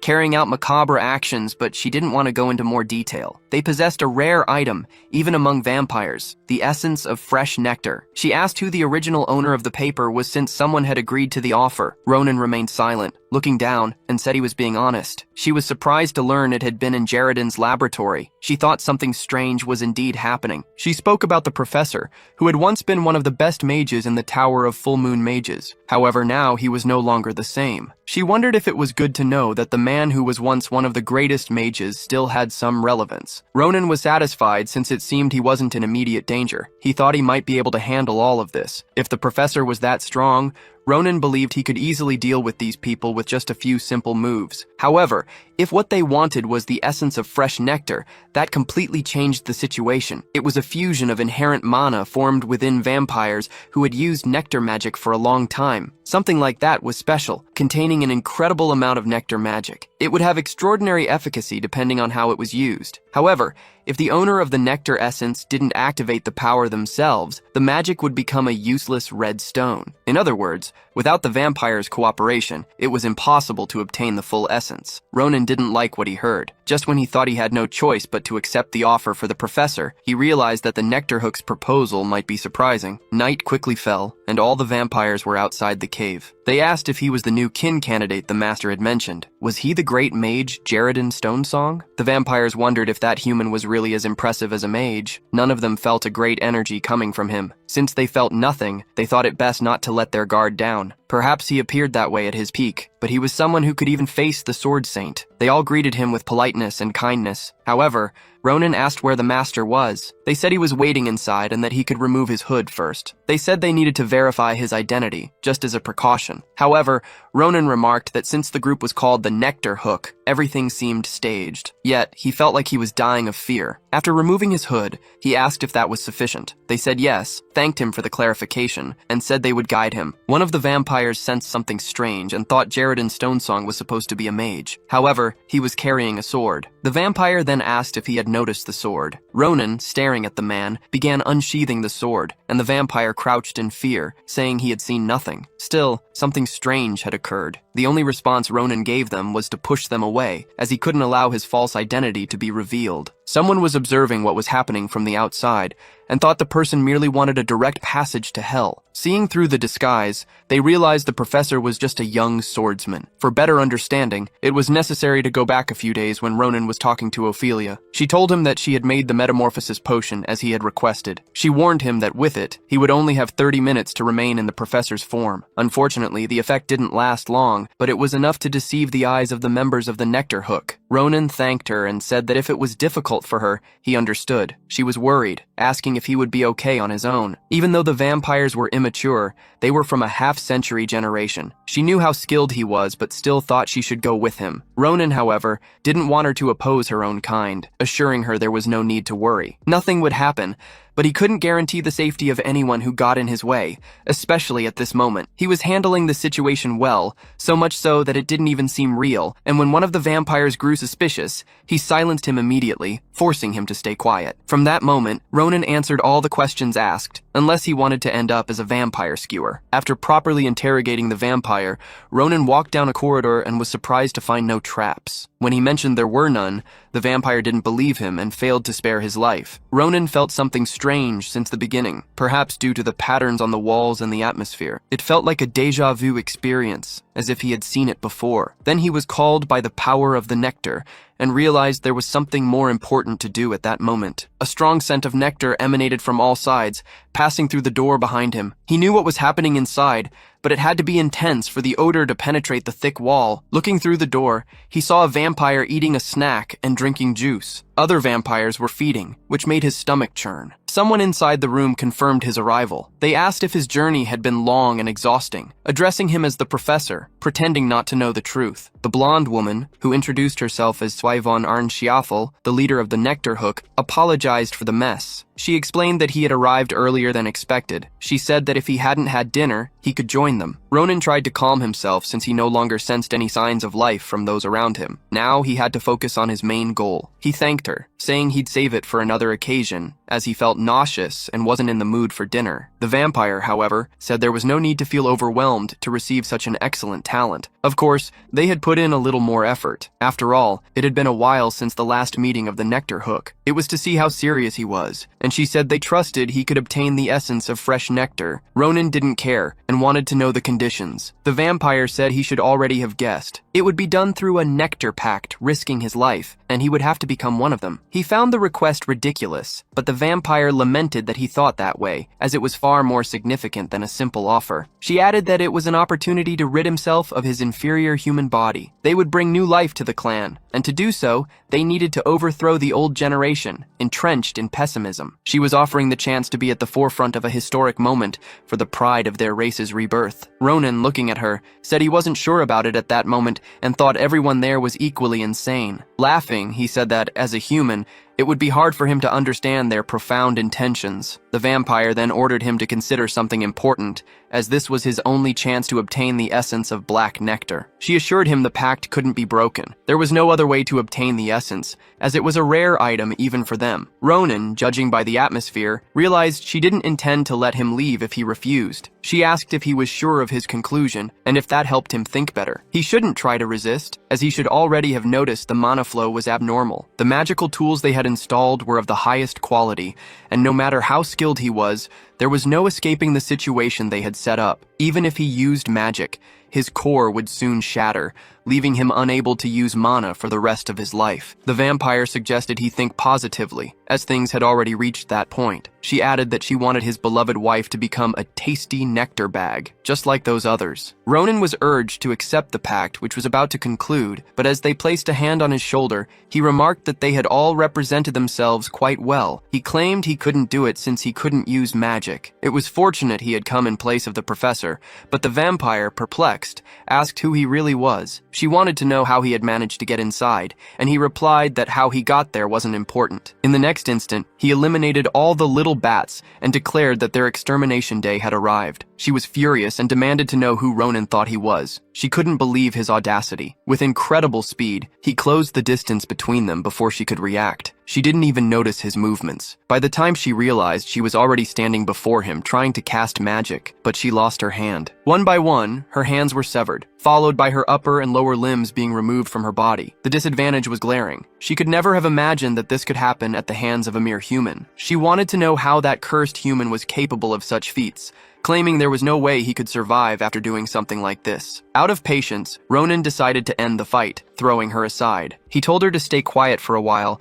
and said he would deal with her until the very end. The servants couldn't believe their leader had been defeated so easily, unable to defend herself. They thought that human wasn't normal and called everyone to confront him. They were supposed to be ready for battle since those little monsters used nectar as a weapon. Observing them, Ronin noticed it was true. They were all preparing to fight. One of them used an ability called Nectar Swamp, but Ronin didn't know what those puddles were. The vampires mocked him, saying his feet were stuck and that they could attack him all at once. Even in this condition, they were no match for Ronin, who was incredibly skilled with his sword. One by one, he easily defeated his enemies, no matter how many attacked simultaneously. It seemed like child's play to fight those monsters. The vampires were clearly at a disadvantage. However, Ronin knew they were all fast, and their regeneration ability was irritating. One vampire used what appeared to be a nectar pistol and attempted to shoot Ronin. Until that moment, he had been dodging all the shots, demonstrating skills that rivaled those of an intermediate-ranked mage. Ronin thought that if this was the fighting power of the nectar hook, it was far too easy for him. Despite facing challenges, he handled most of them with ease. The vampires couldn't believe what they were seeing or how it was possible, especially in this vacuum where humans couldn't use mana. In a state where the vampire's magic was restricting his movements,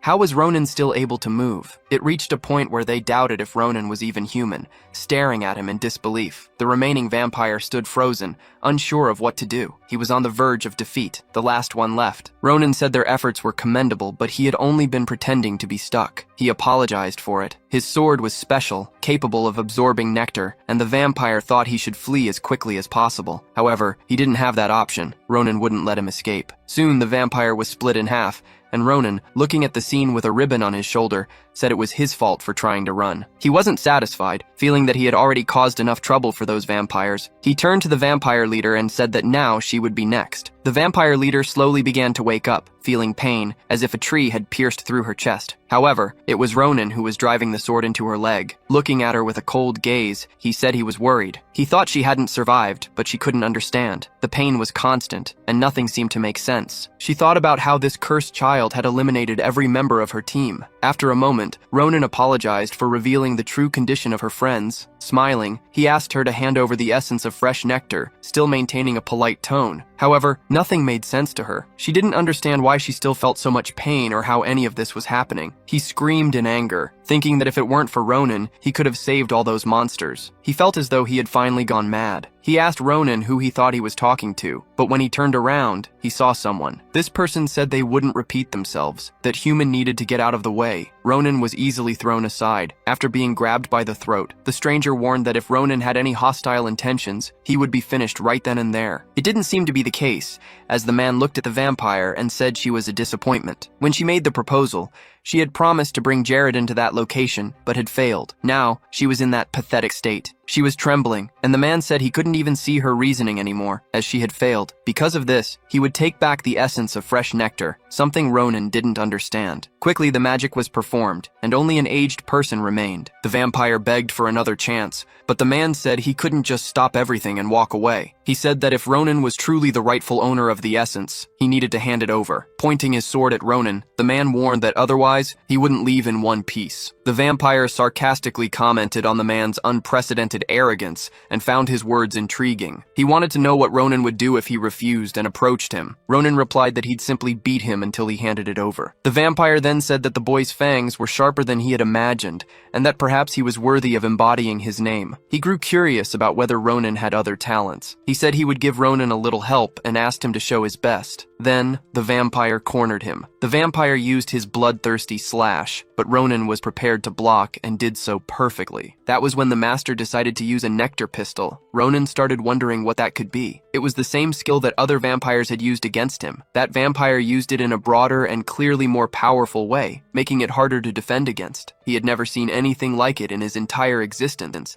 and realized the man was only compensating for his magic. He noticed that Ronin was cutting off his own mana. At first, he didn't have high expectations, but it turned out to be interesting. Ronin asked if he really was the leader of the mosquitoes, and told the vampire to stop acting like a zombie. Ronin, in turn, told the vampire to shut up and just hand over the essence, as it was the only thing keeping him there. The vampire sarcastically said he loved that kind of spirit and used an even more powerful skill. He promised to show proper respect for bringing him some entertainment, but someone arrived and ordered them to stop. The vampire couldn't believe what he was hearing. It was none other than Ophelia de Night. Unexpectedly, Ophelia de Night arrived and greeted the vampire named Balzark. She said it wasn't a pleasure for him. Ronin asked what she was doing there, and Ophelia asked him not to interfere. The most important thing she asked was if he knew the mosquito. Ronin replied that yes, it was Barshaba. Barshaba, relative of the Duke of Shadows who controlled the vampire world, was the second in command, the strongest who assisted the Duke. It was this man who stood before him. However, Balzark said he never would have imagined seeing her in a place like that. He truly missed her and asked how she had been. It was very surprising, as 83 years had already passed. He also asked why she was interfering in matters with that boy. She replied that trivial things like those didn't matter. She thought what truly mattered was whether they were still together. Ophelia then said she was sorry, but it wouldn't be healthy for him to approach her due to the incidents of that day. Upon hearing those words,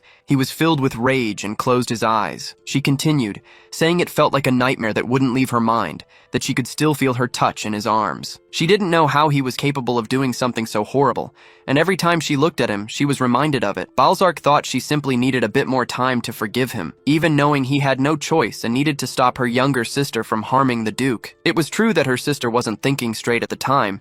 She seemed fascinated by something. But Balzark also knew he couldn't undo what happened that day. He stated that he understood her feelings. Ronin watched the two of them, not fully understanding what was happening, but it seemed the conversation was coming to an end. Ophelia then asked how Balzark had started working with Nectar Hook, since the man she knew didn't work with children. She also wanted to know if he had anything to do with Jaredin's stone song. Balzark, smiling, began to explain. The man she had met would have a good reason for it, as he had an unfinished fight with Jaredin. Coincidentally, he encountered him on the western side of the continent and fought against him, with a fighter's pride on the line. Throughout his life, Balzark had fought many strong people with incredible skills, but only a few were truly remarkable. If the sunrise hadn't interrupted the fight, he was certain it would have been one of the best battles of his life. After that, he decided to pursue Jaredin again, but he had disappeared so perfectly that Balzark couldn't find even a trace of him. Years went by while he tried to suppress an insatiable thirst. Then, those children came to the castle with an offer. They claimed to have discovered Jaredin's whereabouts. Balzark assured them he would take them to him and would also turn Jaredin into a being like them. That would be fascinating. Although he knew they were planning to enjoy endless battles, it didn't matter to him. At most, it would be a fight of a few children, and in the end, all of it would be in vain. All of this, however, was thanks to the human who was after him,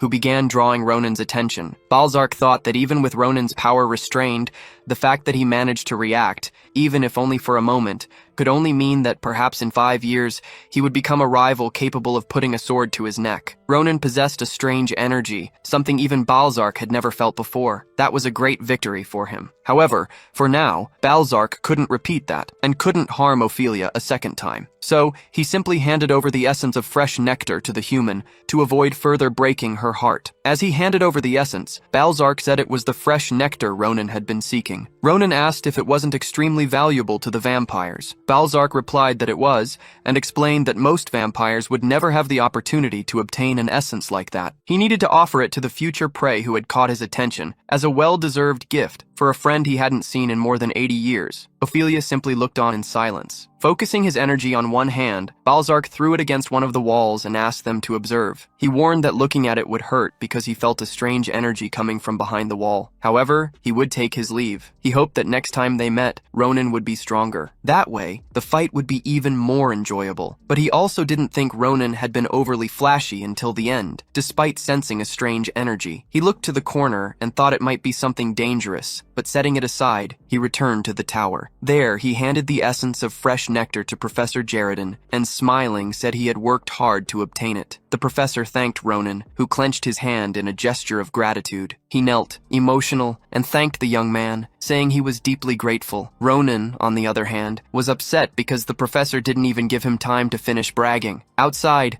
the presence of the vampire who had handed over the fresh nectar essence was felt. Observing, he said there was nothing more boring than someone losing the fighting spirit. He told Ophelia he was after Ronin and went to meet him, merely out of curiosity about how his rival was doing. He assured her he wouldn't do anything more than that, and that she didn't need to worry. She said she knew he wasn't the kind of person to do dishonorable things. Ophelia needed to tell him something. She thanked him for helping a friend of hers. This left Balzark both excited and speechless. Smiling, he said there had been great progress over the past 83 years, and although he would like to stay forever, he regretted that he couldn't. He needed to return because, even among vampires, there was an evil group causing trouble. As far as he knew, it was those vampires who had incited the Nectar Hook. If she needed him, she could reach out. She simply listened to his words and watched him leave. Then she made a rose of red nectar and said he would always be the eternal rose. Meanwhile, inside the tower, the professor continued to thank him on his knees, trembling with emotion. After that, Professor Jaredin Stonesong conducted experiment number 144,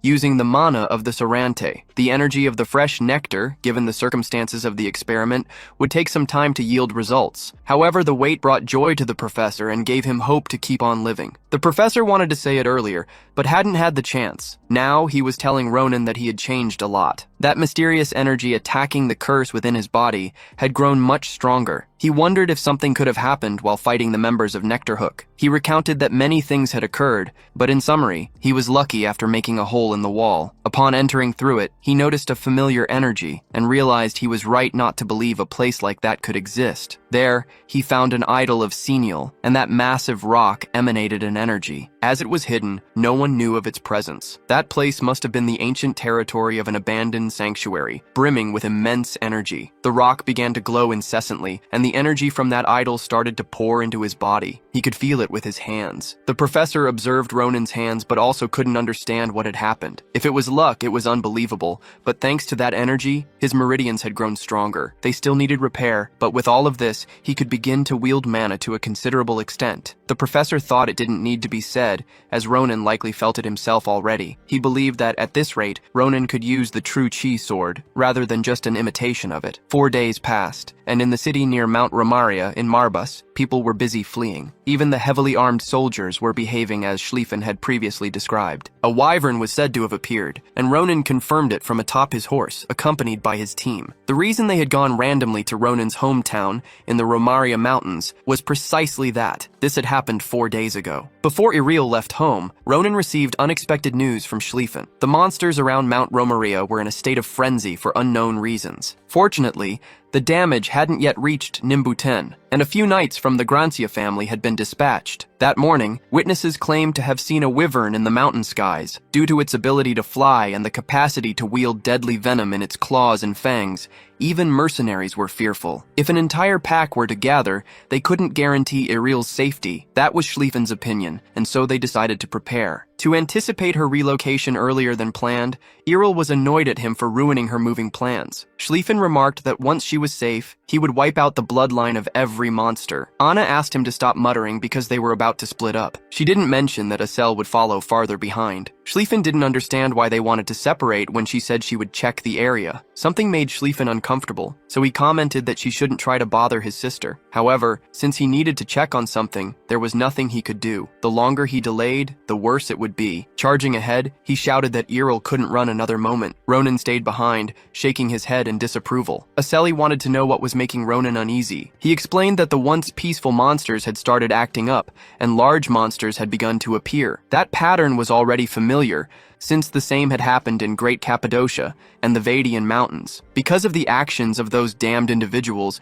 just thinking about the minds behind that incident. They were also Anemola Clasier, but for now, it was just a hunch, and they wanted to investigate further. When he thought about the prohibition no longer working, the only ones he could find were them. With that special mana, he seemed to be close to the monsters that were gathering. Someone, atop a bird, watched and believed they would subdue all the land monsters in the area for now. But it was a pity, because if not for Lord Voron's orders, he would have severely punished the faithful in that area. There was nothing to be done. It was the will of the one who would become the new executive, and the monsters growled, seeming to understand. The man, atop one of them, wanted to know what was wrong, as if they were terrified. They shouldn't feel that kind of emotion, given the brainwashing he had done himself. The cause of their fear was the shadow of a superior creature, whose presence alone caused panic. A diabolical being, capable of subduing all those monsters at once, instilling fear even in that commander. Looking at that enormous, sinister thing with black tiger-like paws that seemed wrapped in darkness, he didn't think there was a chance it could be what he truly suspected, but there it was, hiding. The beast was faster,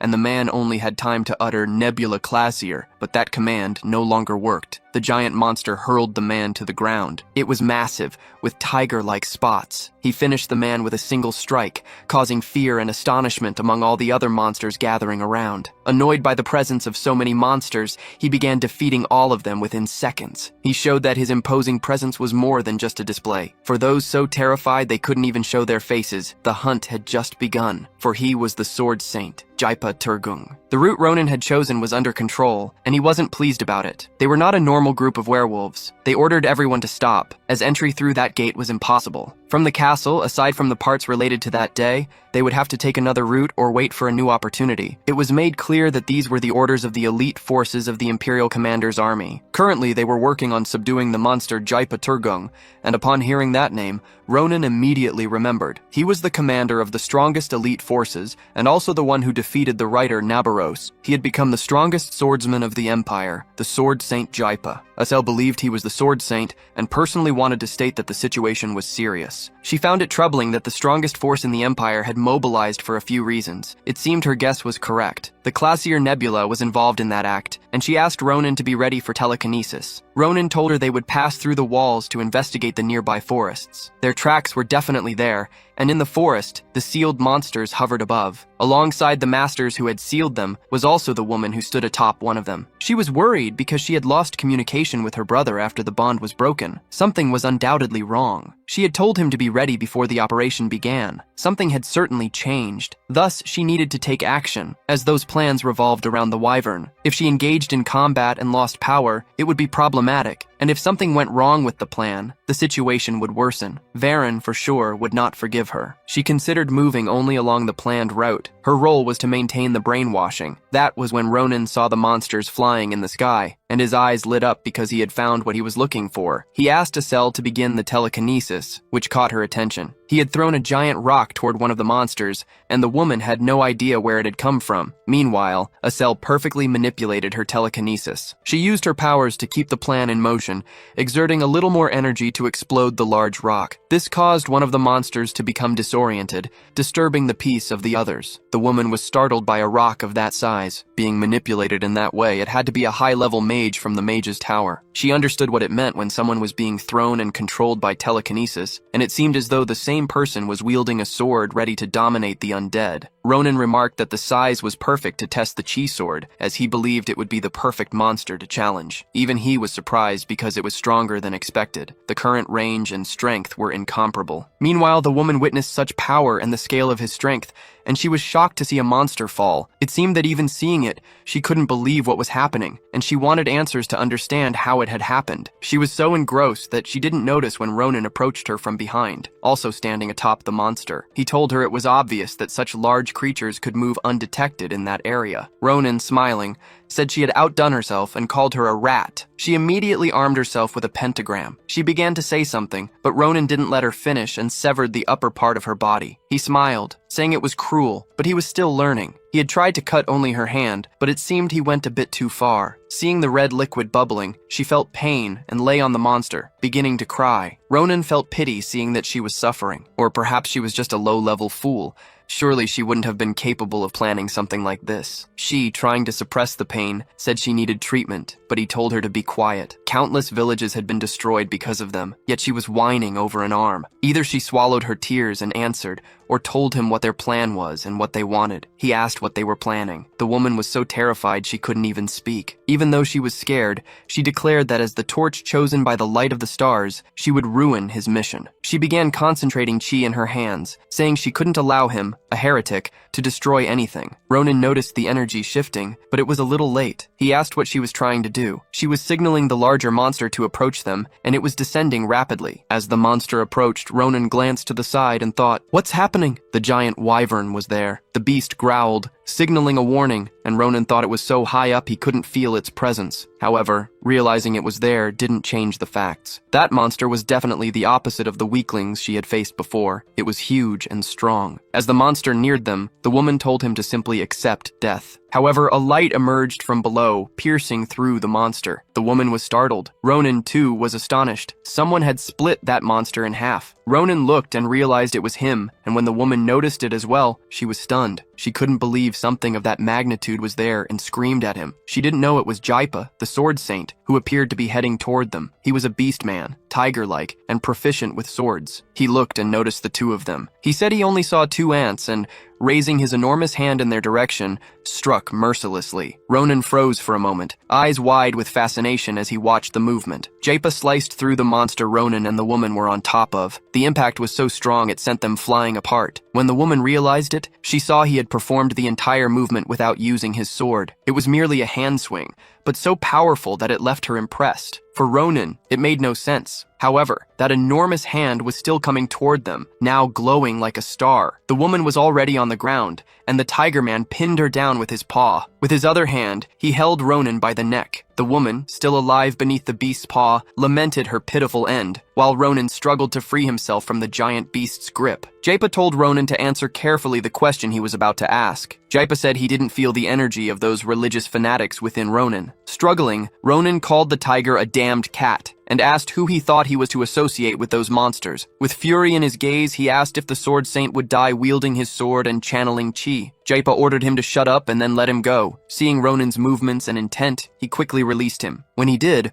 Ronin didn't like at all having been held by the neck and realized the difference in their strength was brutal. He had thought he might be able to defend against that attack, but Jaipa had struck him square in the chest. Ronin knew Jaipa hadn't defeated Instructor Nabaros by accident. Just looking at Jaipa, he realized he couldn't beat him, but that didn't mean he should just stand still, waiting for death to come. He needed to wait for the moment Jaipa let his guard down. However, the tiger told Ronin he was a warrior. Ronin wasn't surprised by the comment, as Jaipa seemed the type to make such remarks. Jaipa offered a slight smile and said he wanted to properly greet him. He asked Ronin to raise his sword. It would be a simple vertical slash, directly from top to bottom, and Ronin was expected to block it. Ronin saw Jaipa's sword lowering and started thinking of a way to handle it. The attack concluded in a very bright blue light. After all the light and dust settled, Jaipa was surprised. He thought it was impressive. Although the young man needed a bit more strength, it was an excellent defense with no room for flaws. However, he realized the final attack and Ronin's movements were familiar. He asked if Ronin was a disciple of Nabaros. Ronin introduced himself, saying he was Ronin from the Filian Academy. Jaipa then asked if Ronin would like to become his disciple, but Ronin replied it wouldn't work out. He said those who recklessly attacked weak students wouldn't succeed by his side. He asked if the current sword saint understood, finding the young man very insolent. Jaipa affirmed that he was sure Ronin was his master's disciple and apologized if his greeting had been excessive. He argued that, normally, an exchange of blows said more than 1,000 words, and that if Ronin was a warrior, he should understand that. Ronin, smiling, said that since it was like this, he should also receive his greetings. "Damn cat," he added. Then he launched the attack of 1,000 cuts at the giant tiger, which was quickly approaching. However, Jaipa merely swung his sword lightly to block the attack. Meanwhile, a hand grabbed Ronin by the neck, and someone called him a human warrior. The commander asked who that child was, one who seemed to be part of Jaipa's force. The leader of the humanoid squadron's 3rd unit, Hyena, questioned whether that child was also a fanatic. Another member of Jaipa's force, the humanoid leader of the 2nd squadron, Barry, commented on the situation. The bear then said there was no need to ask. They only had to see how he was pointing his sword at the commander. He said they could resolve it themselves, and releasing a burst of power, they threw Ronin far away. Ronin regained his composure, returned to a warrior's stance, and called the commander a religious fanatic. He rushed toward him, evading attacks in the air,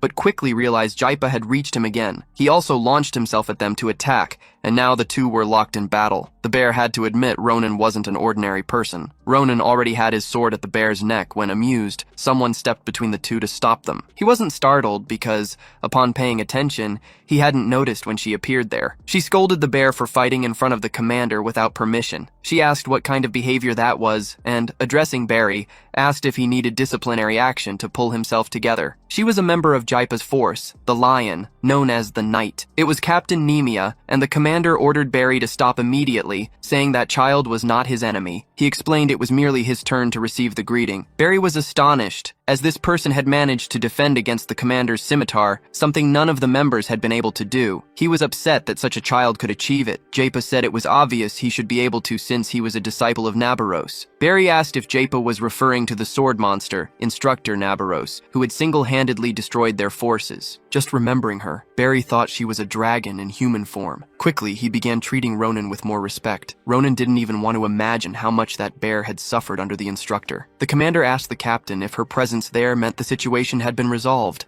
She explained that, as per his order, they had already dealt with the monsters in that area. Meanwhile, Ronin looked up and saw several of the monsters returning. As they reported their accomplishments to the commander, the sound of many footsteps approaching the ground could be heard. The commander wanted to know if they had managed to capture any of the creatures alive. He reintroduced himself as the commander of the humanoid Imperial Elite Forces. He had received written Imperial orders to eradicate the Klazir Nebula hidden within the Empire. Jaipa Turgung, the spearhead of the Order's search force, found it amusing that he was the search force. They were currently in part of the Romaria Mountains, but they needed Nimbutan. Citizens were astonished by the presence of so many knights and bodyguards in the city. Errol didn't understand what was happening and asked Ronin's friend for an explanation. Schlieffen apologized for surprising the young lady and explained he had prepared some knights for a quick response. He asked for her forgiveness for the lack of prior notice and knelt to greet her. He introduced himself as a knight known as Schlieffen and swore by the honor of of Grancia to assist with the move, urging her to begin preparations. Ronin was shocked to see the human Imperial elite force. He thought such a unit hadn't existed in the past. The Imperial Palace had acted due to the members of the Nebula he had previously captured. Who would have imagined that the Sword Saint, Jaipa, would be made the leader of this unit? He then wanted to know how they had found the members, given that they were making every effort to remain hidden. She explained that she had obtained some information by interrogating one of them,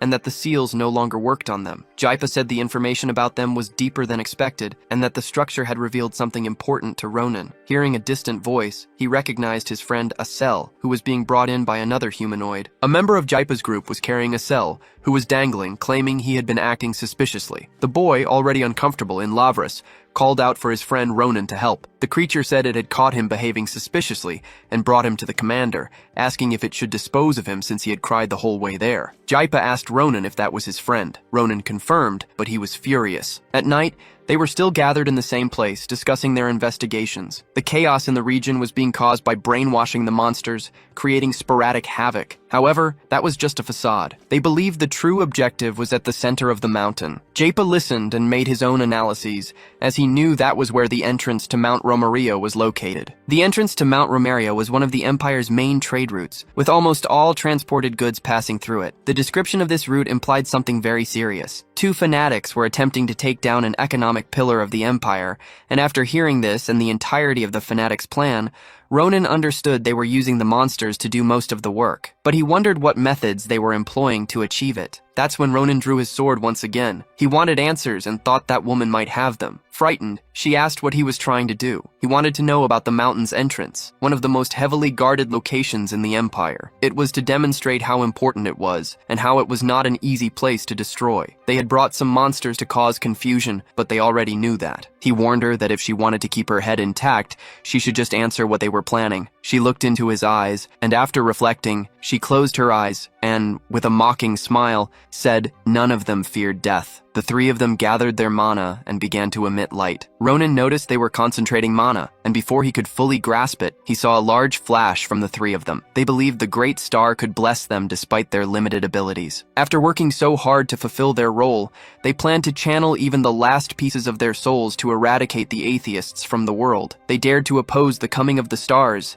and the combined mana of the three formed a large sphere of energy that exploded, absorbing much of the mana. They managed to alert others who recognized that they had made a noble choice. They noted that they had overwhelmed their accomplice siblings, who failed to buy time against Jaipa's unit. The elder accountant, deeply saddened by the siblings' sacrifice, spoke to Lord Baron, saying things were becoming complicated, and that if Jaipa reached him, the situation would become even harder, and asked if it would be better to wait. However, the Lord warned that this would give them time to regroup, so they would no longer delay the operation. Although they weren't in the mountain's center, they would start from the Romaria mountain valleys. He placed a curious artifact on the ground, declaring they would strike a hard blow against the filthy atheists. After that, a pentagram was formed beneath the three along with that curious object, which began to shine intensely as though the artifact was reacting. He explained that the artifact was a detonator, a masterpiece created by the great craftsman of Lord Alabrige. The artifact had 30 layers of spells inscribed personally,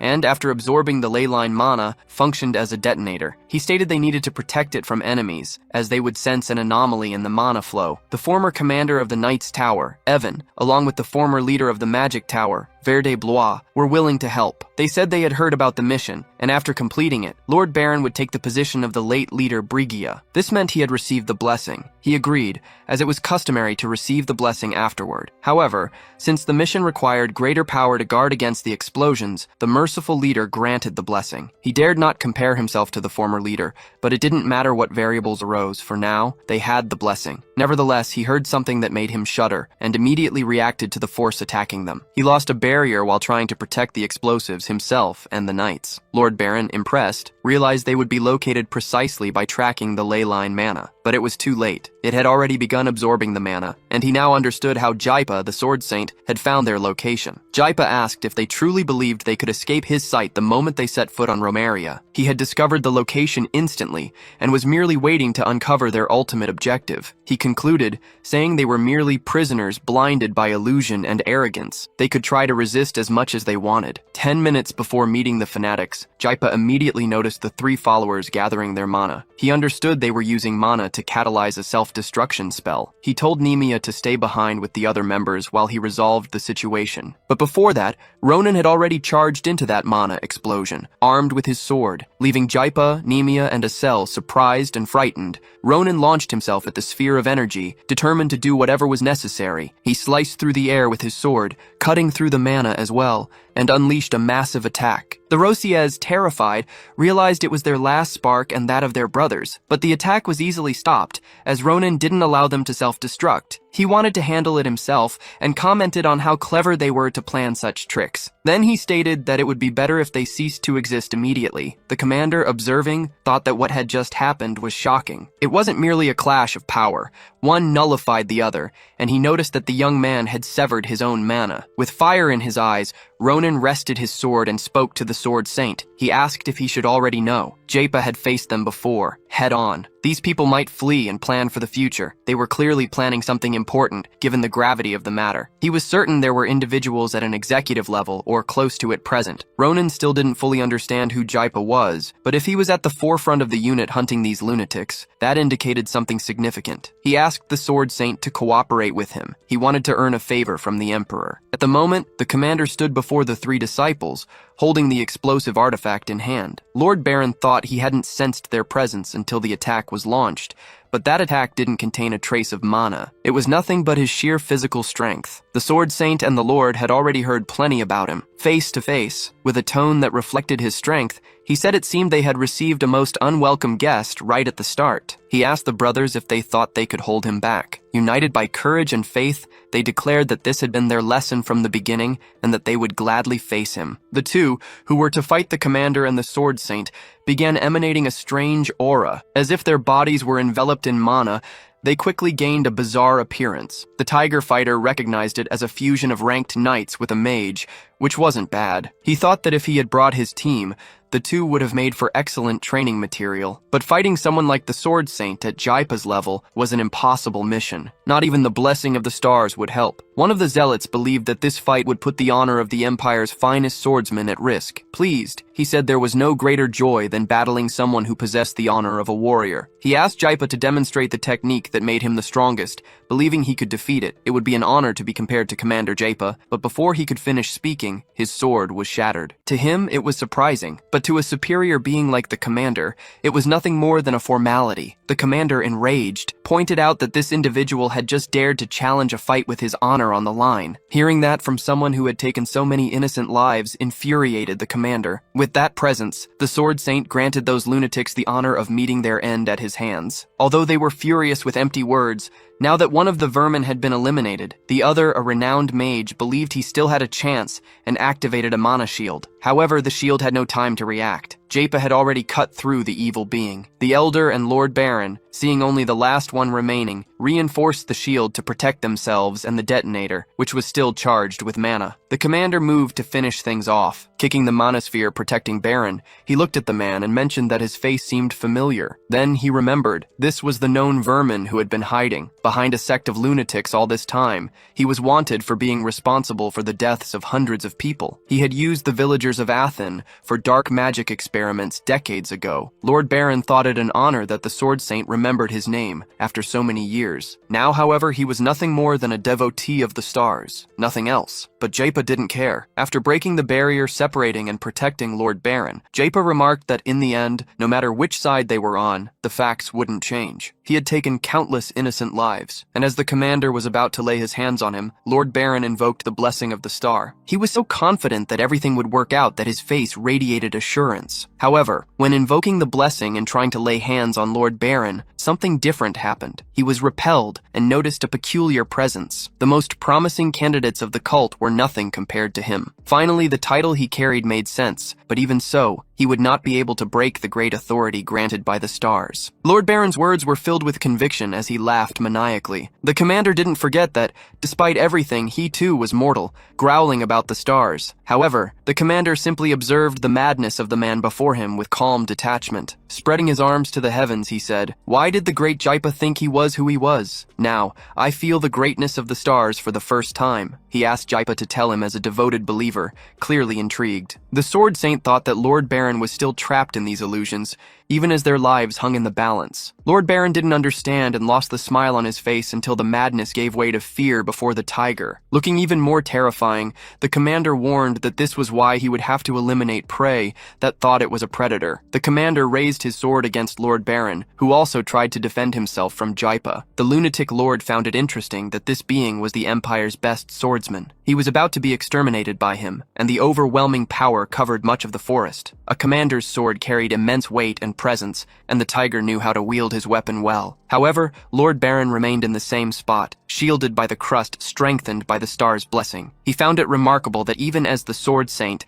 Jaipa depended solely on the sword's chi. Jaipa had already demonstrated such astonishing power that it was incomparable to others, but unfortunately, the great sword saint's chi was nothing more than a mere trick. Compared to the star's blessing, Lord Baron was becoming intoxicated with the power he had gained. In his arrogance, he asked Jaipa what he would do as the magical bomb continued to absorb mana. He wondered why Jaipa didn't retreat and try again, thinking that if he went alone, he might succeed. Fleeing the explosion's range, the others would only be dead weight to him. With a crazed expression, he said they would all turn to ash, along with the mountain. Jaipa, for his part, assumed he had neutralized the attack and found the man irritating, but he thought that if they hadn't prepared properly, he could pose a significant threat in the future. The commander asked him to pay attention as he destroyed that pathetic attack they dared to call the star's blessing. Now he felt a far greater oppression than the previous attack. It was an overwhelming aura. The tiger commander was not intimidated in the least, proving he was a beast in combat. This made the lord think Jaipa was desperate,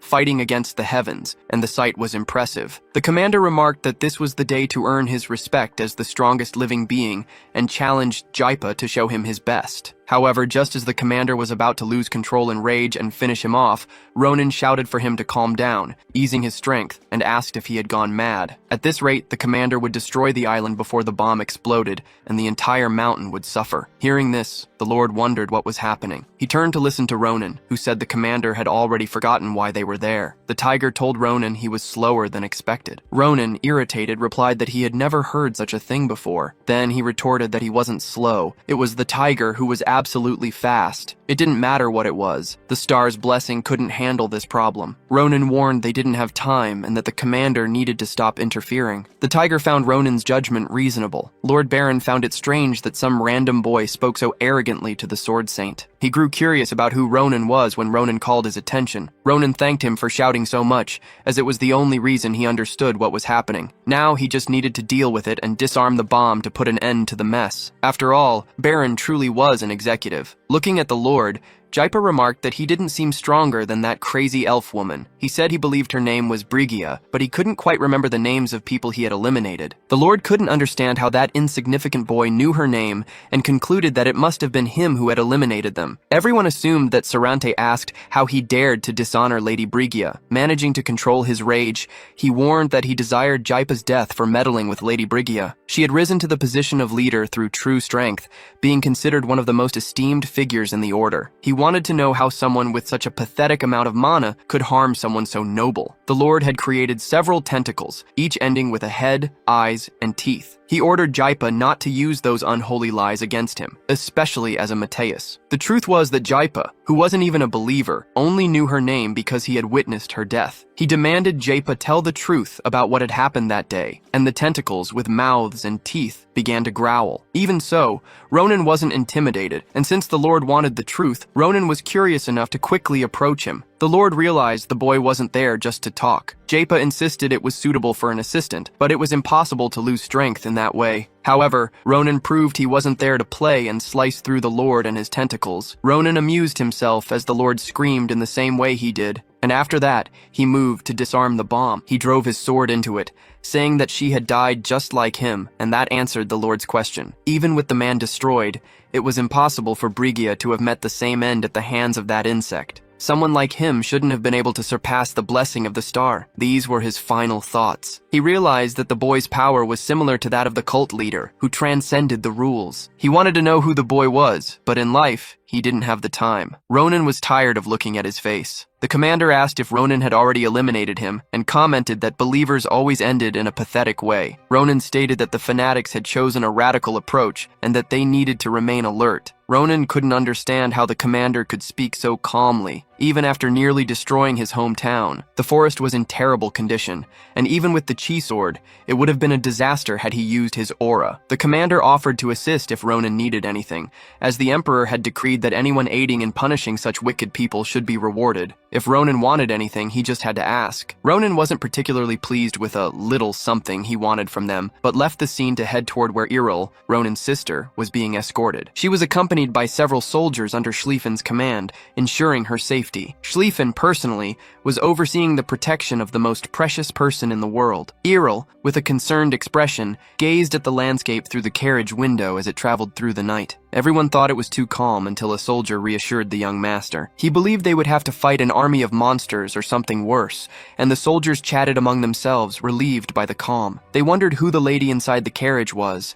Some thought she was from Grancia, but they weren't sure. Schlieffen, riding his horse near the carriage window, blushed at the mere thought of looking at her. Trying to make conversation, he asked if she was uncomfortable. If that was the case, he asked her to report it to him immediately so he could arrange for a new carriage. She smiled and said she was fine, thanking him for his kindness and commenting that the carriage was very comfortable. She then asked if he wasn't tired of riding the horse all day and said it would be fine if he wanted to sit inside with her. She leaned slightly out of the window. This nearly made the night dissolve in joy, but he replied that he couldn't do that. If he let his guard down, her safety would be at risk, but he was glad she was comfortable. As they spoke, he sensed a presence, and the tremors began to intensify. He noticed something approaching, making the horses uneasy. It was an incredibly strong energy. He ordered all forces to prepare for battle, prioritizing the lady's safety. He moved ahead in the name of Grancia, and all the guards began shouting the same rallying cry. He thought he couldn't believe this wasn't a threat on the level of a wyvern. To him, sensing such an aura was overwhelming even at a considerable distance. Even so,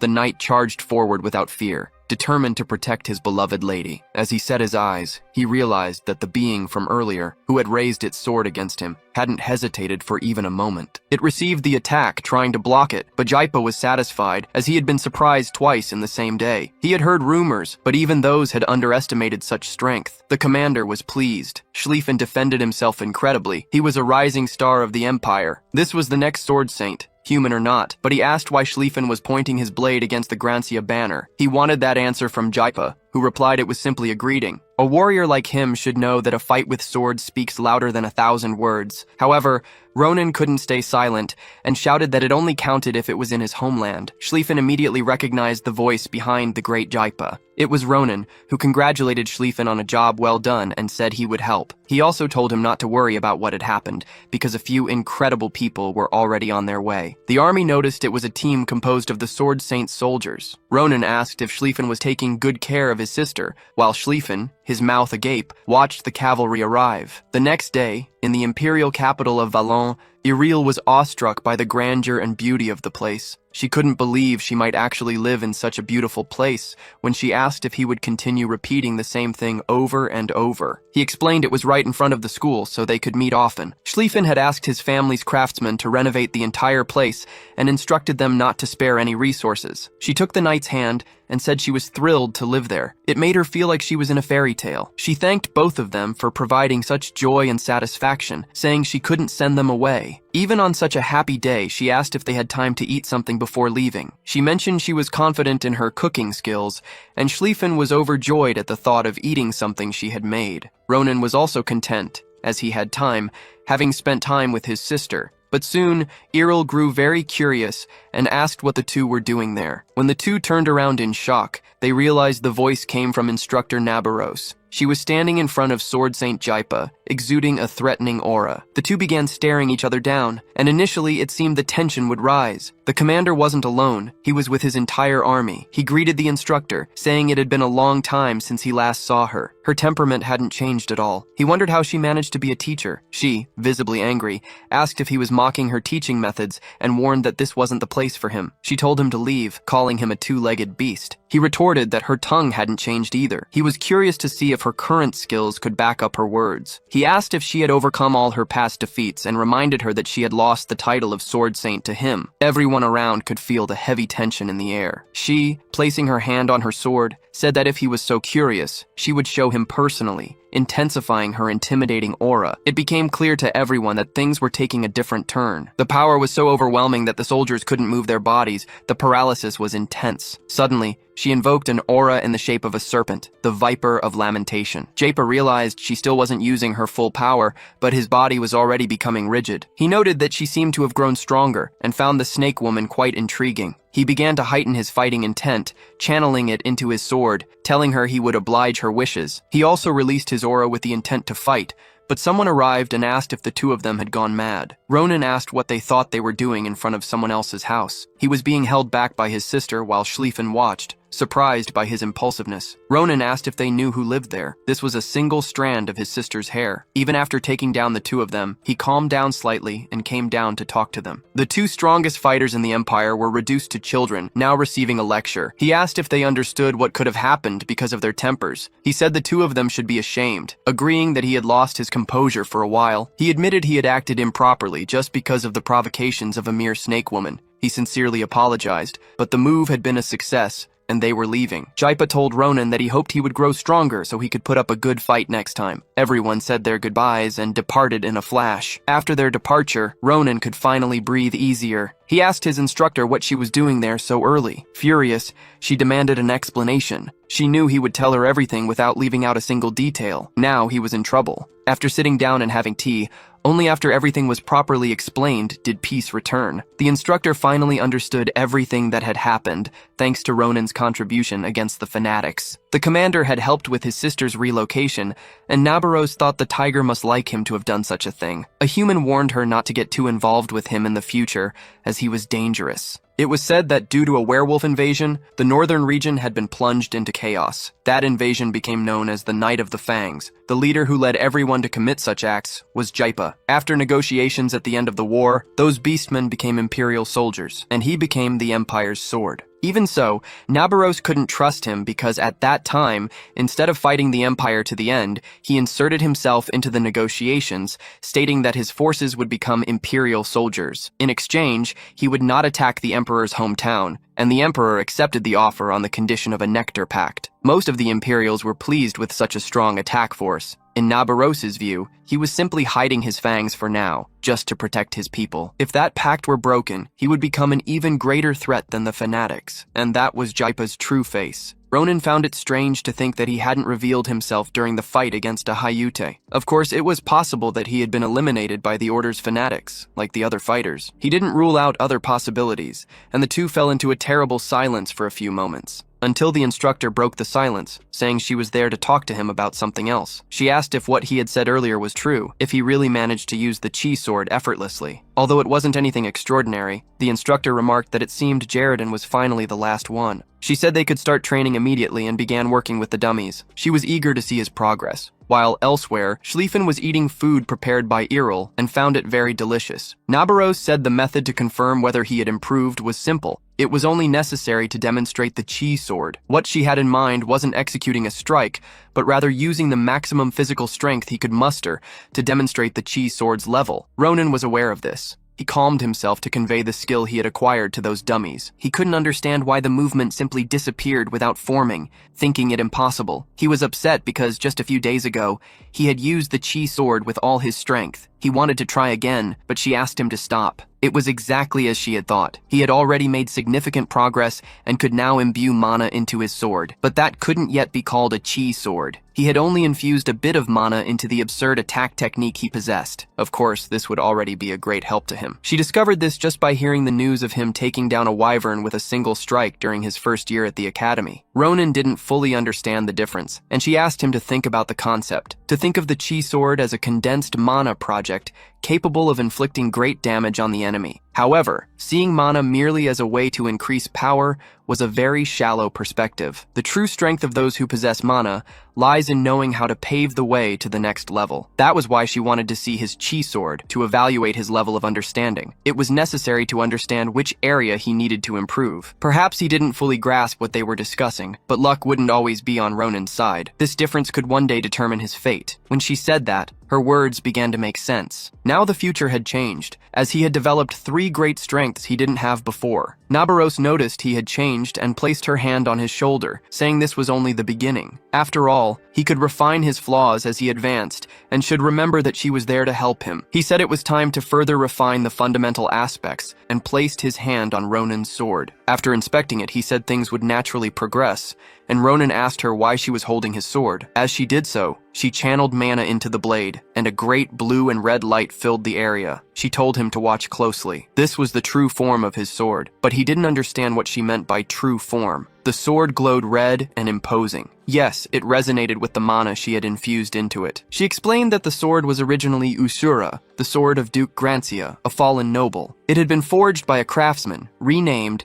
but concealed its true power. The true value of a sword that unlocks latent power is that it exhibits a force several times greater than usual. She demonstrated this to Ronin with a single swing of the sword. He had heard of the masterpiece crafted by the artisan Doran, and it seemed it was indeed true. Ronin realized she had destroyed the training field with a single strike. The sword had been forged with enchantments, but why then had his earlier attempt to use mana failed? She explained that it seemed his mana level was too low, which was why the blade couldn't resonate. She acknowledged Ronin's inexperience. He felt as if the sword was rejecting him. Thanks to this, he now had a clear goal in mind and knew where to start. He asked her how to show that kind of master, what kind of person he was. She thought his mindset was good and wanted to begin training him to sustain his aura, as that was his greatest weakness at the moment. On the first day of training, he managed to sustain mana for 48 seconds. By the third day, he held it for 1 minute and 32 seconds. On the 5th day, he reached 2 minutes and 12 seconds. By the 14th day of training, he sustained it for 13 minutes. He had long surpassed the goal. Most people took years to reach that point. She asked him to show the chi sword while maintaining that state. She didn't need to tell him not to lose focus again. He concentrated and demonstrated it, and she observed his reactions intently. After executing the movement, he waited, with countless thoughts running through his mind. As he waited for the results of his action, he remembered hearing similar things many times before. She was pleased when he managed to hit one of the training dummies. He was beginning to understand the process better and could see the progress in his training over the past days. He responded that he now understood that the more he trained, the better his perception of mana would become. By focusing solely on sustaining mana, he could feel all his senses sharpening. Finally, he understood how immense the power of mana could be. Nabaros was pleased because he finally grasped the basics of mana. However, at that moment, Professor Geraldine arrived. He remarked that she was working her students too hard, even at that hour. He commented that her passion for teaching hadn't changed, and mentioned that it had been a long time since they last spoke. He apologized for interrupting, but said he needed to borrow her time.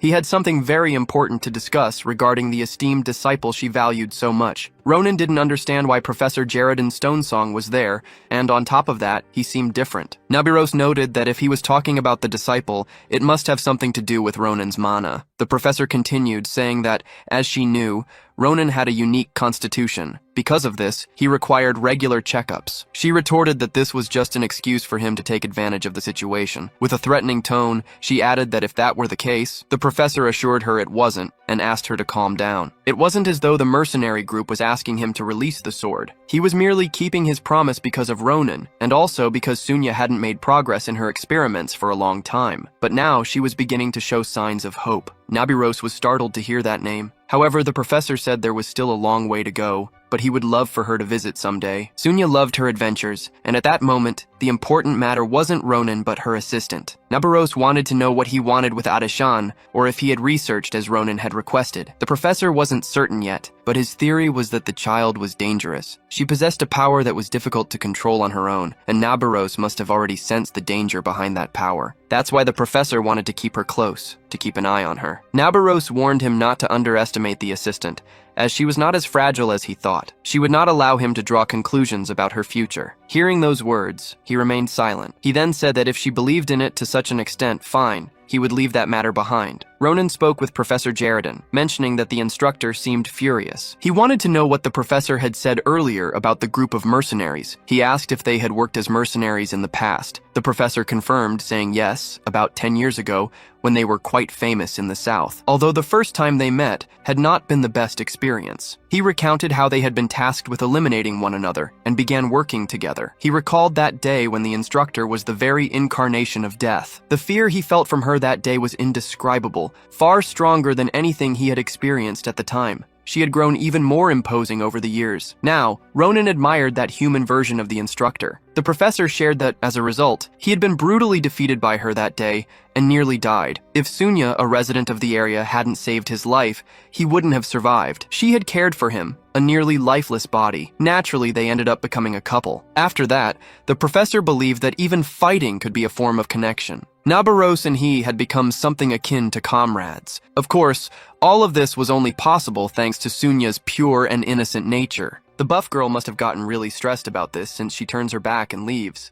Meanwhile, the tired hero just watches her walk away, thinking she was a worthy opponent. In another scene, we see what looks like a castle, with some creature being preserved inside a nitrogen tube. Actually, there are several rats in there. I'm not sure if they're food for the thing in the tube or if they're experiments too. The protagonist looks around, trying to understand what's going on. He soon spots the hooded guy heading down a very peculiar hallway, where there's a symbol on the floor forming a heptagon. Behind him, there's a crystal ball. He glances back and sees the black-haired girl looking really scared, quickly pointing at the symbol in the center. The girl goes there clearly, and he grabs the ball. Right away, the ball starts to glow while black smoke comes out of the girl's body. Seeing that, she starts to panic, and then the black smoke spreads throughout the entire room. It shows that there's not only rats and weird creatures, but all kinds of animals trapped inside those incubations. But then, one of the animals seems to come to life, making the protagonist turn around, startled, and see that woman staring at him with dozens and dozens of eyes all around her. The black-haired girl finally realizes the power she has, while the bearded man just stays silent, watching her. That intense power starts swirling around her body, and she wonders what's happening. Meanwhile, our protagonist just says something to the bearded man,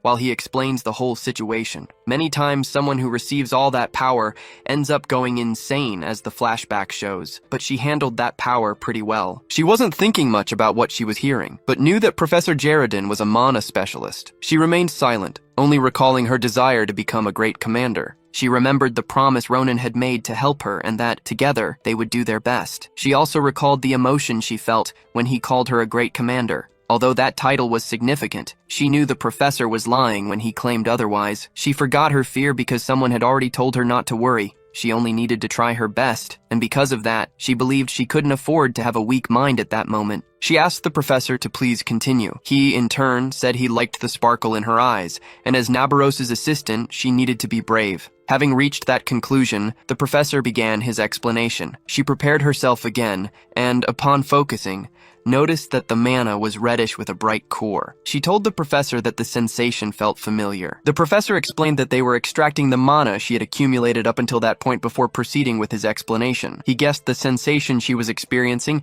even admitting it was just a hunch, but he was likely right. What mattered was what needed to be done, though she couldn't calm her classmates. Shadow mana was a power that went beyond the logic of this world. It was impossible for such a power to simply hide peacefully. Shadow mana should have continually collided with the mana she had collected, hindering its growth. Yet, the fact that she was still able to gather so much mana was astonishing. Her efforts were admirable. However, she would have to say goodbye to the fruits of that mana. The solution was simple. The problem was that these two energies were interfering with one another. They would need to hide one and eliminate the other, leaving only shadow mana in her body. Now the situation became even more intriguing. One student was struggling because they couldn't accumulate mana. Meanwhile, another couldn't get rid of it, though it felt oddly familiar. The mana found wasn't easy to remove, even though it appeared to be extracted. The professor wasn't sure if there was another way to remove the mana all at once, as it could cause side effects. He believed it wouldn't be the case, since she would simply return to the state she was in before possessing mana. When Ronin saw the flow of mana rising, he cut it off, which made the girl feel relieved. The professor was logically surprised, as Adashan's mana had disappeared. Ronin explained that it was simple since he had too much to do with the assistant and couldn't wait 5 years for it to happen. At that moment, the Shadow Mana's energy reappeared, and Ronin thought the great commander might be in danger. When everything unfolded, she fainted, but upon reopening her eyes, she felt immense relief. She asked why she was lying on his lap, and he asked if she had fainted. He wanted to know why. Meanwhile, the beings contained for the experiment were apprehensive and furious. Ronin noticed that the experiments, which should have been dormant, were growling because of her. The professor summarized that since her original mana had disappeared, the shadow mana had now become dominant. She was furious again, and Ronin congratulated her on her progress. The strange sensation near her heart was the shadow mana's pure healing effect. This was the new power she would need to learn to control. She remarked that it was surprising, but cold and heavy. There was still a bit to go, but she would soon start learning to use the abilities gained from awakening the shadow mana. However, she needed to take it slowly, and the professor was about to calm the experiments. Ronin asked the professor to let her handle it on her own so she could command the experiments to settle down. In her current state, she thought it was possible. She then looked at the experiments and firmly ordered them to quiet down. The professor observed that, just as Ronin had said, she managed to make them stop. She had gained a mental domination type ability. A simple mind control typically consumed an unbelievable amount of mana, but she managed it with just one word. The professor commented that this power could be more dangerous than he initially thought. Her new power as the Great Commander was mind control. This ability allowed her to target a living being and impose her will upon it. If used for instruction, it would be an excellent method for commanding others. But if she narrowed the scope of her power to a single unit, she could turn it into mayonnaise or even take its life. That was the Great Commander. In the battle against the giants, she didn't hesitate to use her abilities. In the past, she did what had to be done, and Ronin watched it all from the sidelines, observing every decision she made. He asked her, seeing her expression, if that truly was the only method for a great commander. She always answered without hesitation, saying it was the only way to achieve victory. Ronin could continue devouring the battlefield until the end, and that was the only reason they were alive. He now remembered that in her previous life, she had no choice but to become the Iron Lady. When they faced the same situation again, he wondered what he could do differently, and what decision the Great Commander would make this time. He thought about this while they were in the tower, observing all those experiments. Outside, the sun illuminated a beautiful day. He walked beside Adashan and commented on how busy the day was. She had awakened a new innate power, and the professor even suggested he could help her. Turning to her, he asked how she felt, how it felt to be one step closer to becoming the Great Commander. However, he noticed she seemed too worried to answer. She was concerned because that power was growing quickly, and its influence would eventually reach the people around her. She questioned if it was okay for her to wield such a dangerous power. She confessed that at first she was excited about gaining a new power. She felt she was getting closer to her dream, but after seeing the true nature of the power, she started to fear it. She worried that one day, under the guise of doing the greater good, she might end up using innocent people as pawns, sacrificing them. She feared becoming a monster who would do anything to achieve victory. Ronin widened his eyes as he looked at her, realizing that she already understood both sides of her ability. In her previous life, the Great Commander's plans were near perfection, pushing the boundaries of judgment. She had saved countless people and become the light that guided them in the morning. But in the end, some soldiers were sacrificed, dominated by her ability. He had no right to tell her that the path she was taking was wrong. She asked him to be by her side when the time came, to have the strength to keep moving forward as she had done so far. He simply told her not to regret what she had just said after she became successful, because things wouldn't end with him pushing her off a cliff. After that day, peace began to return to Frieren Academy for the first time in a long while. Adashan and Professor Jaredin officially began training her shadow mana. At first, she struggled to control a single bird, but now she could control 5 at once. Next, she would attempt larger beasts, while Braun continued his individual training as usual. During the day, she was nowhere to be found, but she enjoyed teaching nectar magic to Sita, who had already mastered her magic perfectly. Sita excelled on her first attempts and was considered a genius. Ophelia spent a lot of time teaching large-scale combat spells and the nectar cutter. Although her passion for teaching seemed a bit excessive, it was always good to learn as much as possible. Ronin spent his days peacefully, training extensively with Schlieffen,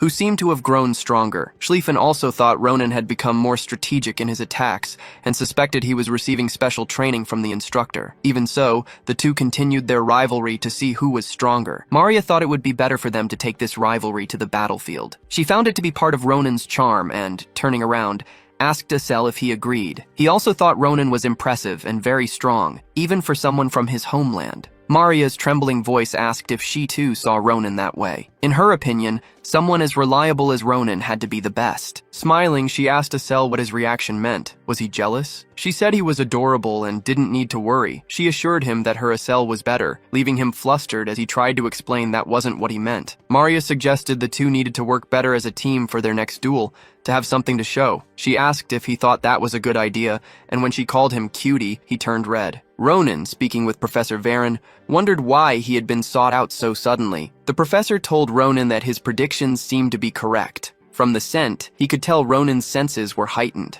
Ronin mentioned it felt similar to what he had experienced at the Sarante Sanctuary. He added that he wouldn't waste a single leaf until he succeeded in cultivation. The fact that Ronin had brewed that tea meant the advising professor had achieved his goal. Now he was the advisor for the Special Adventures Club that Ronin had created. He explained that after Ronin had ventured into the mountains on his last adventure, if he hadn't received Sarante's gift, he would never have known about the herb's existence or its uses. It had been a bit challenging, but he had successfully cultivated it and was happy it could help so many people in the future. The professor also wanted to reward Ronin for managing the chaos and assisting all the helpers during club activities.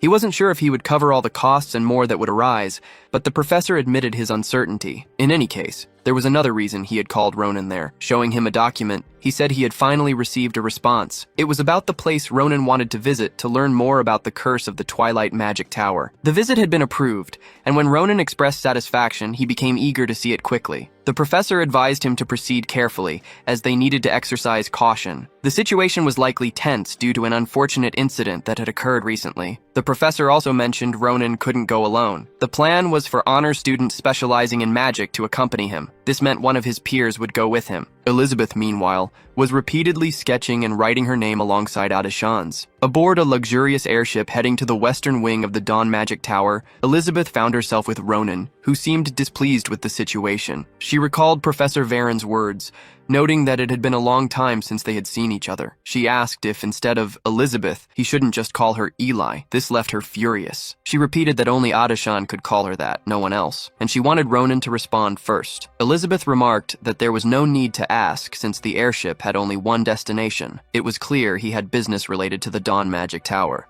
She commented on how unusual it was for a martial arts expert to have interest in the Magic Tower, and on top of that, to go alone. She noted that his circumstances were complicated. Ronin had considered bringing Asel with him, but he was busy with some kind of training with Maria. But where were the other students from the first list, and why was she alone? What Ronin had been told was that several mages were supposed to be heading there, yet she was alone. Elizabeth also mentioned that the mages of the Dawn Tower were known for their fire magic. The opportunity to visit the tower was only granted to the top 10 students practicing fire magic at the academy. First-class travel was awarded only to the student who ranked first in the tests. That's why no one was better than her in the Magic Education series, and she was enjoying the delightful silence. Ronin concluded that the reason she was alone was because she didn't have friends, suggesting they could enjoy each other's company. During that journey, he was also alone, so they would make a good pair. He asked her what she thought of the idea, but Elizabeth didn't like being called Ronin's pair at all. She said she didn't need him, and Elizabeth reminded him that even though she was close to entering the renowned tower, her peers were just talking nonsense instead of using their time more productively. She couldn't help but sigh every time she looked at him,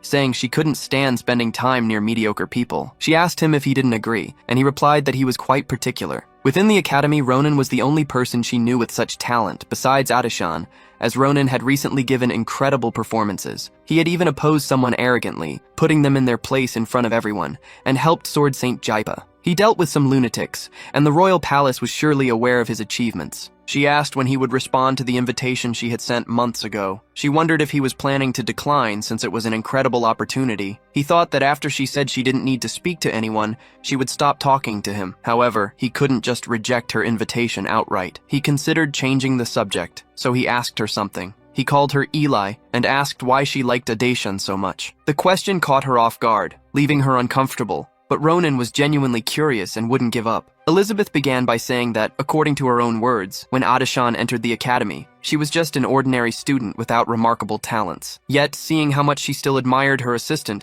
Ronin wondered why she felt that way. Elizabeth remained silent, but Ronin insisted. Elizabeth then said that Adashan was unlike anyone she had ever met. Elizabeth first encountered her a few days after entering the academy. She was looking for the library when she got lost, and it was Adashan who kindly helped her, showing her the way. They went together, and Elizabeth remarked that it was incredible to see how Adashan conducted herself during the entrance exam. She could hardly believe what she saw because, even as a freshman, Adashan already displayed so much talent. Elizabeth said she couldn't stop talking throughout the entire exam because she was so impressed. Elizabeth thought it would take a while for someone to start flattering her, but instead, most people claimed all her achievements so far were due to her prestigious family. However, there was that girl who said something different. Perhaps Adashan had worked hard to reach that level at such a young age, persevering and smiling. Elizabeth could barely imagine how difficult that must have been. She admitted that someone like her could never fully understand those feelings, but even so, she thought it would be challenging to handle everything in the future. And if one day Adashan needed to vent, she could talk to her. Adashan replied that she wouldn't be much help, but perhaps she could offer some advice. Elizabeth told Ronin that the feeling she experienced that day was a precious memory. She couldn't fully explain it, but above all, Adashan was incredibly beautiful. She blushed as she said this, continuing that her long, soft hair matched her tall, slender figure. She wondered who could compare to such beauty. She added that she felt at peace, but just imagining it, felt an immense longing. With sparkling eyes, she thought all the geniuses of that generation were very peculiar. After taking a deep breath, she thought it didn't matter, and that a relationship with Adashan would be very helpful. Suddenly, Ronin sensed a presence. He told Elizabeth to stop talking and get ready, asking for her help. She didn't know what he was talking about, but he said there wasn't time to explain, and she needed to act quickly. Something was approaching the ship rapidly. He grabbed her and jumped with her. Elizabeth, irritated,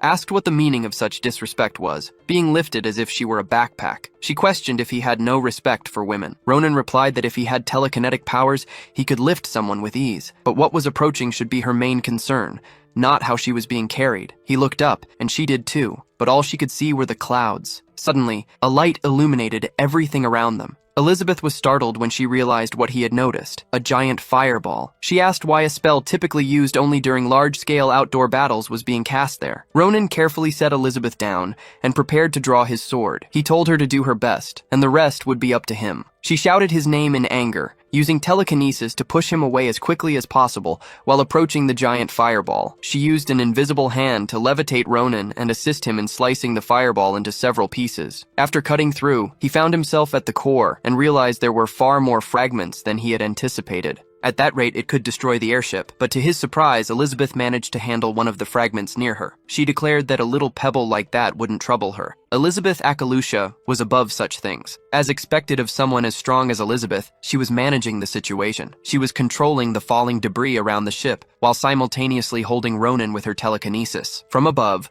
Ronin praised her, saying that, as expected of the lady of the Akalusia family, she wasn't all talk. He shouted that she was amazing, insisting on calling her Eli, despite her repeatedly saying only Adashan could call her that. Landing back on the ship, he ignored her curses, but wondered if he had accomplished anything with his actions. Still, he thought that for a welcome ceremony, this had gone a bit too far, and he wanted to know what was happening. At the Dawn Magic Tower, someone attempted to communicate with them, asking if they were all right. They confirmed that a spell designed to bring down airborne vehicles had been launched from the tower. Elizabeth noticed a communication spell in the area. The tower continued the conversation, explaining that it had not been intentional. It was an unforeseen accident. They informed them that they had adopted maximum security measures and that everything was fine. The airship could land. They added that they would discuss things in person as soon as the airship docked. Everyone was on edge, trying to understand what that fireball had been and who had sent it, but relieved that they could proceed to the tower. Elizabeth was disappointed. One of the 5 great mage towers had caused such an accident. She declared that if there wasn't a plausible explanation, she would file an official complaint through her family. Ronin, however, suggested she hear the explanation first, as he believed he already had an idea of what was going on. Based on his conversation with Professor Frieren,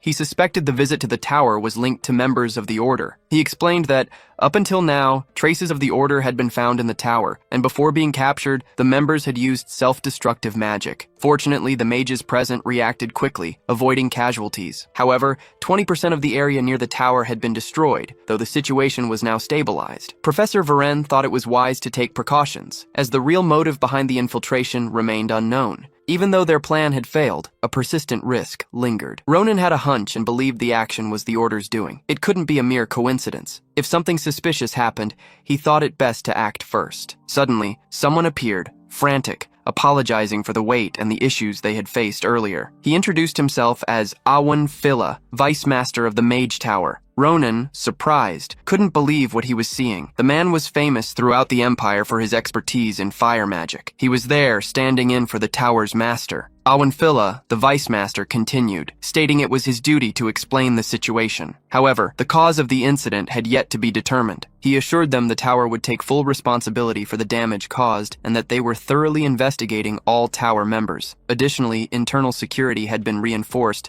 to ensure no further issues and that the schedule wouldn't be disrupted. Most believed what the Vice Master said, but Elizabeth wasn't convinced that someone like him would personally apologize. She thought they were brushing off the incident and should move on. Ronin, on the other hand, believed it was wise to trust him. During the battle against Ahayute, Awunfila had been on the front lines, saving his comrades. In a fight where everyone was at risk, he had inflamed his body multiple times, until turning to ash and dissipating into the wind. He had never hesitated, which made Ronin believe he wasn't aligned with the fanatics. Ronin asked if the two of them had been the ones to block the fireball. The Vice Master bowed to both of them, deeply thanking Ronin and Elizabeth. He expressed that the Mage Tower was indebted to them. He explained that while Ronin's presence was not surprising, Elizabeth's situation was different. It was a separate story, but he mentioned he had heard about her. He invited them to follow him, as he wished to express his gratitude and share more about what was happening. The Vice Master led them to the center of the Tower of Dawn, where research on magic, specifically fire magic, was being conducted. The place was a bit warm due to the ongoing experiments, but he wanted to present everything in the best way possible. Elizabeth began to understand why this was one of the 5 greatest towers. Seeing the people there, she noticed they were above the 4th circle, meaning they were always prepared to enter battle at any moment. However, she observed that the atmosphere wasn't exactly welcoming. The people talked among themselves, but seemed uncomfortable with their presence and the absence of the Tower Master. As the Vice Master ascended the stairs with the visitors,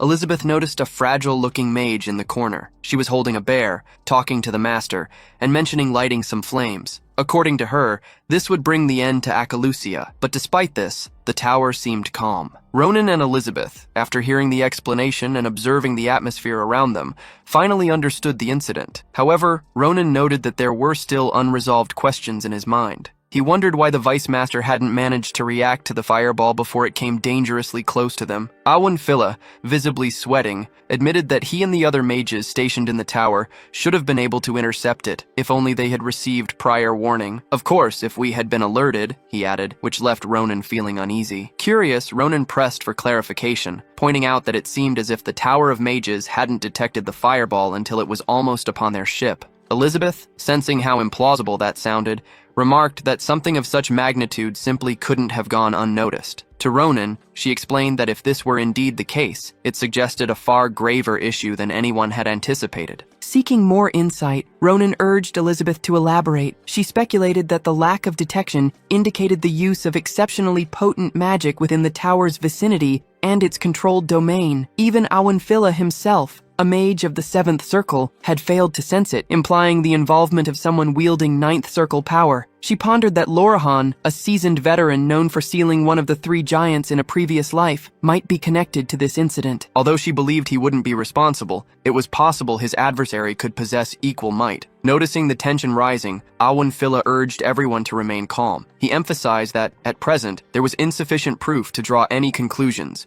and suggested that the attackers might have employed tactics beyond mere magic. In a sterner tone, he vowed that once those threatening the tower were identified, he would personally ensure their complete destruction. He then encouraged them to relax, expressing gratitude to both Ronin and Elizabeth for their assistance during such a critical moment. Despite considering some of Awun's remarks to be exaggerated, Ronin felt the Vice Master was genuine, especially after hearing the reports concerning their actions. Awun then proposed rewards for their bravery. For Elizabeth, he offered the chance to learn fire magic, a rare and valuable skill within the academy, promising to teach her spells not easily found elsewhere. Knowing Ronin's penchant for seeking out dangerous adventures, he presented him with an enchanted scroll containing high-level fire magic, intended for use in emergencies. Ronin was taken aback, but thanked him sincerely for such a precious gift. The Vice Master also mentioned the book Ronin was searching for to lift a curse. The Tower of Mages library was among the largest in the Empire. Although locating the exact tome would be challenging,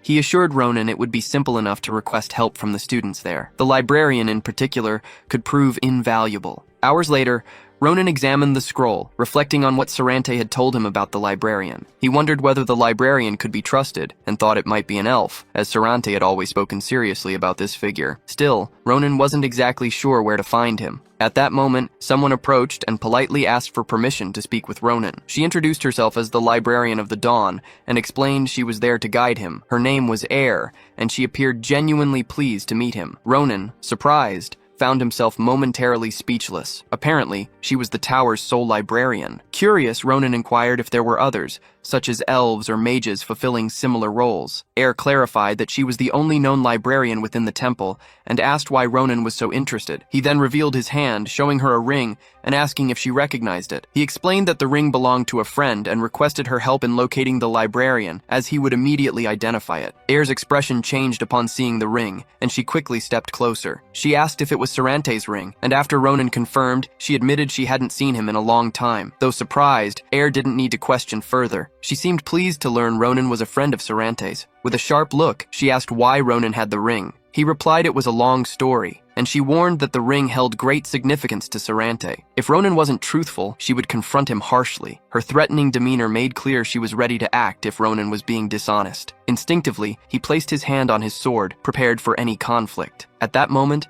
Air summoned a large wolf, a clear demonstration of her readiness to defend her friend. Clearly upset, she declared that if Ronin had wronged Sarante in any way regarding the ring, he would not escape punishment. She was willing to face the consequences herself if necessary. Ronin realized he couldn't fully reveal the nature of his connection with Sarante, but he understood that Air's care for her friend was genuine. Apologizing for any misunderstanding, he explained that a stranger had appeared, showing Sarante's ring. Drawing his sword, not as a threat but to emphasize the seriousness of his words, he earnestly asked Air to hear his story and allow him to clarify everything. So their conversation continued amidst the towering bookshelves. Air repeated what he told her, that while doing club activities, he'd met Sarante by chance, formed a bond, worked together, and even defeated an executive from the order that had been troubling the Mage Tower lately. Ronin confirmed that was exactly what happened. Now, Air understood why it made sense for Sarante to entrust him with the ring. If Ronin had stolen it, he wouldn't even know her connection to Sarante. Ronin emphasized again that there was no way he'd take Sarante's treasured ring by force. Despite Sarante's calm appearance,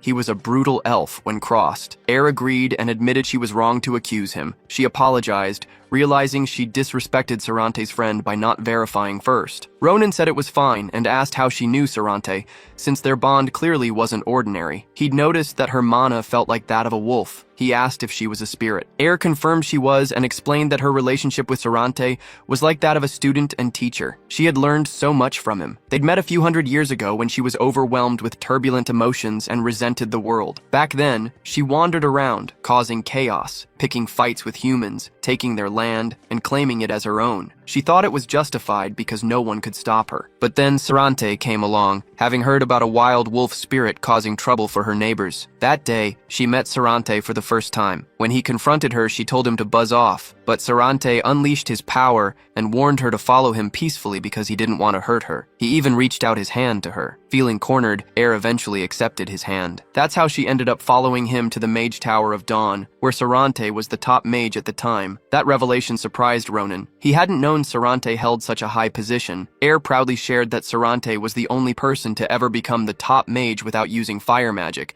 proving just how unmatched his skills were. At the time, she hadn't cared about how great he was. She kept trying to escape, but Sarante never gave up on her, choosing instead to guide and teach her. He taught her that those who rely solely on brute strength eventually meet someone stronger and break. He also showed her that to live rightly, she had to coexist with the world and nurture a kind heart. Thanks to Sarante's teachings, she became who she is now. Ever since then, she's guarded the library and followed his path. She guessed that Sarante must be as busy as ever, since she only heard of him through Ronin, but Ronin hesitated to tell her the sad truth. After thinking it over, he remembered Sarante and how he wouldn't want someone close to him to grieve. So, Ronin lied, saying that Sarante was simply devoted to a god named Senel, and that it would be hard for him to reach out for a while. Air didn't doubt him. She knew how Sarante could be. She said she wasn't sad. Just knowing he hadn't forgotten her was enough to make her happy. As Ronin watched, the ring began to glow, its shape shifting before his eyes. He asked what was happening, unaware that somewhere on a nearby shelf, a book with an eerie eye watch seemed to be spying on them from the shadows. 3 days later, even though everyone in the Mage Tower was as busy as ever, there hadn't been any new incidents. Thanks to that, Ronin had been able to dive deeper into learning about his curse in relative peace. But after spending countless hours buried in piles of books, he was exhausted and honestly sick of it. No matter how much he read, it felt endless. Air came by to check on him and asked if he'd made any progress. Ronin admitted that he hadn't found any clear clues about the curse in his body yet, but he was starting to grasp some related concepts. It was all because of Air, who had been teaching him everything she knew about curse attributes for 3 days straight, without even sleeping. But the more he learned, the more complicated it became, and the more he felt like giving up entirely. Air understood, telling him that curses always had that frustrating side to them. She asked if he had any questions about what he was reading now, since she happened to have some free time. Ronin brought up something that had caught his attention earlier. He flipped through the pages, searching for it. He told her it was about the forbidden book, something called Bajora. The moment he said the name, he noticed how Air went silent. Her expression turned deadly serious. She asked him how he knew that name and demanded to know if he'd secretly snuck into the forbidden book section. Ronin was genuinely surprised. He didn't even know such a section existed. He explained that he'd seen it pop up repeatedly in the books she'd given him. That's why he was asking. But Air was adamant. She knew there was no way. She used her power to check each book, scanning through them all because she was sure none of them should contain that name. Ronin felt uneasy. He tried to prove it to her, pointing at the page where he'd seen it, but to his shock, it had vanished. Air told him that the reason Sarante wanted him there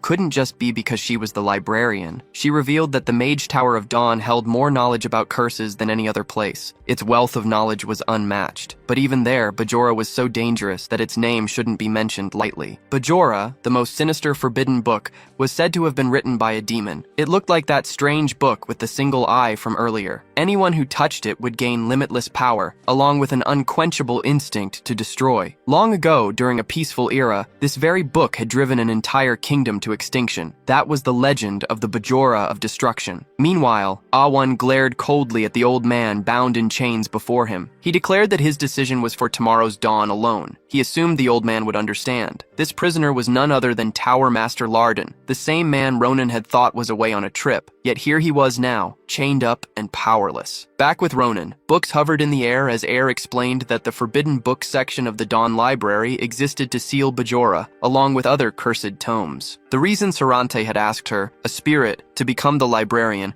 was because only someone like her could resist the temptation of forbidden power, unlike humans who were easily seduced. But now, hearing Bajora come from Ronin's mouth left her disappointed and deeply worried. She began to piece together a connection between the recent disappearances after Nebula's self-destruction and what she'd just heard. Ronin asked her to pause. He wanted to confirm if the missing cases began right after the terror attack. Air thought back and agreed. She remembered it clearly since it was such a massive event. All the missing people had been those who assisted her in her librarian duties. When they vanished, she searched every corner of the Mage Tower, but there were no signs. It was like they'd vanished into thin air. Ronin wondered if it was truly possible for them to disappear so perfectly. And as if on cue, the timing lined up with the self-destruction. He started to suspect that the entire incident had been a trap to deceive everyone. That night, the room was cloaked in smoke. Several magic circles glowed on the floor, and in the center of one of them stood Elizabeth. She realized that Awan's flame magic relied on bold ideas and applications that ordinary mages would never imagine. It was truly on another level. Just by applying his theories, her mana waste had already dropped dramatically. She couldn't believe he'd created such a beautiful magic formula. She wished she could bring him to Akalusia, but that would be too difficult. Awun had poured everything he had into magic. Elizabeth decided she would learn as much as she could during the rest of the field trip, but suddenly, she sensed someone. In an instant, she wrapped her magic around the intruder's neck. The figure, cloaked and hidden near the ceiling with invisibility magic, was dragged down by her force. Furious that someone had dared to spy on her like that, she gripped the cloak tightly, only to realize who it was. It was one of the missing people. She recognized his face from the tower's bulletin board. In the photo, he'd had a wide smile. Now, though, he looked lifeless. She was about to question him when a deafening explosion rocked the room behind her. A tornado of flame surged, filling the area with smoke. Through the haze, a hand extended. It looked like the leader of the group had arrived. There were 3 figures, all shrouded in cloaks. The leader's eyes glared at Elizabeth. Flames roared around them. Yet the leader calmly erected a barrier that shielded them all. The thick smoke made it impossible to see clearly, but once it cleared a little, Elizabeth stepped forward, remarking that they seemed to want to rescue their comrade, so she'd returned him. But since she'd already burned him in her earlier attack, she doubted they were all that happy to see him now. The cloaked figure stayed silent. Elizabeth pointed out, with sharp eyes, that they had been the ones to attack her first. She made it clear that they were the ones who started this fight. Since she couldn't quite wrap her head around what was going on, she decided to ask a question first. She demanded to know what the hell was the reason all of them, the people who had recently vanished without a trace, were now attacking her. On top of that, the third daughter of the Grancia family was among them. She was Cyan Grancia, and like the others, she looked completely lifeless. Staring at Cyan's blank face, Elizabeth realized there was no way Cyan would answer her. Still, this situation worked in Elizabeth's favor. She had been dying to test out the formula she learned from Awun in an actual battle, and there were so many ways to apply it that she hadn't tried yet. She warned them not to turn to ashes too quickly. She unleashed a massive flame in their direction, a swirling tornado of fire that threatened to swallow all three. They watched it rush toward them. Two of them smashed the ground and raised a wall of earth to shield themselves from the flames. The sheer power behind her attack made it clear the rumors that she'd become a new pillar of Akalusia were no exaggeration. They realized her strength far surpassed that of a fourth circle mage. They knew they wouldn't last long at this rate, so they asked Cyan if she was ready, then ordered her to burn Elizabeth. Cyan formed an arrow out of her flames. She fixed her gaze on Elizabeth's location and then fired the blazing spear. It shot forward so fast that the air seemed to ignite around it. But Elizabeth didn't even flinch. She watched it approach until it was just an inch from her eyes. Then she scoffed, calling it a pathetic fire toothpick. Cyan froze, completely thrown off guard. Elizabeth laughed at her for daring to send such a weak spell. Without a second thought, Elizabeth sent the flame spear right back. Then she really made her point, conjuring multiple spears at once, filling the air with fiery projectiles. She wanted to make Cyan regret ever becoming an enemy of an Akalusia. Elizabeth wasn't holding back at all. She unleashed a storm of blades, all aimed at Cyan. The attack was called Fire Needle. Their enemies saw the oncoming barrage. One of them cast a fire shield, but the needles scattered as they struck its surface. Still, Elizabeth didn't let up. She kept raining needles down on them. They realized that if they just kept defending, it would never end. They decided they had to close the distance and finish this fast. One of them moved forward,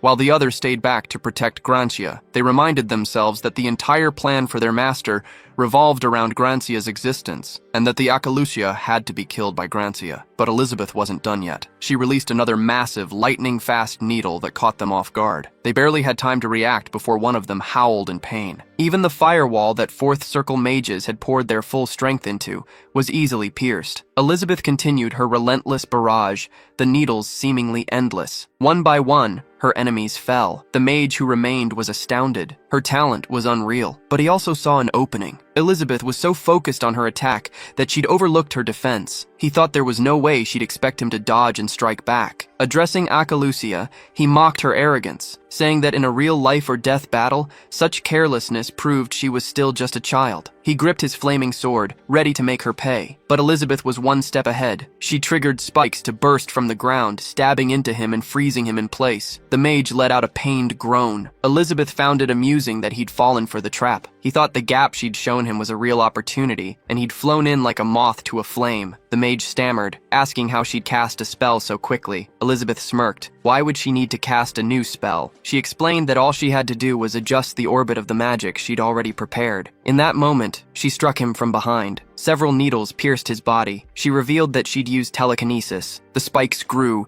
tearing into him from every angle, and the mage screamed in agony. He finally realized that Elizabeth could control two different types of magic at once. It was impossible to comprehend, but Elizabeth corrected him. She could actually handle three. She added that there was no point using all that on a mere moth. The mage was swallowed by a tornado of flames. Now that this annoyance was gone, she turned her focus back to Cyan Grancia. Grancia glared back at her. The other mages were scorched, but Elizabeth noted they wouldn't die so easily. Fire mages had impressive resistance to flames, but that didn't mean the pain wasn't unbearable. She told Cyan that it would be wise to talk now while she was still feeling merciful. She reminded her that even someone as young as her should know. If the Akalusias and the Grancias ever clashed, a bloody storm would sweep across the entire empire. No matter who won, all that would be left was mutual ruin. Elizabeth knew that this pathetic plot couldn't possibly be Cyan's doing alone. She asked if their leader was behind it, though she doubted it. Cyan had too much to lose and too little to gain from a war or an assassination like this. It was sloppy. As much as she hated to admit it,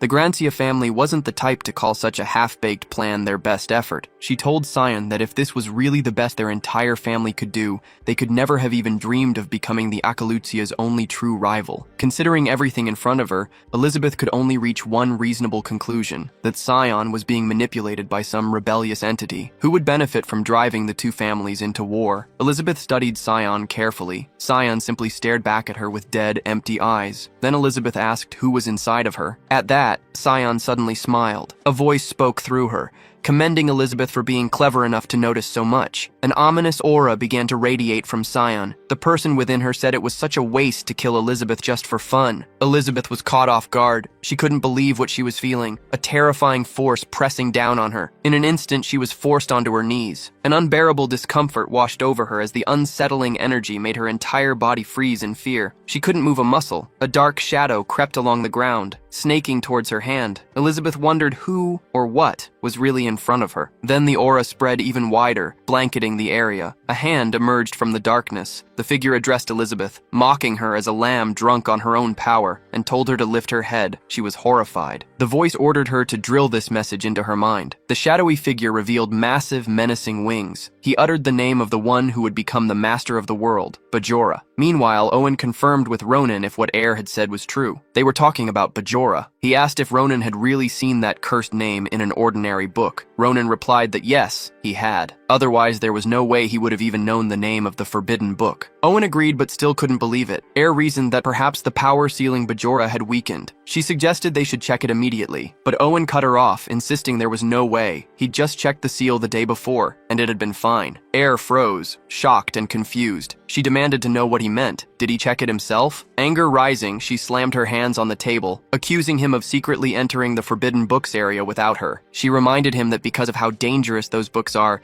he's forbidden to go there alone, not without her or the Tower Master. She reminded him that even if he was Owen Phila, he'd be helpless if the forbidden books tempted him. Owen's brow furrowed. Air yelled that she couldn't let this slide. She vowed that once the Tower Master returned, she would report everything. But Owen simply apologized. He admitted he shouldn't have kept it from her. Pain crossed Owen's face as he finally spoke about Tower Master Larden, revealing that the Master was already there. He was sealed together with Bajora 1 year ago, the same day everyone thought the Master had left to cultivate himself. In truth, he never left the Mage Tower at all. Instead, he'd walked into the darkest depths of the tower. He released the seal of the evilest forbidden book, Bajora, hoping to obtain the ancient knowledge within it. Air tried to understand, asking if that was why they hadn't heard any news from the Master for so long. She was shaking with confusion and rage. She couldn't fathom what would make the Tower Master seek the knowledge of a forbidden book. She knew that Larden had already reached the peak of fire and phantom magic. What more did he want? Owen explained that this must have been why Larden believed he could control Bajora. He always saw the knowledge locked inside forbidden books as wasted potential, and all the tragedies were just because that knowledge had fallen into the wrong hands. Larden had always said that even the most dangerous power, if properly used by the right person, could help the world. And of all of them, Bajora, with the knowledge to push someone's potential to its absolute limit, would be the greatest blessing the land could ever have. Ronin muttered that he could already see where this was going, even without hearing the rest. He guessed the Tower Master must have failed. Owen admitted that they had underestimated how truly evil that power was. He said it was a darkness no human could ever hope to handle. Even Larden could resist it only for a short time. In the end, the power was too corrupting. The Tower Master realized he was about to become Bajora's host, so he used an emergency force summoning scroll to bring Owen into the Forbidden Books area. Ronin asked if that meant Larden had broken Bajora's seal himself. Owen explained how Larden had apologized for dragging him into this foolishness. He begged Owen to seal him away while he was still barely conscious. Otherwise, the entire world would be in danger. Owen was horrified because he knew that if he did that, he'd never be able to save the Tower Master again. But Larden told him there was no time to worry about him. This was the price of his arrogance, and facing death would be 1,000 times better than staining dawn with evil. He begged Owen, who was torn but finally gave in, telling himself it was all for tomorrow's dawn. That was how Owen sealed Bajora together with the Tower Master, using the strongest spell he could muster. one that wouldn't fall short of what had been used before. Owen confessed that this was the truth he'd kept hidden, and though he knew it would be right to announce it soon, as someone who explores knowledge and understood that the Tower Master had done it for the world, he couldn't bear to ruin Larden's honor with his own hands. Air was in disbelief. Ronin realized just how twisted everything had become. It was tragic what had happened to the Tower Master, but Ronin knew this was no time to dwell on it. Everything happening now pointed to one undeniable conclusion. Bajora's seal had already been undone. Even though Owen said he'd checked the seal with his own eyes, there was no way to be truly certain. The power behind Bajora was so overwhelming that it could easily manipulate the cognition of everyone inside the Mage Tower. Fooling one man's senses, even Owen's,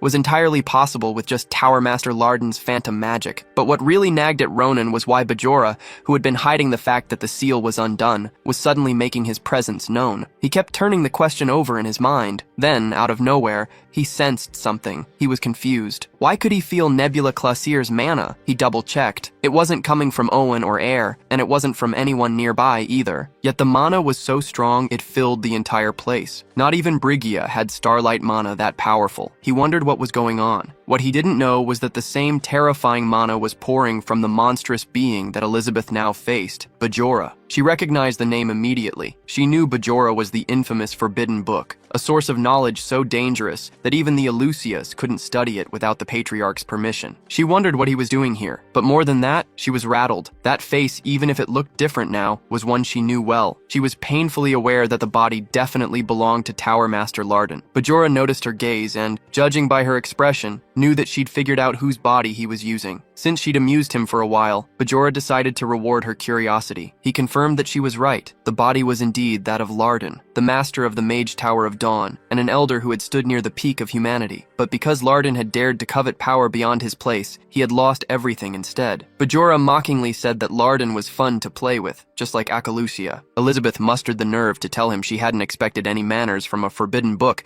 that had been sealed away for so long. But what he was saying was absurd. She forced herself to calm down. She thought to herself that if this really was the Bajora she knew, they wouldn't stand a chance. Not even if everyone in the Mage Tower attacked together. But then she noticed something didn't add up. Why would someone like him act behind the scenes when he could destroy everything himself? She put it together. A grin spread across her face. She called him out, saying it was embarrassing for such a supposed mastermind to hide behind a 10-year-old child and make her launch a petty sneak attack, an attack that was more annoying than anything else, when it was obviously Bajora's doing. Elizabeth pointed out that if Bajora had truly recovered his full power, none of this would be necessary. It all came down to one thing. His state was too unstable and dangerous to be out in the world right now. Bajora burst out laughing. He admitted she got half of it right. Just as she said, he needed more time. In that moment, a sinister aura pierced Elizabeth's body. She was suddenly choked by the oppressive force. Bajora told her that the old man's consciousness was still resisting him, and that it took a lot of effort to fully unify the mind and body. Larden kept trying to burn his own body from the inside every time Bajora slipped up. Bajora scoffed that it was an annoyingly foolish move on Larden's part, but it would end soon. He told her that a new vessel, far better than Larden, had walked right in with his own 2 feet. Confused and gasping, Elizabeth demanded to know what he meant. Bajora said one name, Ronin. Elizabeth's eyes widened. Bajora declared that Ronin was his true beginning and completion. He lifted Elizabeth's chin with his finger. Elizabeth wanted him to explain what he meant by calling Ronin his beginning and completion. Bajora said that Larden had an unnecessarily strong will. Even though it was a hassle suppressing that mind, it was a problem that would solve itself with time. What he hated most was that, after all that effort, all he got was an old and decaying body, but he'd had no choice. One day, while fighting to erase Larden's mind, he decided to amuse himself by starting a war. He fired a flare at an aircraft. That's when he discovered Ronin. It was as if fate had handed him a miracle, a fresh, brilliant potential beyond anything a worn-out human could offer. Bajora admitted he doubted his own eyes at first. He hadn't seen a gem like Ronin in centuries. But over the past few days, after watching carefully, he realized that this radiant child, Ronin, would grant him the honor of becoming his perfect vessel. That's why Bajora found the feud between the two families boring. He viewed it all as part of a meaningful process. After all, he'd found Elizabeth too. He thought she was another vessel with remarkable potential. He grinned down at her. He said she was a talent far too valuable to kill for mere fun. So, in his so-called mercy, he'd offer her a choice. He asked if she'd swear loyalty to him and become his servant, or would she choose to die at the hands of the Grantia family and become the spark that would ignite a war to burn the entire empire to ashes. He made it clear she had to choose. Elizabeth trembled,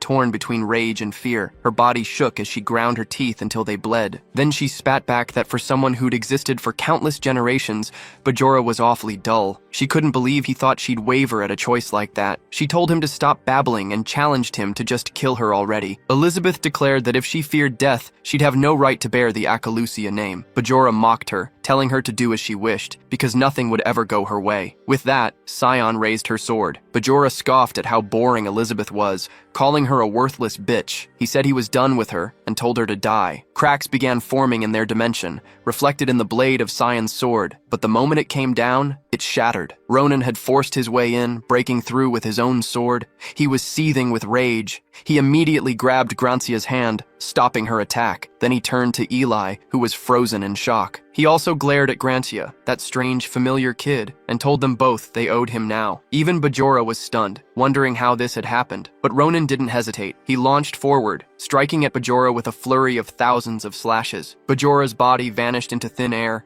leaving only his head behind, still intact, wearing a look of disbelief. He couldn't understand how Ronin had seen through Larden's illusions he had strengthened so well. Even though there was no real substance, Ronin had cut through them effortlessly. Slinging Scion over his shoulder, Ronin stepped back. Bajora actually seemed pleased. Ronin was proving to be just as incredible as he'd hoped, confirming that Ronin would make a perfect vessel. A moment later, the illusion faded away completely. Owen was left speechless. He couldn't believe the entire training site had been cloaked with spells that had blocked their senses. Now he knew Ronin had been right all along. Then Awun noticed the wavelengths of mana. Air agreed. It was identical to Tower Master Larden's. She told Awun that Bajora's seal had definitely been undone. Awun was alarmed. He realized they had to gather every mage and prepare countermeasures immediately. Meanwhile, Elizabeth lay on the floor. She let out a breath of relief, then burst out laughing. She admitted how ridiculous she must have looked, but she couldn't help but laugh. She confessed that she'd felt every bit of pain from being pierced all over,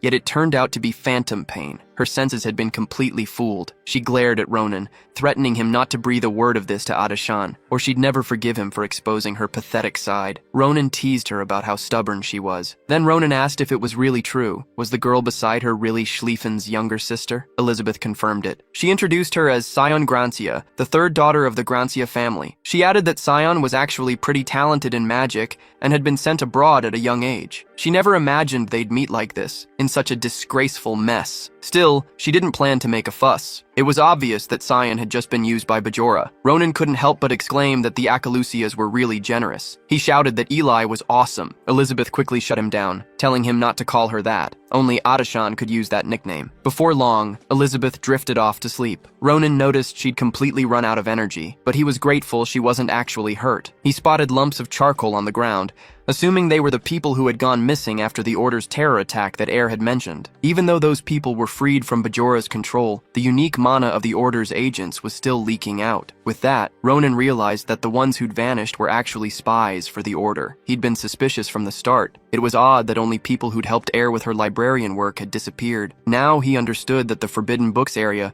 must have been their true target all along. If that was the case, then the terror attack that day wasn't just a suicide mission, it was a diversion to keep everyone in the Mage Tower, including Air and Awun, distracted. The silence that followed was heavy. Even gasping for breath, Elizabeth broke it, warning Ronin to run away immediately because he was Bajora's target. He asked what she meant by that. She told him she didn't have time to explain, but he had to understand. That wasn't Bajora's real body, only an illusion. Embarrassed, she admitted that Bajora was on an entirely different level. Even a mere illusion of his had been enough to overwhelm her. She warned Ronin that if Bajora ever got his hands on him and completed himself, there'd be no saving Dawn from total destruction. That's why he needed to get out of there immediately before it was too late. But Bajora appeared, grinning, and cut in, saying it would never happen. Ronin's face turned pale when he heard that. Suddenly, the training area around him warped into a twisted, distorted image. He called out to Eli, but she remained frozen. He looked over at Air and the Vice Tower Master. They were the same, completely still. Confused, Ronin demanded to know what was going on. Bajora told him it wasn't just them. The bodies and minds of everyone in the mage tower were under his control. Everyone except Ronin was trapped, and just like that, the long, boring wait was over. Bajora called Ronin the child who would receive the honor of sharing a body with him and demanded he come closer. Outside, the mage tower was now surrounded by a black static light. Furious, Ronin cursed at him. He shouted,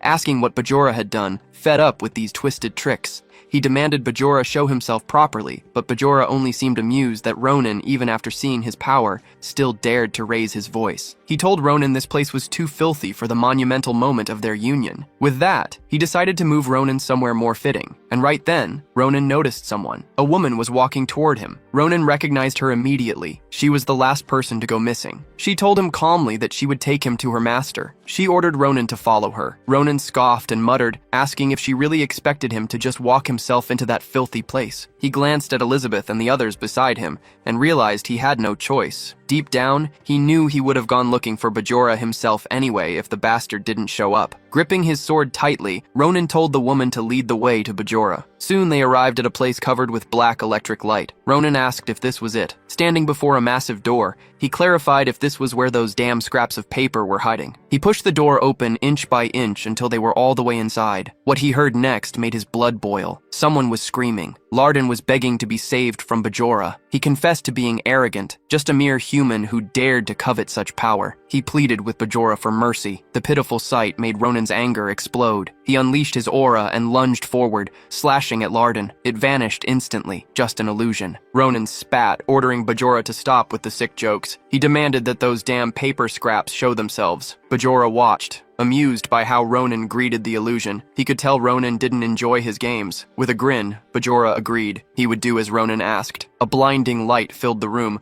forcing Ronin to shield his eyes. When he looked again, Bajora sat on a throne with an infuriating grin and eyes that seemed to pierce right through him. He welcomed Ronin, calling him his beautiful vessel. He admitted how incredible it felt to finally meet Ronin face to face and said he just wanted to savor this moment. Then, without hesitation, he dealt with the nuisance. He ordered the woman who'd brought Ronin to kill herself. She obeyed immediately, twisting her own neck with her bare hands. Her final words were, "Glory to Bajora." She bled out and collapsed. Ronin cursed. What the hell was that? He'd thought she was on Bajora's side. Bajora laughed, calling Ronin's thoughts laughable. He explained that the mortal, like the previous owner of this old body, was nothing more than an insect who dared to covet power without knowing her place. He recalled how those fools had begged to contribute to his cause, pretending they wanted to be saved. He could have reduced them to lumps of meat instantly, but he'd shown them mercy, allowing them the fleeting honor of following his commands. He asked if that answered Ronin's question. From his tone and actions,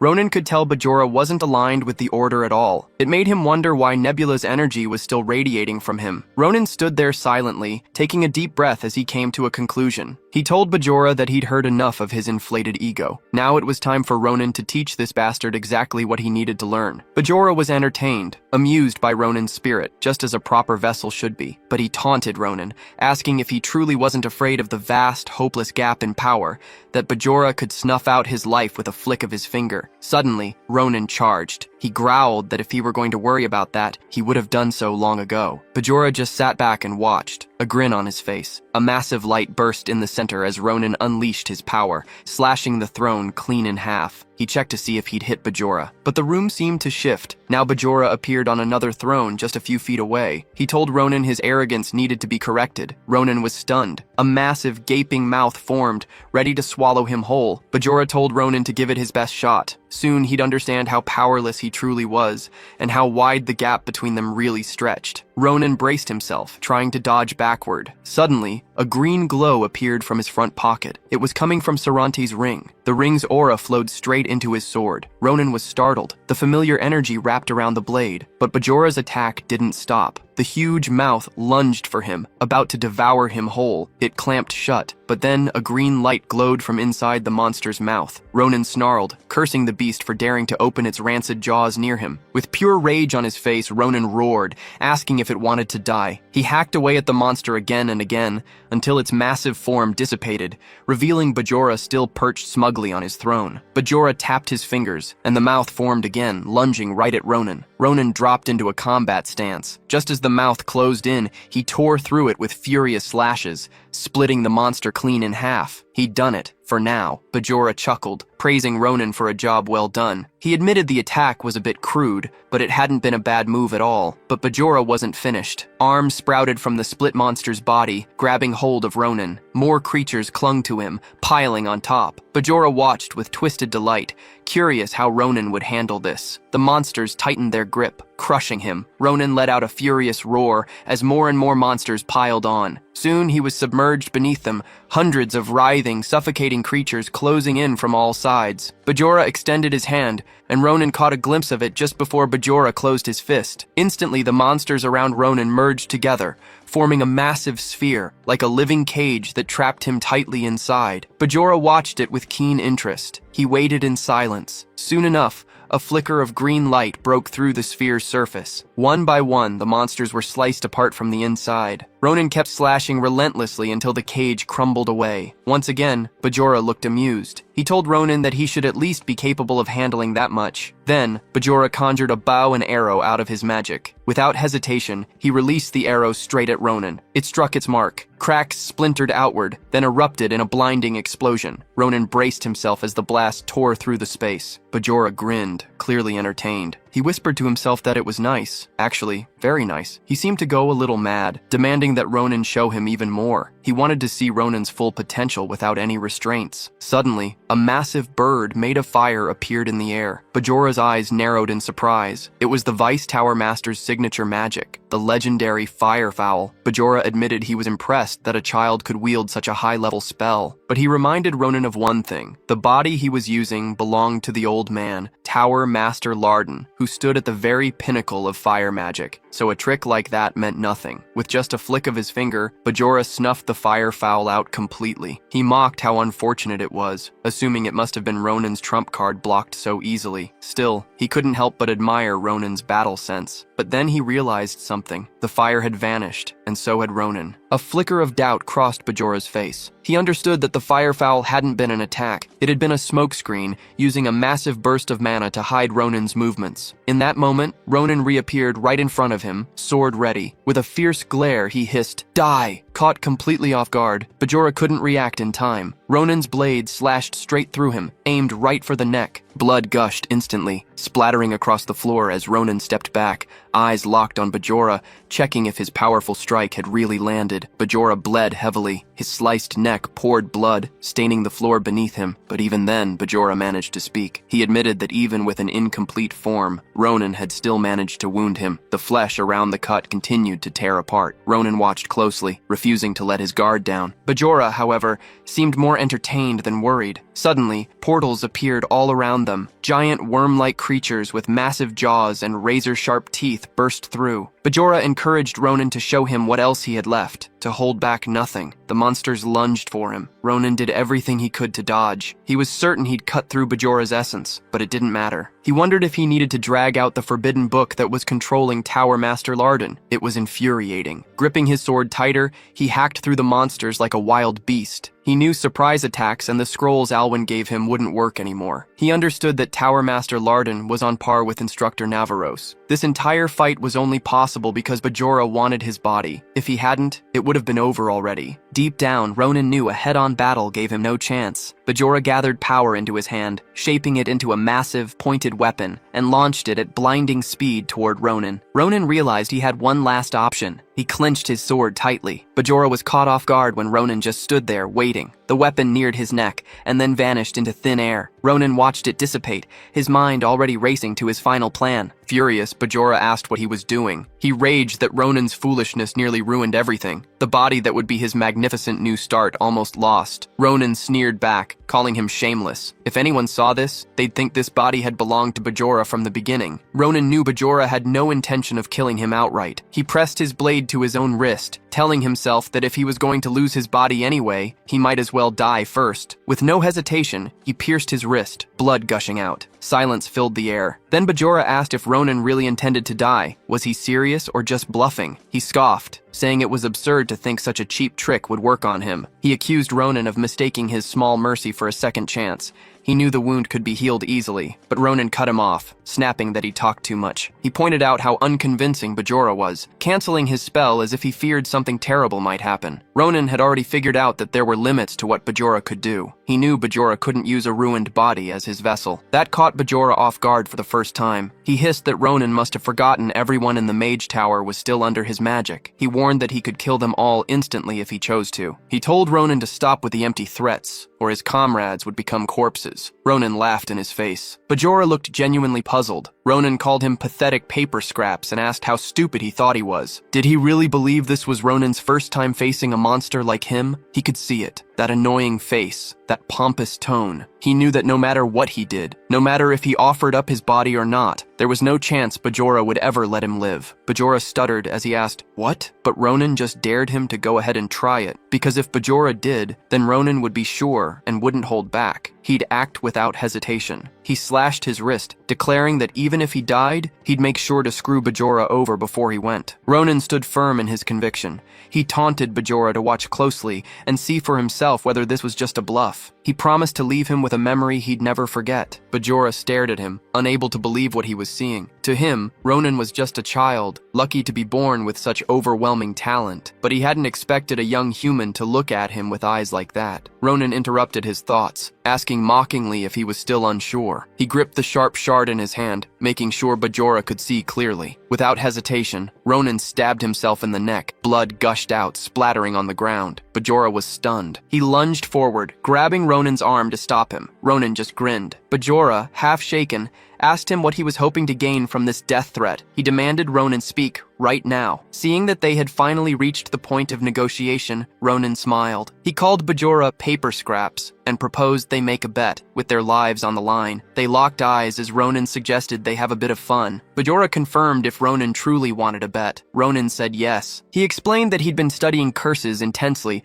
and stumbled across something interesting. It was the Curse of the Oath, a binding curse that forbids either party from breaking the agreement until the match made under the ritual is complete. The terrifying thing about this curse was that anything bound by the oath must be fulfilled, even if it costs a life. Ronin insisted they settle things with the Curse of the Oath, egging Bajora on. If anyone could handle a curse of that magnitude, it was him. Bajora knew that subduing Ronin wouldn't be hard, but securing the body completely? That was another matter. He realized that Ronin would likely choose death before surrender. Plus, Bajora sensed a strange energy surrounding Ronin since earlier, fueling him with a mysterious power. It wasn't a threat yet, but Bajora couldn't risk any variables now. Ronin was the once-in-a-lifetime treasure he'd found after countless years. He couldn't let it slip away. Ronin mocked him again, asking why such a mighty forbidden book was hesitating to bet against some brat. Was he scared? Cornered. Bajora decided to play along, but he wanted to be the one to set the terms. He unleashed an ominous power, reminding Ronin that this was the end of his mercy. Ronin felt the madness radiating from him. He knew it would be dangerous to push any further, but drawing Bajora into this was enough. No matter what happened now,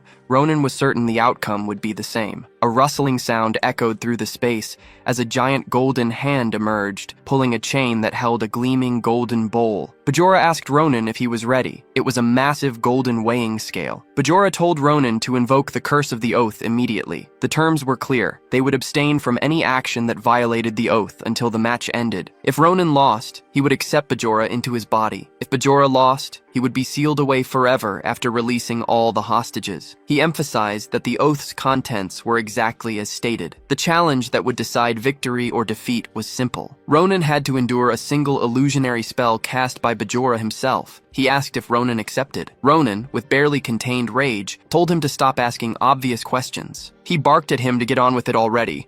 They were wasting time. Bajora declared it settled. A blue mist rose from one of the scale's bowls, a red mist from the other. The oath was complete. Bajora mocked Ronin, wishing him sweet dreams. After all, they'd be the last memories of his life. Ronin shot back that he was hilarious. He told Bajora to go get some fresh air, because once this bet was over, he'd regret ever laying eyes on him. A whirlwind of bright light engulfed the area. When it cleared, the scene had changed. It was a sunny day now. Someone nearby shouted that if they caught one, they'd be able to live well. The man pointed out how valuable fantasy creatures like dream birds and sea fairies were. Another man teased him, saying it was rich talk coming from someone who couldn't even catch a single bear. The first man snapped, yelling that he couldn't stand guys like him. He ranted that someone holed up in a backwater town wouldn't know anything about the world. Naturally, the other man got annoyed. Ronin barked at them to shut up. He asked if they were there to mess around. One of them noticed him and asked if he'd finally woken up. He wondered why Ronin had been sleeping so soundly. Did he have a good dream? They called him Captain Ronin, the punitive squad's vice captain, Corporal Ronin. Ronin growled at them to quit the nonsense and check the equipment. He brushed it off, saying he'd just been having a silly dream for a moment. A red-haired man stepped up, wanting a word with Captain Ronin. He wanted to know how much longer they had to keep this up. It was obvious to him that as a punitive soldier, death would come faster than freedom. This man had shown up earlier in the story, part of the poaching group. He suggested that they make a run for it during the next battle. He was convinced that if the captain led, they could pull it off. He added that he'd easily earn enough money afterward with a big poaching job. Ronin interrupted him before he could say another word, and reminded this man named Valroos that he'd cut off his limbs and head if he mentioned poaching again. He even threatened to do it right then and there. Valroos quickly backed down. Ronin ordered him to shut up and stay put. He reminded him that in just a couple more months, the general had promised them amnesty. He pointed out that everyone had been enduring this hell because they believed in that promise. Ronin made it clear that he was trying to build a new life, not crawl back into the life of a criminal. He told them to stop talking nonsense and focus on surviving. They nodded, saying they understood. He told them to hold out just a bit longer. Then someone approached him. A man placed an arm on Ronin's shoulder and said that as long as they were with him, they wouldn't die. He asked if the captain felt the same way. This man was Martin, and Ronin shot back that every man was responsible for his own life. He then yelled at the rest, calling them brats, and said his own life was the most important to him. He told them straight, if they got caught, he'd abandon them without a second thought, so they'd better take care of themselves. Deep down, Ronin hadn't said anything sooner because he didn't want these men to slack off. But the general's promise was real. If the mission succeeded, everyone would be pardoned. Still, Ronin knew just how dangerous this mission really was. He reminded himself there wasn't much time left. He told himself to hold on just a bit longer, so he could return to Nimberton where his sister was waiting. Ronin was determined to survive, to cling to life no matter what. Suddenly, a magic circle appeared in the sky, and a blinding flash of light rained down. The explosion tore through the area, leaving people terrified of what had just fallen from above. They wondered if it was enemy magic. They turned to Ronin, begging him for an order, but Ronin was frozen in fear. He tried to comprehend what it was. Every sense in his body screamed that whatever it was pure danger. Through the smoke, they saw a silhouette. The creature spoke to everyone standing beneath the starlight. He declared that he had come to carve his path under his command, and that they should accept their fated destiny. This heavenly being was none other than the infamous Ahyut. Ahyut immediately caught everyone's attention. They stared, asking what it was. Someone pointed to the sky. Magic circles materialized and unleashed beams like lasers. Explosions burst across the sky. The light grew even brighter. Debris fell like rain. Many couldn't get away in time. They screamed and begged for salvation. Even Ronin stood stunned. He couldn't grasp what he was seeing. Nearby, people with horns, priests maybe, blew them loudly. When Ronin's team heard that, they were furious. They were being ordered to advance, even with that monster right in front of them. They shouted that everyone must be out of their goddamn minds. Ronin charged forward anyway, blocking one of the spells. Laser beams and debris rained down. His men looked confused, so he snapped at the idiots to pull themselves together. He yelled that this wasn't the time to stand around complaining. If they didn't want to die like dogs, they needed to move. Fight or run, it didn't matter. Just then, he saw the lasers closing in on his men, and a huge explosion consumed them. Ronin stood frozen as the remains of his comrades splattered across his face. The laser fire didn't stop, but he couldn't move. Someone dashed in, grabbed Ronin, and dragged him away. They both crashed to the ground. The man urged Ronin to get out immediately, but Ronin was still in shock. The man kept telling him they couldn't face that thing. They had to wait for backup. But when Ronin looked around, he saw bodies impaled by golden stalagmites. His heart shattered. He screamed in agony. Everyone he'd fought alongside was dead. The barrage of attacks still poured from the sky, back where Ronin stood in the real world with Bajora. This illusion Bajora had crafted invaded his memories, recreating his most painful moments. Endlessly, it forced him to relive them, trapping him so he couldn't escape. His mind was crushed, torn apart, stomped on until he'd wish for death again and again, and that eternity was what he'd have to endure to win. Bajora knew that overcoming forever was impossible. He couldn't fathom what Ronin had been thinking when he made that bet. But the moment Ronin let him choose the terms, his defeat was sealed. Still, Bajora was curious about the swamp of suffering Ronin was now drowning in. In Ronin's mind, he stood before the corpse of a friend. He looked broken. That man had just died. Ronin rode away on horseback, but when he turned back, another friend was turned to ashes. He saw yet another corpse, this one frozen with a horrified expression. He couldn't stop thinking. They all died. It was suffocating. He wondered how many had given their lives just to protect him. There were too many bodies to count. He asked himself if this hell would ever end, but deep down he doubted there was an end at all. He had no answers. All he knew was that in that moment, even if just for a moment, he wanted to rest. Back in the illusion, Ronin whispered, "Stop it now." He fell to his knees, begging for it to stop. He promised Bajora that he'd surrender his body, if only this nightmare would end. Bajora stared at Ronin for a moment, and then a wide, wicked grin spread across his face. He knew he had won. The book finally showed itself, emerging from the Tower Master's body. Bajora was thrilled that it had all come to pass. He claimed Ronin as his own. "You're mine, Ronin." He released a purple mist that engulfed Ronin. For a moment, Ronin stayed still, then a faint smile crossed his lips. Bajora had entered Ronin's body and was delighted by the overflowing potential. Ronin's body was exceptional. Bajora spoke to him one last time before Ronin's consciousness could fade completely. He wanted to give him a final gift. He took hold of Ronin's sword to show him his true power. Purple light erupted from the blade, blasting toward the upper portion of a wall. The force was so strong that the ground beneath it shattered, and when the light struck the wall, it exploded. Bajora proclaimed that Ronin's true power had been unlocked through his blessing. The sheer destruction it could cause thrilled him. He asked Ronin if he shared that same feeling. To celebrate this glorious day, he decided to start with the death of a tiny insect, the Tower Master Larden, who had wasted so much of his time struggling earlier. Tower Master Larden was conscious but in agony, coughing as he tried to breathe. Larden groaned in pain. Bajora was impressed that he still had the strength to move. It was fitting for someone of his title. Bajora questioned what kept him going. Was it the responsibility of being the Tower Master of Dawn, or the guilt of having brought so much ruin to his land? Larden struggled to breathe, but Bajora didn't really care about his answer. Whatever it was, he planned to drown him in despair and suffering forever. He raised the sword to finish him, but nothing happened. Bajora froze. The sword's tip was just inches from Larden's head, yet it wouldn't move any closer. His hand trembled, resisting his own command. He couldn't comprehend it. His vision went dark. The sword fell from his hand as he dropped to his knees, screaming in pure frustration. He had no idea what was happening. Then, several black vines covered in eyes slithered toward him and wrapped around him. To Bajora, it didn't make any sense. How could a mere human body contain so much dark energy? Ronin grinned, saying, "Ronin really is something else." He recalled that the twisted professor in front of him had almost died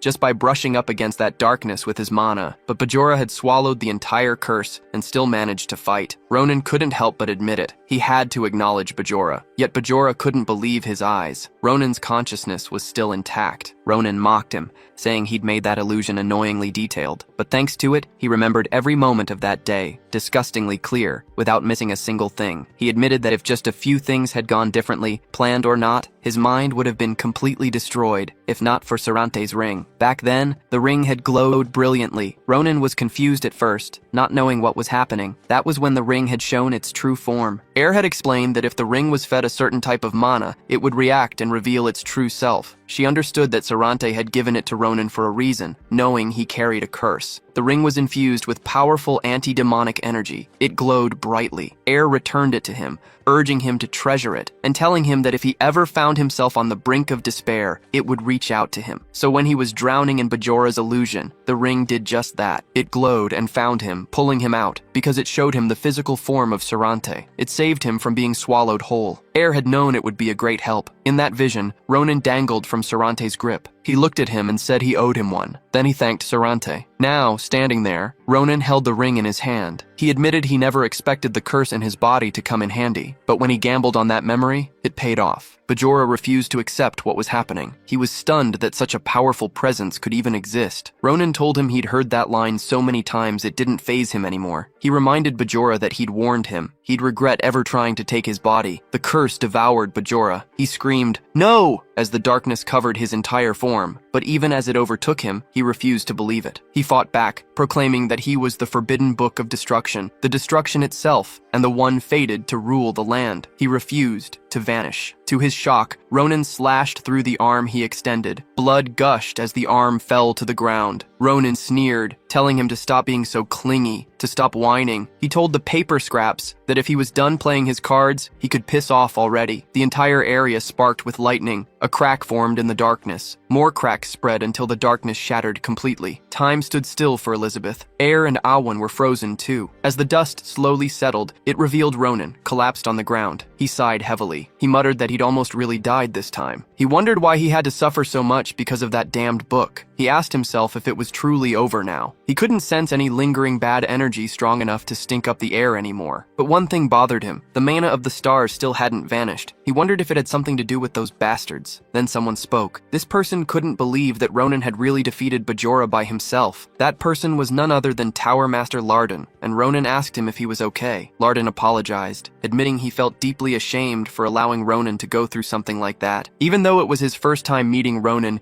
he had witnessed his incredible strength as he faced Bajora. He spoke about Ronin's unbelievably strong will, how he held on even when his consciousness was on the verge of fading away. It was a sight Larden confessed he had never seen in his entire life. Ronin replied that he really did suffer quite a bit. He asked Tower Master Larden if he was all right, despite losing his mana. Larden told him that it was a small price to pay, considering how close Bajora had come to destroying Dawn and countless innocent lives. He said that an old man like him losing his mana was nothing, and that living on with an opportunity to repent was something he was genuinely grateful for. Ronin gave a small smile, saying that Tower Masters really were different. He added that they had to keep living persistently. Just then, Air and A1 arrived, immediately asking if the two of them were safe. Ronin turned to Larden, saying that for the sake of those precious to them, the ones they want to protect more than themselves, they must go on. A1 and Air rushed toward them as Ronin's eyes grew heavy. He whispered that he could finally rest now. He flopped to the ground, exhausted. That day had felt impossibly long. But finally, another disaster had been stopped. The next morning, Ronin woke up in bed. Beside him were Tower Master Larden and A1. He asked how long he'd been asleep. He felt like he'd been lying there forever. Larden told him he'd slept for an entire day, but since he'd been resting so soundly, they hadn't wanted to wake him. Ronin glanced at the two of them and said that seeing them there, he figured things were being handled. A1 confirmed it and said it was all thanks to Ronin defeating Bajora. The mages had investigated the magic that had taken hold of so many people. It had vanished along with Bajora's destruction. They'd been monitoring everyone carefully, but fortunately no one seemed to have any lingering effects. Elizabeth had already completed her treatment too, and was helping rebuild the demolished mage tower. They told her she could rest more,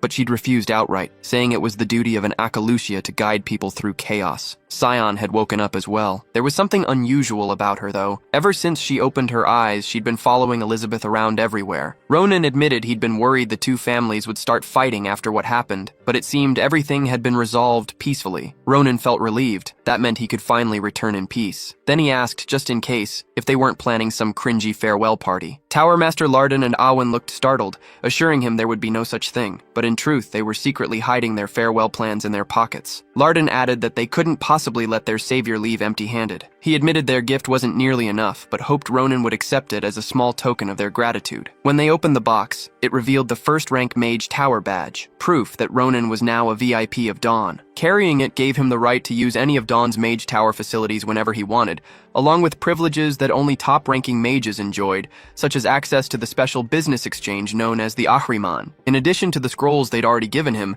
they'd also written down a few powerful spells, hoping they'd help him in a tight spot. It was their pledge that the Mage Tower of Dawn would stand as Ronin's eternal allies. They bowed deeply to him, thanking him once more for bringing the dawn to their tower. Ronin was overwhelmed. He told them he understood, so there was no need to bow. He tried to say it was all fine, but A1 interrupted. A1 summoned flames and conjured a barrier. Ronin was impressed. They said they needed to discuss arrangements for the forbidden book, Bajora, right away. Time passed. Air stood alone by the ocean, looking downcast. Someone called out to her. It was Ronin. She lit up when she saw him and asked how he was feeling. She scolded him for being up already when he should be resting more. Ronin shrugged, saying it was fine. Bajora had valued his body too much to really harm it. He added that he'd be heading back to Filion soon, but first he had something he needed to say. He struggled to get the words out about Sarante. To his surprise, Air told him he didn't have to say it. He asked if she already knew what really happened to him. Her expression grew sad. Earlier, when she'd first met Ronin, Sarante had appeared to her in a mystical form. The old elf had apologized for saying farewell like that,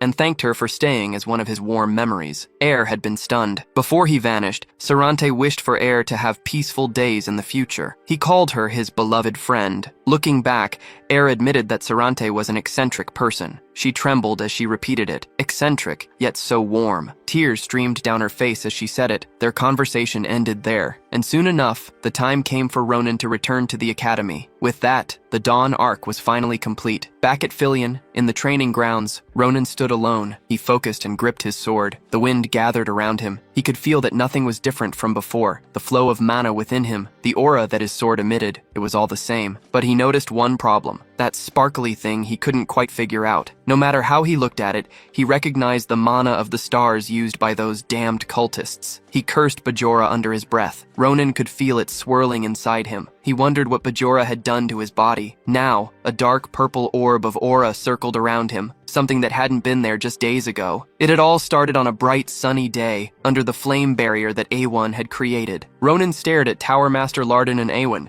asking if they were really serious. They had just handed him the forbidden book, Bajora. Ronin admitted that he did want to know more about the book, but he questioned whether they should really just hand it over like that. He worried that something might happen if he even took it out. Awan calmly told him not to worry. He explained they'd confirmed that the demon within the book had been completely eradicated. Now it only contained knowledge from a long-forgotten age. Of course, if word got out, the Mage Tower would probably face severe criticism, but they'd still decided to give Ronin the book, because inside Ronin's body lay the lingering energy of Bajora. Ronin looked baffled. Lardon explained that they believed Ronin's body had absorbed Bajora itself, that the demon had failed to take over his body and had instead been devoured. If that wasn't the case, they would have detected malignant energy still in the book. Lardon told Ronin not to see it as something terrible. They'd searched for any other way to resolve the Bajora issue, and this had been the only way. In the present, Ronin scoffed, muttering, "Only way, my ass," but he could see the path ahead now. He promised himself that if he ever saw Jaipa again,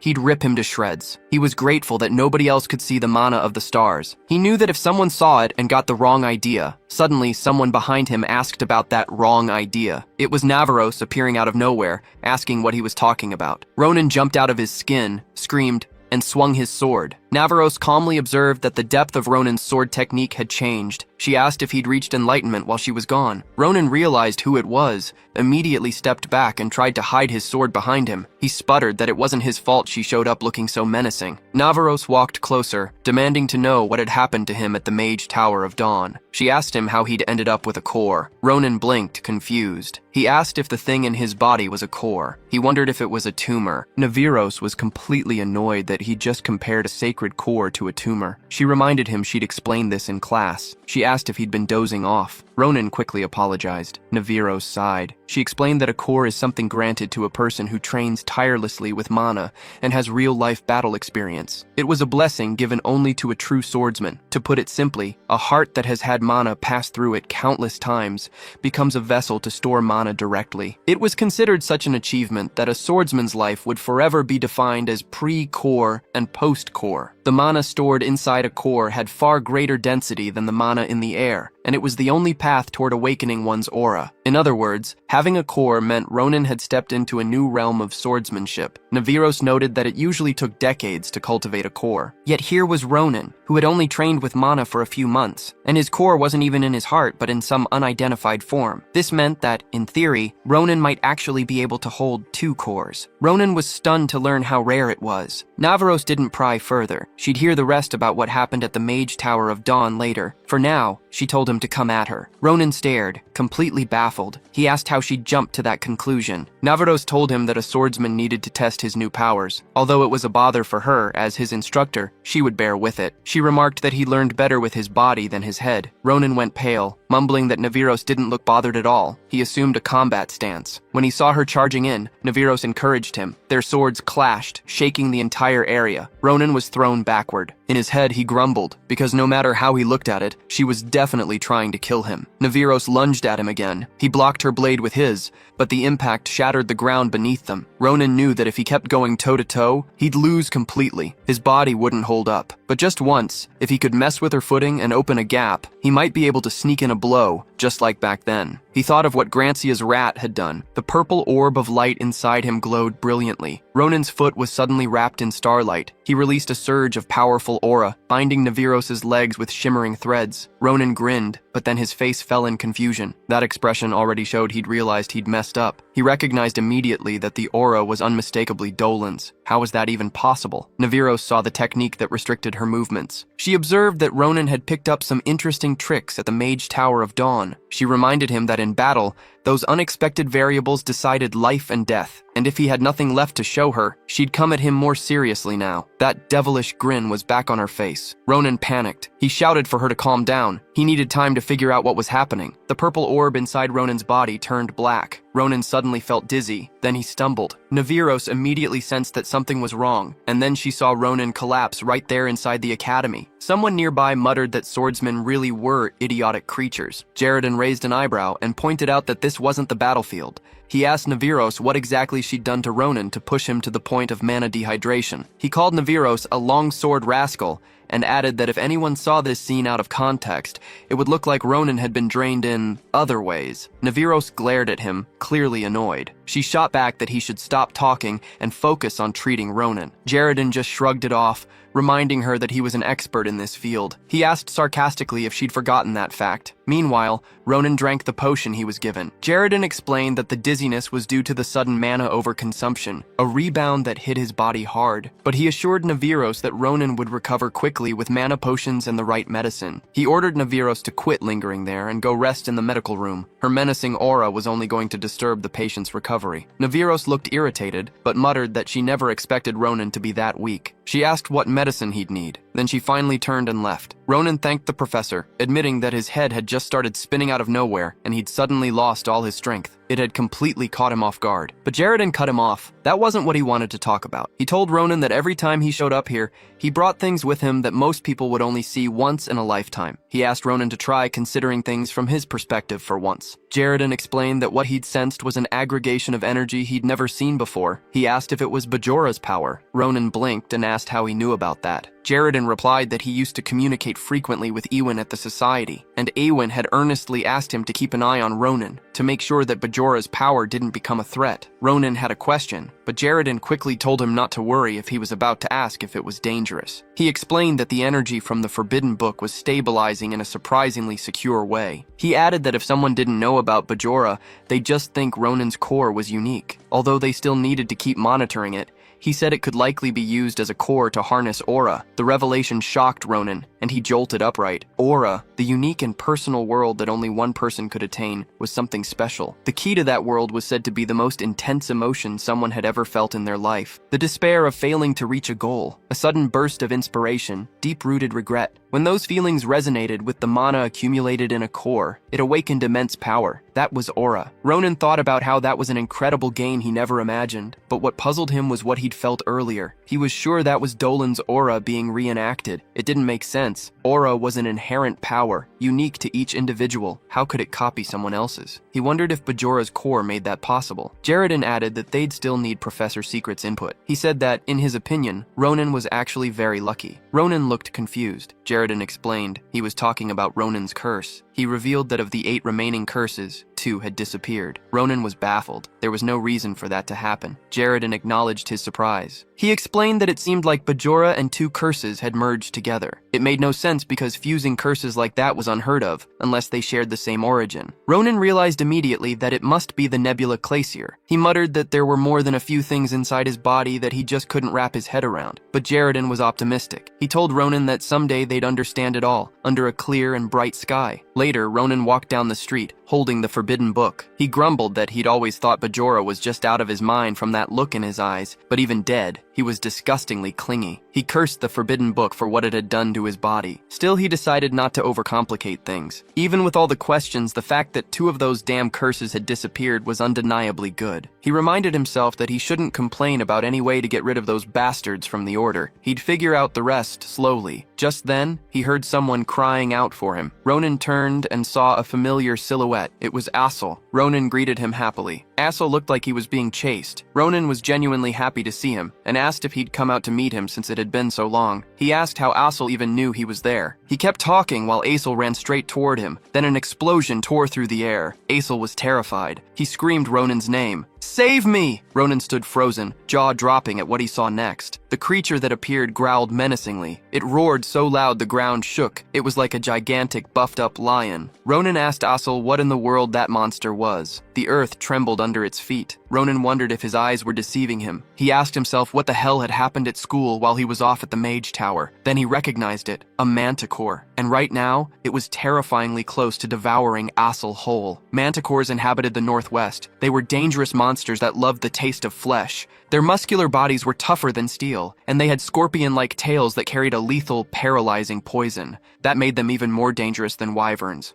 But Naviros was already breaking free of the restraints. Ronin thinks it isn't that bad. He figures he can use this chance to check if Bajora's core really lets him use someone else's aura. So he concentrates. Both his heart and Bajora's core are now the focus. Ronin guides himself to draw mana not from his heart, but from Bajora's core, and he shifts his technique. He remembers that when he faced Naviros, he couldn't control the amount of mana, and that's why he fainted from overconsumption. So this time, he makes sure to factor that in. Ronin envisions himself taking a step. Things feel completely different this time. He stands there, radiating light. Asel senses it. Then that light morphs into strings, wrapping around and restricting the movement of the manticore. Ronin is thrilled. It worked. His curiosity is satisfied. But then, unexpectedly, the manticore breaks free. They both see it happen, and their faces go pale. Ronin mutters that while it's possible, it's obviously weaker than the real thing. He wonders if the force is just too diluted compared to the original. The manticore opens its mouth, about to stomp him flat. Ronin draws his sword, but suddenly,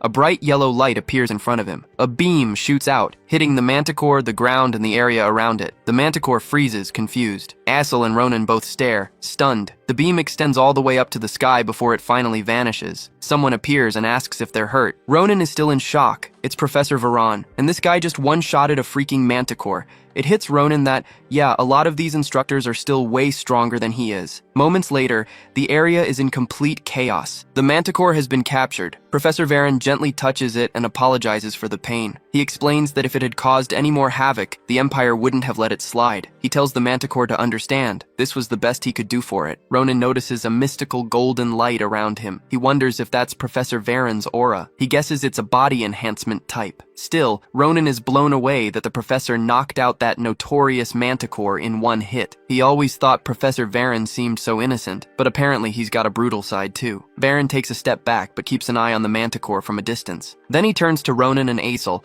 saying he honestly doesn't know what to say to the two of them. He admits he didn't expect the manticore to break out of its magically reinforced prison and escape. He bows to Ronin, apologizing sincerely, especially since he's the person in charge of the 100 Beast Festival. Ronin tells him it's fine. In fact, it was thanks to him that he got to see something so rare. Ronin then asks what exactly the 100 Beast Festival is. Asel explains that Ronin probably doesn't know since he just returned, but that Philion is a mess right now, getting everything ready. The 100 Beast Festival, just like its name, is a big festival held in Philion, where the Empire showcases rare monsters and beasts, the kind most people will never see in their lifetime. That's why citizens from all over look forward to it. Ronin recalls seeing it on the schedule. He says it sounds fun, since it's so unique. Then he asks the professor what they're going to do about the incident. Will they cancel it now? Professor Frieren shakes his head. No way. The central administration is expecting too much for them to cancel over something like that. Besides, this year is the first time they're revealing that creature. The next day, back at the nest, Ronin sits down with Asel and Maria. He tells them they don't need to worry about the 100 Beast Festival, but there's one thing he doesn't get. He wonders if it's really that big of a deal. Everyone won't shut up about it. Ronin thinks it'll be fun to watch, but he didn't expect people to be so hyped. Maria replies that maybe that would be true if it were just a normal 100 Beast Festival, but this year is special because of a doppelganger pair,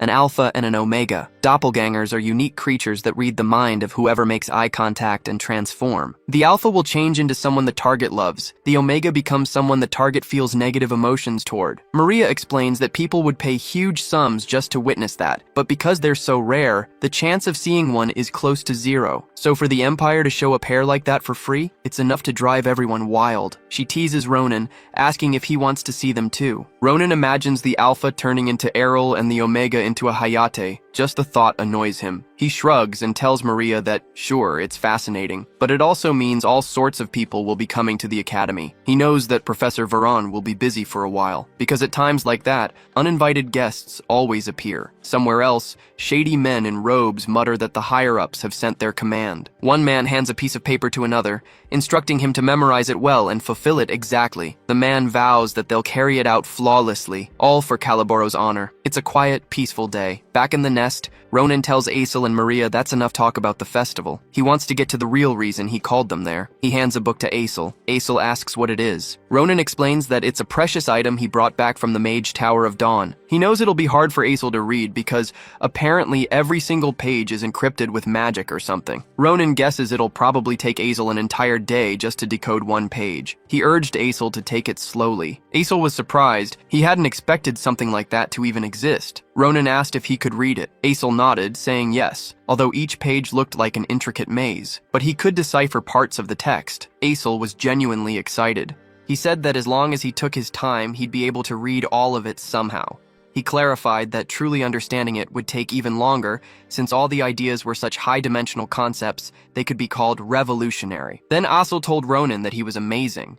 He asked how he'd managed to get such an incredible magic book. Ronin simply replied that it would be better if he didn't know. Next up was Maria. He told her to visit Professor Frieren as soon as she had time. He said she might have a chance to hit the jackpot. Ronin shared that the professor had recently succeeded in perfectly cultivating Sarante's herbs and was planning to produce potions with them to circulate across the empire soon. He strongly recommended that Maria's Carabel merchantry be the one in charge of that circulation. He figured Maria knew the effects of the herb were remarkable, and with her merchant instincts, it would just be a matter of time before she made a fortune. Hearing that, Maria's eyes sparkled. Ronin stood up. He told them he wanted to see how much their abilities had improved. Since it had been a while, he said he'd have high expectations. Maria grinned, saying she liked the sound of that because she had so much to show him. Ronin encouraged her to keep that attitude. He told her to grab her weapon and follow him. They'd have a duel. Asel stood up to join too, but Ronin told him that instead of training, he should focus on researching that magic book. That would help Asel grow stronger in the long run. They said goodbye. Asel watched them walk off, still chatting and laughing, especially noticing Maria's smiling face. He looked downcast. He felt so distant from her in that moment. 2 weeks later, inside the Galilean building, two people stood at the center of the arena. Adashan reminded them that it was their 514th attempt. She asked if they were ready. Braum stepped forward and took his stance. Adashan told them she would do the countdown. 3, 2, 1, she blew the whistle. At her signal, Braum charged forward. He gripped his sword with both hands. Ronin didn't move an inch even as Braum got close. He focused his mind. When the blade was just centimeters from him, he felt the orb in his body activate. Braum froze mid-strike. His sword never reached Ronin. The strings immobilized both Braum and his blade. Braum gasped that he couldn't move. He admitted it was an incredible skill. Ronin sighed, then thanked Braum for all his hard work. Adashan congratulated Ronin, telling him that his output this time had the perfect speed and mana balance. To achieve that in just half a month was nothing short of amazing. Ronin credited it all to them. He said they had analyzed the skill, pinpointed where he was lacking, and taught him exactly how to close those gaps. He added that Braum had used his full strength without hesitation, letting him keep his senses as sharp as possible. Thanks to that, the force of his technique had increased greatly. Ronin kept it secret that it was actually someone else's aura. Braum laughed, saying he'd learned a lot too, watching Ronin stay calm even when a blade was inches from his throat. He said that was the true heart a swordsman should have. He thanked Ronin for helping him realize his new goal. Then he grinned and declared that Ronin was the best club leader ever. Ronin chuckled, saying he loved how much energy Braum had. Braum told them he'd go train alone now, and if Ronin ever needed someone to swing a blade at his neck again, he'd be there. Ronin thought about how huge this was. Just being able to use Dolan's aura had helped him achieve so much. But if he was missing anything, it was the golden aura he'd seen that time from Professor Frieren. No matter how hard he tried, his core's mana would run dry before he could even attempt a half-baked imitation. He wondered if that meant that the higher the quality of the aura, the harder it was to replicate. He figured if he could just see it once or twice more, he'd understand it better. But he didn't want to bother the busy professor just to show off his aura. He wondered how he should go about it. Just then, someone appeared, looking for Ronin. It was Barry, Professor Varen's teaching assistant. Barry looked relieved that Ronin remembered him. Ronin said he'd seen him around a few times. He asked Barry what was going on. Barry explained that the professor had left a while ago and left behind a letter. In it, he said that if anything difficult came up while he was gone, they should ask Ronin for help. Ronin was stunned that Professor Varen had left just when the 100 Beast Festival was about to begin. He asked what he meant by something difficult. Barry explained that some creatures being kept in Theo Hall had disappeared.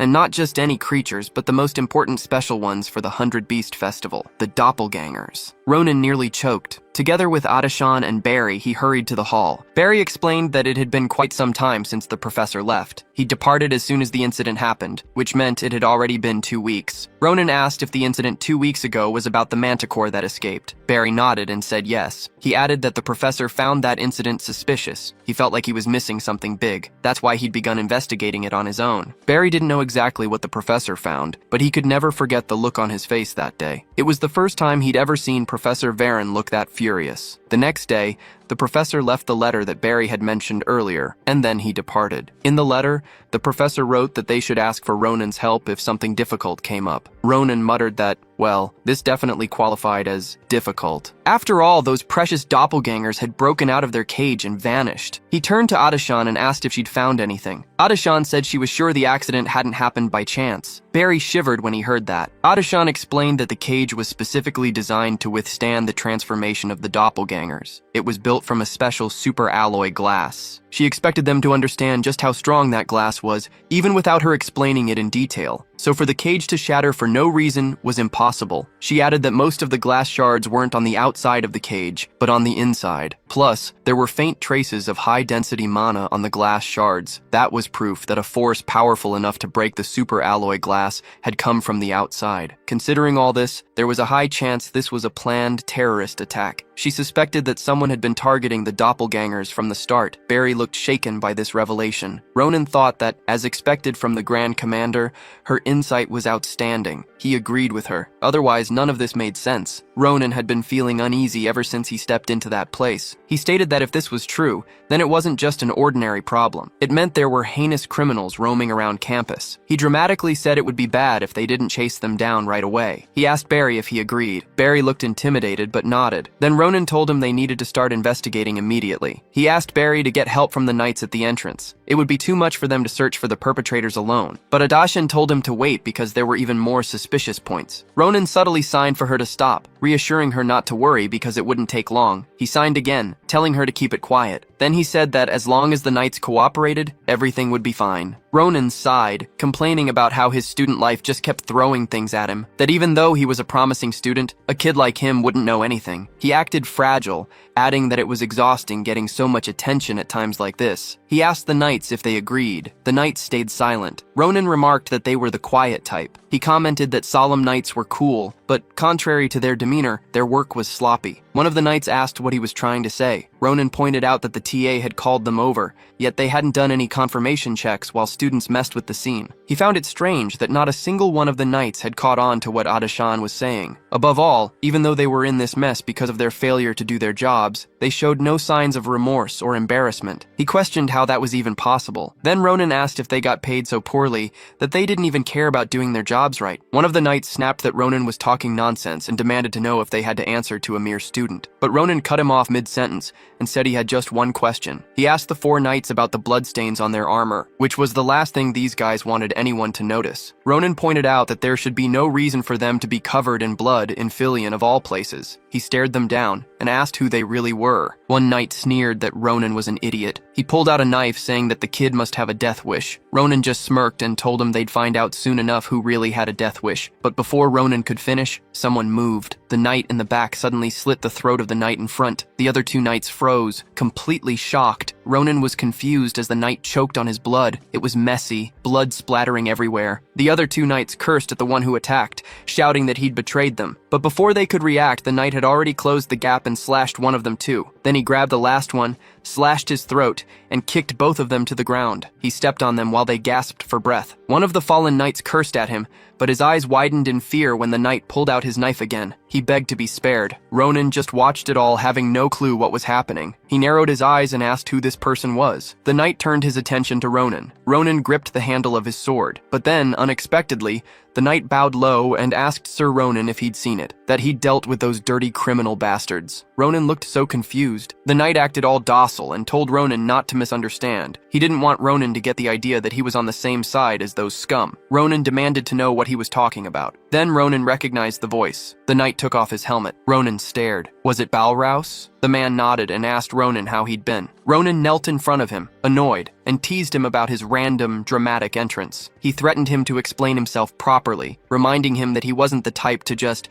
not misunderstand something just because someone asked nicely. Balrouse promised to explain everything, down to the last detail. First, Balrouse had to tell Ronin that he never forgot a single moment, the day his life was saved, when he became a new person, and when Ronin gave him a new mission, to stay in Calaboro as a spy and work with Ronin to sweep them up from the inside. Balrouse emphasized that since then, he had truly worked hard. He explained that after taking on all sorts of jobs to gather information, he finally gained recognition from management, and even received the rank Wolf. Because of that, he got access to secrets like the locations of all the headquarters, the next poaching plans, and more. And, as Ronin ordered, he kept reporting everything to the guy named Vorin. Ronin acknowledged that he'd heard from the professor that there was an anonymous informant helping greatly in the fight against Calaboro. Balrouse added that they were the ones who got the armor, and he'd just used it. He was only in charge of communication, so he didn't know where the supplies came from. Balrouse begged Ronin to believe in him. Ronin thought to himself that this kid really had it together. He admitted that Balrouse had done well. Then he asked Balrouse why he'd been hiding there. He just couldn't understand it. No matter how insane those Calaboro scum were, they weren't dumb enough to mess with Frieren. Why do something so reckless? Balrouse explained that lately, Calaboro's reputation had become a joke because of his aggressive spy work. The number of branches that Varengai and the Imperial Guards had taken down already made up half of Calaboro, and because he'd disrupted all kinds of poaching,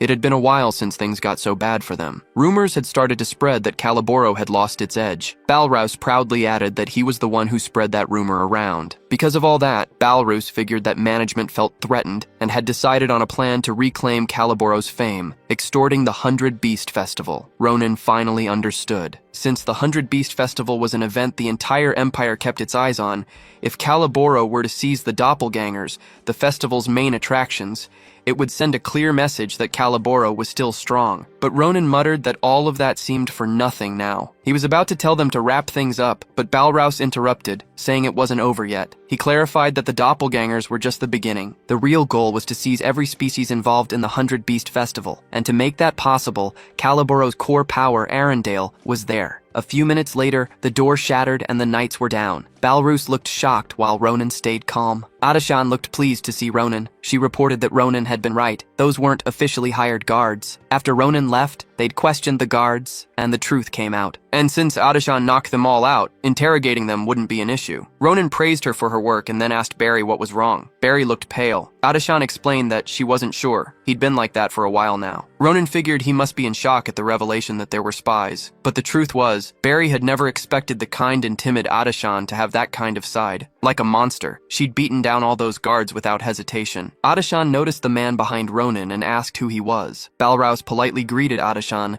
saying he was once a henchman for the vile Calaboro, but he'd been reborn and given a new life. He declared that he was Ronin's blessing, Balrouse. Adashan didn't quite get what he meant by blessing. Ronin said he'd explain it all later in detail, but there was something urgent at hand. Adashan looked shocked by what she was hearing. She had to confirm if it was true, that this wasn't the only place Calaboro had infiltrated with fake knights, and that they'd spread throughout the entire area. Balrouse confirmed that it was true. The real goal of the plan was to capture every species for the 100 Beast Festival. Escaping with the doppelgangers was just a distraction. Since they were the festival's main attraction, their disappearance would draw everyone's attention. When that happened, there would naturally be gaps in security, and they planned to use those gaps to seize the other species. Balrouse informed them that the plan would kick off once the full moon reached the tip of Theo Hall's steeple, which was happening at that very moment. He was certain the others were preparing somewhere else. Ronin thought that since they knew the plan, thinning them out wouldn't be too difficult. However, he figured it would be better to let them think everything was going according to plan. He knew the small fries didn't matter, but Arendelle was a different story. Werewolves were a battle-specialized branch of the were-humans, among the strongest in force. And of their kind, the tribe known as the Woolump tribe was infamous for being especially savage and fierce in battle. And the one who had annihilated that tribe in a single night 5 years ago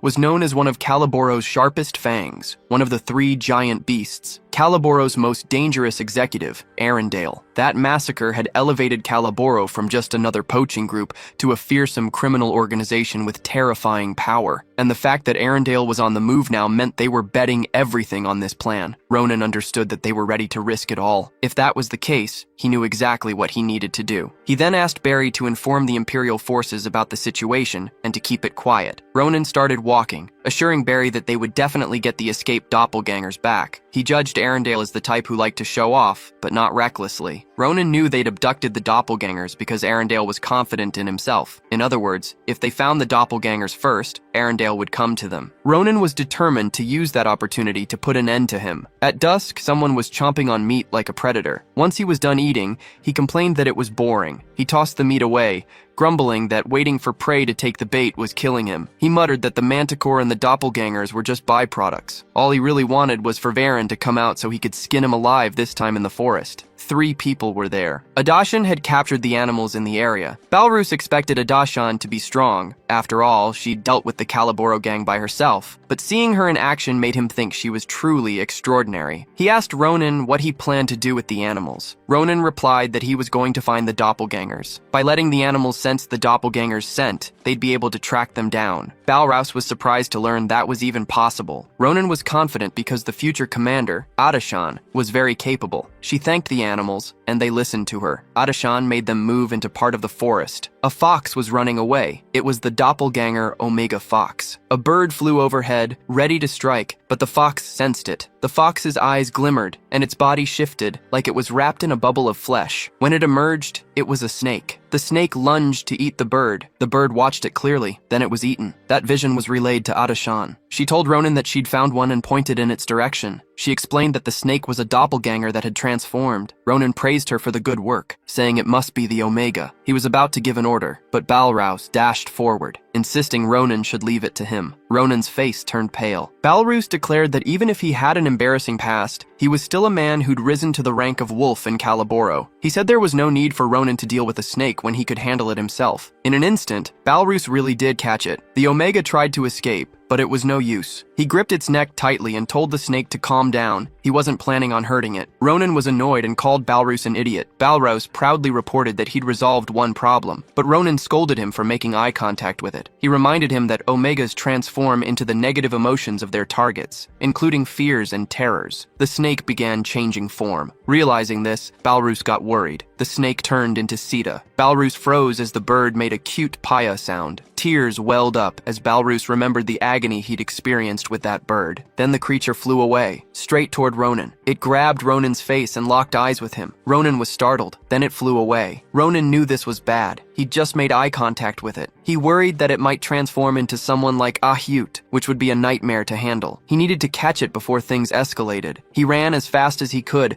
telling Adashan to take Balrus and find the Alpha, while he'd figure out how to handle the Omega. Ronin sprinted through the forest. He expected the doppelganger to have already transformed, but he didn't see anything resembling Ahyut, and hiding would have been impossible with its size. What struck him as odd were the human footprints, but the mana traces were unmistakably those of a doppelganger. It made him wonder who it had transformed into. The closer Ronin got, the stronger the killing intent he felt. He thought of the guy who had given him the curses. He approached cautiously, one hand ready to draw his sword at any moment. In his head, he told himself, regardless of who it is. But Ronin couldn't finish the thought when he saw who the Omega had become. He was completely caught off guard. The sword dripped with blood. The person muttered, "Anyone. In the end, I didn't protect anyone." Ronin watched the man repeat that over and over. He realized he was staring at himself. This was him before he regressed. The one he feared the most was himself, the version who couldn't save the people he loved. The doppelganger turned its gaze to Ronin. He couldn't believe it. He wondered what the hell he was seeing. The person he harbored the most negative feelings toward was himself, and that explained the mindless killing intent now directed at him. The doppelganger said it again, claiming it couldn't protect anyone, and then blamed Ronin for it. Suddenly, it attacked. Ronin was caught off guard but immediately blocked with his sword. The force of the strike sent debris and dust flying. The wind it created was so strong it shook the ground. Ronin knew that doppelgangers could adopt some of the memories and abilities of the people they transformed into, but now he realized it wasn't just some. It was literally him from the past. He already knew this would be dangerous. If this was the version of him that once fought a Hayate, facing it now with his current body would be near impossible. He needed to buy some distance and time, but then something unexpected happened. The doppelganger loosened its grip on the sword, making it fly. At the same time, Ronin lost his balance. He was shocked that it would let go of its sword like that. It completely destroyed his center of gravity. It grabbed Ronin's hair and drew a knife, about to slit his throat. Ronin's eyes looked exhausted. Fortunately, he was able to block the blade in time. He even muttered how fitting it was. That pathetic fighting style really was him. His grip tightened. He used the sheath of his sword to block the attack. He thanked the doppelganger, since it reminded him of things he'd forgotten. He called it a damned disciplinary soldier, and as thanks, he stabbed it with his sheath. It didn't do much damage to the stomach, but the Omega Ronin was clearly annoyed. Ronin stepped back. He reminded himself that even though he hadn't let his guard down, his head had almost flown off. He could feel exactly how he used to be back then. He saw himself as a wild man, no different from a beast, someone who would attack without caring about means or methods, just to survive. Ronin knew he couldn't let his guard down for even a breath. If he did, he'd die. The doppelganger moved, and Ronin tracked it. It dragged its sword to fling dirt in Ronin's face. Ronin was startled. Suddenly, a blade came flying toward him. The doppelganger had stabbed at him, but Ronin was able to dodge just in time. The doppelganger seemed surprised. Ronin taunted it, asking what it was so shocked about when it should know exactly how he thought. He reminded it that he was also him. Their swords clashed again. Ronin knew his strike hadn't cut deep enough. He was caught off guard when it dodged. It glared at him and, using the momentum from its dodge, headbutted him. The sheer pressure from the impact alone made Ronin cough up blood. He growled, calling this hard-headed bastard out. He hadn't expected it to kick him either. It sent him flying backward. Ronin groaned. He really flew far. But while airborne, he realized that if it truly was him, he'd never end things with just one kick. If his guess was right, it was going to do something to secure the kill. The man grumbled that when he'd felt such strong fighting energy, he'd hoped Frieren had finally shown himself. He asked why a mere child was rampaging through his hunting ground. This giant, intimidating man was Arendelle, the one who'd been mentioned earlier. Ronin noticed the deep scent of blood radiating from him, along with the brutal energy that made it feel like a beast was standing right in front of him. He immediately realized that Balrous's description fit perfectly. This was definitely Arendelle. Ronin hadn't expected to see him here, though he'd wanted to find him. The timing couldn't be worse. Arendelle asked if he was scared, taunting him for staying silent. But then a scent caught Arendelle's attention. He recognized it immediately. Today was supposed to be perfect, but he couldn't let this kid go now. He demanded to know why he could smell the scent of the doppelganger Omega on him. Ronin cursed under his breath. Arendelle didn't wait. He lunged at Ronin, saying that everything was falling into place. Their blades clashed. Arendelle boasted that he'd just caught the Alpha, and now he'd found traces of the Omega too. Ronin hadn't expected that. Arendelle stepped forward, telling him he had the worst luck. Ronin blocked the blow with his sword. He quickly realized that the rumors about Arendelle being the strongest executive of Calaboro were true. Ronin could feel the sheer weight and deadliness of his attacks. He knew he couldn't afford to get hit, not with his current body. And there was still another problem. The Omega, which had chased him down and should have finished him off, had completely hidden its killing intent and was now silent. He knew there was only one reason his past self would do that. It was waiting for the perfect moment to kill him. He had to finish this fast. Ronin made a quick slash that caught Arendelle off guard,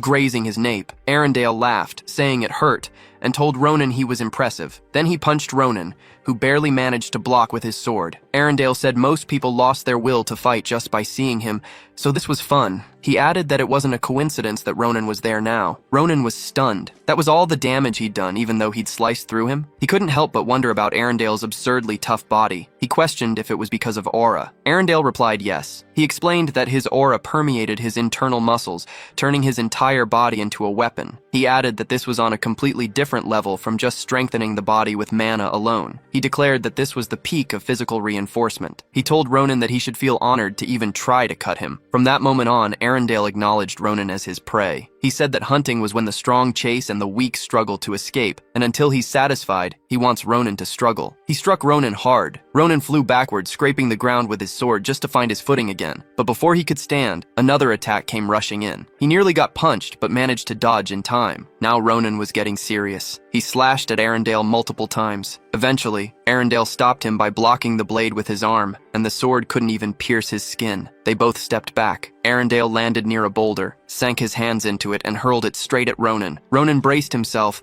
then sliced the massive rock into pieces mid-air. Arendelle used that moment to close the distance again. He thought he had caught Ronin, but instead, Ronin was already in position to strike back. Ronin sneered that it was actually he who had him. His sword began to emit a powerful light. He swung it fiercely, telling Arendelle to eat his attack. Arendelle raised his arms to protect himself. The strike hit, and he groaned in pain. Then suddenly, his form began to shift. He yelled out that it was awesome. Ronin cursed him under his breath as he saw Arendelle grow even larger. Arendelle declared that it had been ages since he last hunted with all his senses sharpened like this. He said that Ronin was incredible, worth it. He claimed he could finally go all out. Gathering energy in his hand, he prepared his strongest attack. But before he could finish, he was suddenly struck. Blood sprayed out. The doppelganger had done it. Incredibly, this thing had its eyes closed the entire time. Arendelle's arm was sliced clean off. Arendelle screamed in agony as blood gushed from the stump. He was stunned, wondering how his arm could have been severed with just a branch. He was baffled as to where this bastard had come from until he caught the scent. He recognized the scent of the Omega. He saw it standing there with a branch and roared with anger. The Omega lunged to attack again. Arendelle yelled that he wouldn't fall for it twice and blocked with his remaining hand,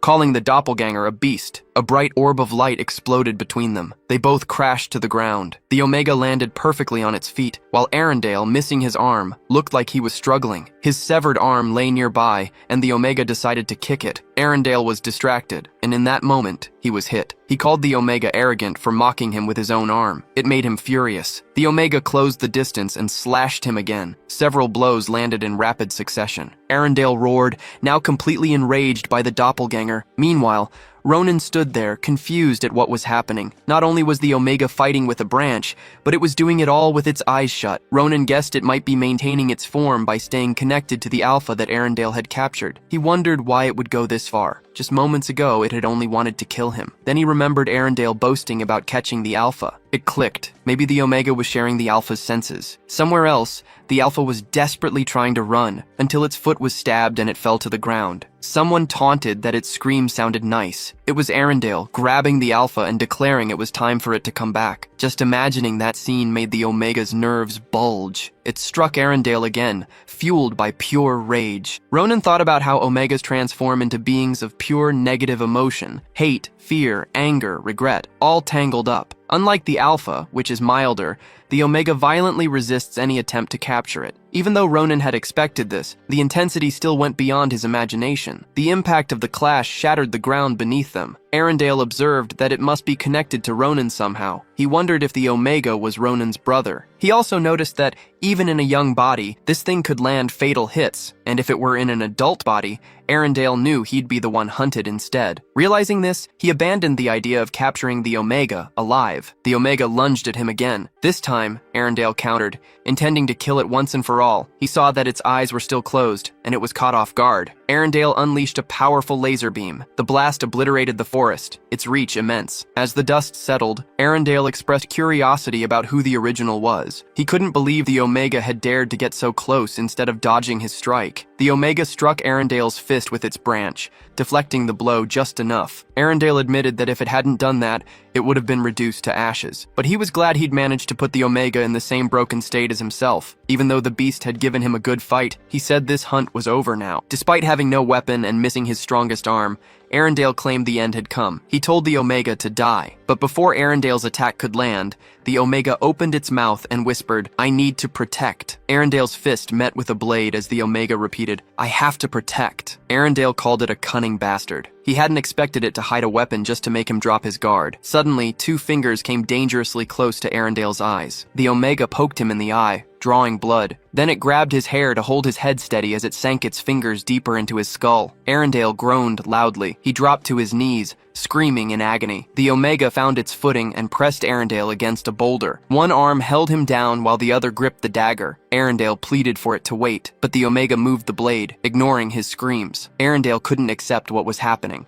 Then the boulder was slashed apart along with Arendelle. It was gruesome, blood everywhere. Revenge for the Alpha was complete. Finally, the doppelganger opened its eyes again, panting hard. Arendelle's head lay severed on the ground. The Omega caught its breath while Ronin watched from a distance, eyes fixed on the scene. He remembered how, after a Hayute arrived, there was nowhere in the Empire where cries couldn't be heard. Amidst it all, Ronin felt the weight of regret. He thought about every moment replaying in his mind. If he hadn't wasted his life, if he had listened to his sister who always told him to keep learning, maybe he could have saved at least one more person. Ronin resented himself for that. His eyes were heavy with sadness. Meanwhile, the doppelganger kept muttering that it needed to protect, over and over. Suddenly, strings appeared and wrapped around its legs. It grew alarmed. Ronin had covered the area in strings. They coiled tighter around the Omega's leg as Ronin told it to watch closely. Our boy gripped his sword. "This is the me of now," he declared. He unleashed a powerful slash wave straight at the doppelganger, but it split the beam in half and glared back at him. Ronin pressed on, striking again and again,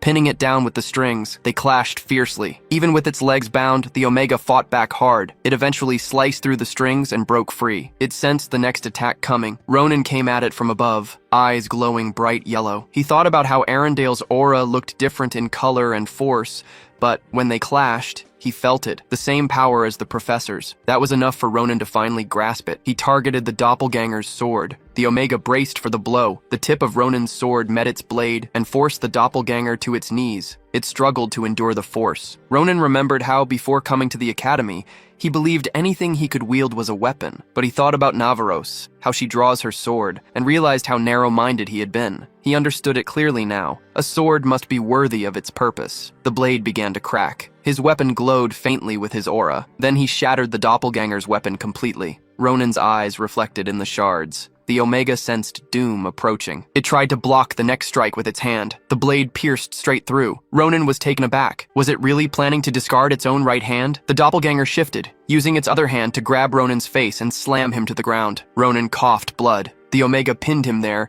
taking Ronin's sword for itself. It raised the blade, ready to stab him. Ronin cursed out loud, realizing that if it had come to this, he'd have to cross a line. He readied himself to counterattack, but then someone screamed his name. The Omega hesitated, startled by the voice. It recognized it. Ronin muttered that the timing was perfect. He was relieved that the Omega reacted to those voices. He reminded it that he was still the Ronin of the past. He told the Omega to look carefully, to see who stood before him now. He pointed out the familiar faces, that the Grand Commander was still talented, but her personality was completely different. That Balrouse was no longer a poacher, but the best public servant ever, having ruined Calaboro. He added that Martin and the others were probably living well somewhere out there. And above all, Ariel was living a happy life. Ronin was calm now, lying there. The sword hovered over him, but the doppelganger didn't move. He promised his past self that life would be different. He told the disciplinary soldier Ronin to trust him, to leave it to him. The doppelganger began to glow. It whispered, "Protect, protect everyone." It told Ronin it would trust him. Then it vanished. Ronin let out a deep sigh of relief. "Let's see ourselves smiling in 10 years, Ronin," he thought. Later, at the market, students wandered happily among the festival stalls. The captured monsters were on display. Maria said it was such a relief. She admitted that if Ronin hadn't found the doppelgangers, and if Professor Frieren hadn't taken down the Calaboro gang, they wouldn't have been able to make such good memories that day. She asked Asel where Ronin was. Asel replied that Ronin had a meeting with Professor Frieren,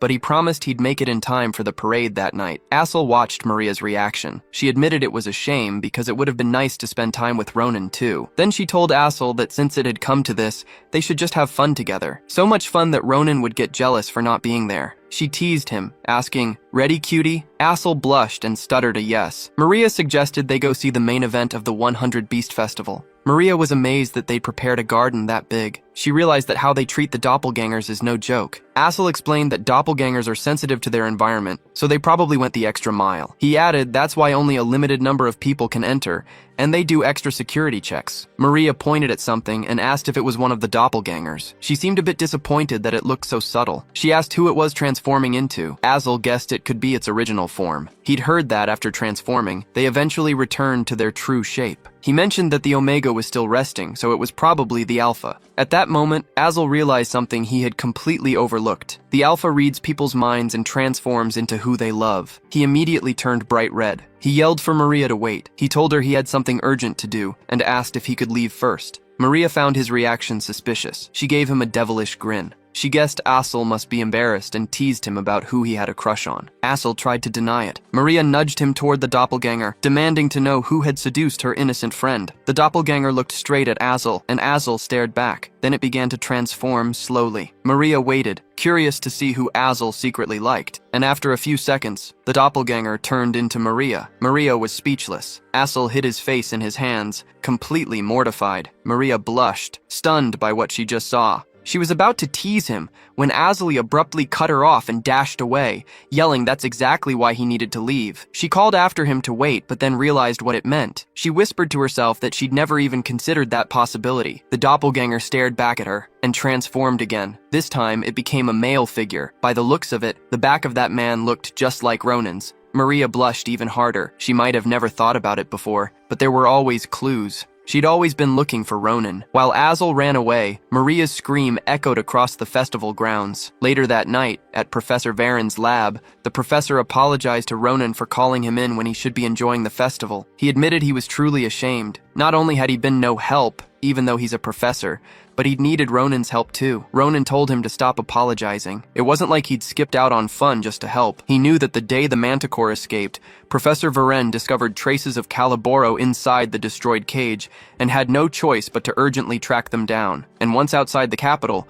the professor even dealt with a gang trying to smuggle rare species, all by himself. Ronin looked proud of him. Professor Frieren thanked him for seeing it that way. Ronin said they should just let bygones be bygones. Then Ronin asked about something that caught his attention. The person standing behind the professor. He was talking about Balrouse. Balrouse perked up and passionately replied, "Yes, Sir Ronin, allow me to explain." He said that after being indebted to Ronin, he was now deeply indebted to Professor Frieren too. From now on, he was the professor's new assistant TA. Professor Frieren explained that although it's tradition for the TA position to go to students of Frieren, Balrouse had been instrumental in gathering intelligence on the poaching and was the greatest contributor in bringing down Calaboro. He was also a huge help in the doppelganger incident, so he'd made an exception. The professor admitted that he'd been surprised when he realized that the boy who'd risked so much inside the brutal Calaboro was so young. He couldn't let someone so brave and promising slip away. He told Balrouse he was looking forward to working with him. Balrouse was so moved he nearly cried. He told the professor he'd do his best. Ronin watched, smiling, realizing that the loyal Balrouse was now the lion professor's right hand. In Ronin's opinion, they suited each other perfectly. He told Balrouse to do well from now on, and warned him that if he heard anything bad about him, they'd have a not-so-fun talk. Balrouse shivered and promised not to disappoint. Ronin had one more request for Professor Frieren. The professor told him to ask away. Ronin said he wanted to see the doppelgangers one last time. He'd heard that once the booth time ended, the doppelgangers would rest in the tower. Professor Frieren confirmed that was true. He explained that the Omega was still healing,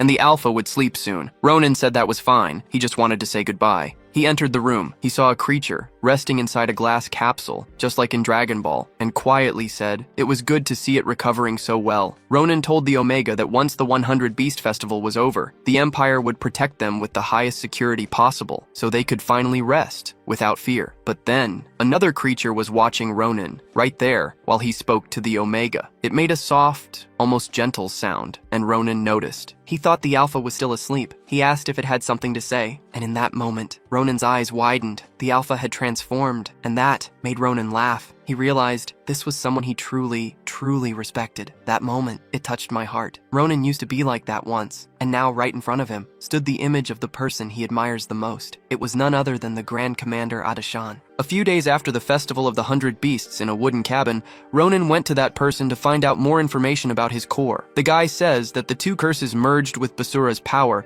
and became one. This fusion turned into an energy source that works like a core. The guy also says that, of course, this can only be considered a temporary solution. After all, the seal imposed by the curse is still there in Ronin. Making a simple analogy, it's as if the two poisons had mixed and become a new poison, different from the previous two. And since this is totally unknown, the effect on Ronin is unpredictable. Our protagonist, looking at the core, comments that it shouldn't be a problem, since the guy didn't even seem that worried when he found this out. Even if it's not a problem now, Ronin is determined to remove this curse and asks how he can do that. The guy says that the protagonist is more determined than ever. Did something different happen? While remembering some things, the protagonist says that instead of something happening, he just realized he had to wake up and take action. But what he really means is that there is one more promise he needs to keep at any cost. These words impress the man, who just agrees and says he understands. The silver yellow-haired guy, whose name I've already forgotten, says he arrived just in time. He has just finished the research to break Ronin's curses. This makes our protagonist really excited, but the guy tells him to calm down. The process is still the same as before. He has to manifest the curse in the inner world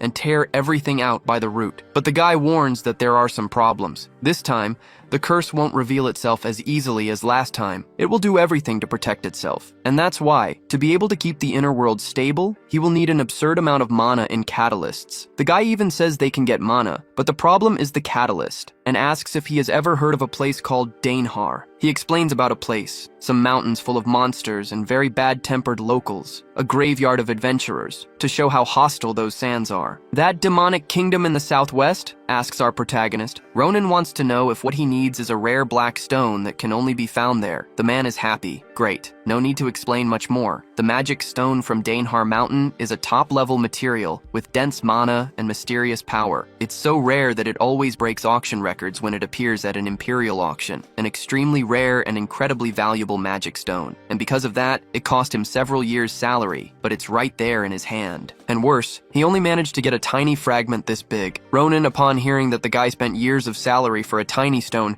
gets worried and asks if that's enough or if they'll need much more. The guy replies that yes, they'll need at least one the size of a finger. And that's why, even having finished the research, he didn't contact Ronin before, because he didn't get a substitute catalyst and the stone isn't enough to do the job. Our protagonist becomes thoughtful. He's there, pondering. That's one of the places he swore he'd never set foot in again, but now he has a good reason and no other way. The scene cuts to another place, illuminated by the sunlight and by the beauty of Adashan. She was walking while remembering that moment. In the cave, in that horrible place, what they saw inside the box took her by surprise. The boy asked if Alpha was really there, and she confirmed. By the animal's senses, it definitely was. She may have gotten hurt when she was captured, but she's there. When she opened the box, she was really shocked. That damn spiritual energy turned into something she didn't want to see. The water came out of the box and took the most unexpected shape possible. The boy was shocked, and Adashan was perplexed because Alpha turned into Ronin. She immediately threw a cloth over his face and screamed that no, it couldn't be true. Embarrassed, the boy asks if that is really the mana of the one she likes, but Adashan yells at him not to tell anyone what he saw there. This memory won't leave her head,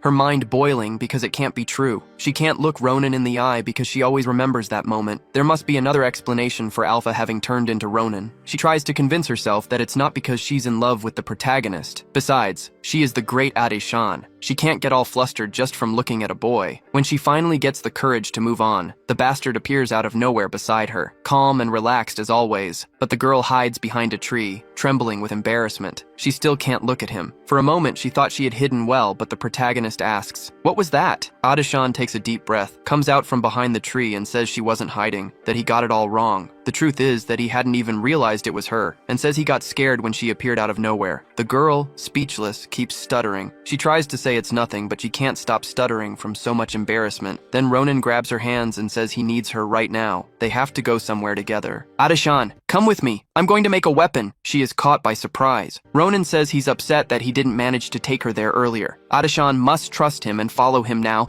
because he's going to give her something unforgettable. If it weren't for this tense moment, the girl would definitely collapse with these words. At this moment, the scene shifts again to a castle, in a dark place where the sky is literally red. Several hanging bodies show what just happened. The people hanging are missing the lower half of their bodies, as if to make sure they're really dead. A woman approaches and says that the leader himself gave a direct order. When throwing the head of the sacrifice, a being emerges from the pool of blood formed in the middle of the hall. The evil being that appears says that to be summoned so suddenly by the star's agent, it must be something very important, and that this time, they can't make any mistakes. He then asks the woman if they should leave right now, and Yuria confirms, to Dainhar, the demonic kingdom, the same place our protagonist needs to visit to get more of those stones. Now we go back to the place that really matters. This magnificent place, absurdly magnificent, because the scenery is beautiful and the light is radiant, even underground. The great Cappadocia, the biggest forge in the capital. After the previous incident, the terror that happened with the Order, they started to rebuild everything with the support of the Grancia family. Ronin comments that this is not just any reconstruction. Old Doron made every penny invested there worth it. The wolf watches their arrival and gets super excited after all. It was the hero who saved the great Cappadocia, Ronin, his dear friend. They greet each other and talk like old friends. The wolf, all enthusiastic, says that the old man said Ronin came looking for a new weapon, and that he himself spent several sleepless nights because of it. This information surprises our protagonist, but the funniest thing is that he ends up noticing the presence of a girl. Then he gets close to his friend and says he didn't know he was also busy with those things, so he's handling swords different from combat ones, huh? He asks with that sly tone. If the girl is Ronin's girlfriend, and still teases asking about Maria, that girl who came with him last time. Keeping 2 girlfriends? High-level boy, huh? The protagonist retorts, saying that's not the kind of thing you say in front of another girl and that they should change the subject right now. Meanwhile, Adashan stays back there, curious, asking what they're talking about. Ronin then remembers the first time they met, when the wolf said he should prove his worth and show the equipment. The protagonist comments that if this girl activated her ability while doing that, surely the wolf would already be buried and dead. Adashan is caught by surprise by the comment, but the wolf laughs and says that's a thing of the past, that they stopped with that barbaric practice. He tells the girl to come in too, with all the delicacy in the world, because he doesn't want to seem rude. He kicks the door in with all possible excitement, saying they have a customer. At the exact moment he opens the door with his feet, a sledgehammer hits his head. Daron yells that this bastard needs to stop opening doors with his feet. Ronin is happy to see that things are exactly the same there, while Adashan is surprised to see such a bizarre scene. The one responsible for the hammer blow is him, Daron, the old blacksmith. The man greets Ronin, saying it's been a while since he showed up to talk. He can hardly wait, and this makes our protagonist excited, because he knows something big is coming. The old man then takes out a piece of paper and explains that after spending the last few days without sleeping, that is the model he created for the new weapon. This surprises Ronin. It seems really complex. According to the old man, it can have very interesting characteristics, of course. It all depends on the special materials Ronin brought him. Dying of excitement, the old man asks if Ronin already has something in mind. The protagonist answers that yes, of course he does. Unable to contain his anxiety, the old man asks if it's those wonderful scales from before. If so, the more he has, the better. But Ronin casually says no, he doesn't have any more. He used them all, and he pulls a sheet of paper from his jacket. Incredulous, the old man takes the sheet, asking how the hell a piece of paper is going to be more impressive than a scale from a dream bird. He doesn't believe it, but when he touches the paper, he feels something terrible, an energy so evil and colossal that it makes his body tremble. The intensity of it is so absurd that it feels like several vengeful spirits are screaming inside him. It's such deep evil that it makes him want to cry. The old man throws the paper far away as if it were a demon and asks how the hell Ronin got something so weird. He had never seen anything so terrible in his whole life. Ronin, all proud, picks up the paper from the floor and comments that this is what's expected from the greatest blacksmith of his generation. He saw the potential just by touching it. He's excited to see what kind of weapon the old man is going to make with it. The blacksmith, irritated, shouts that he's not going to make any weapon with that crap. That's not material for a weapon. If he makes something like that, it's impossible to predict what the weapon would do to its owner. But thinking about it, on the other hand, with material like that, he's sure he could create a legendary masterpiece. Then he thinks again and refuses. No, he's not going to use that monstrous paper to make any weapon. It would be an affront to the gods. He has principles as a blacksmith.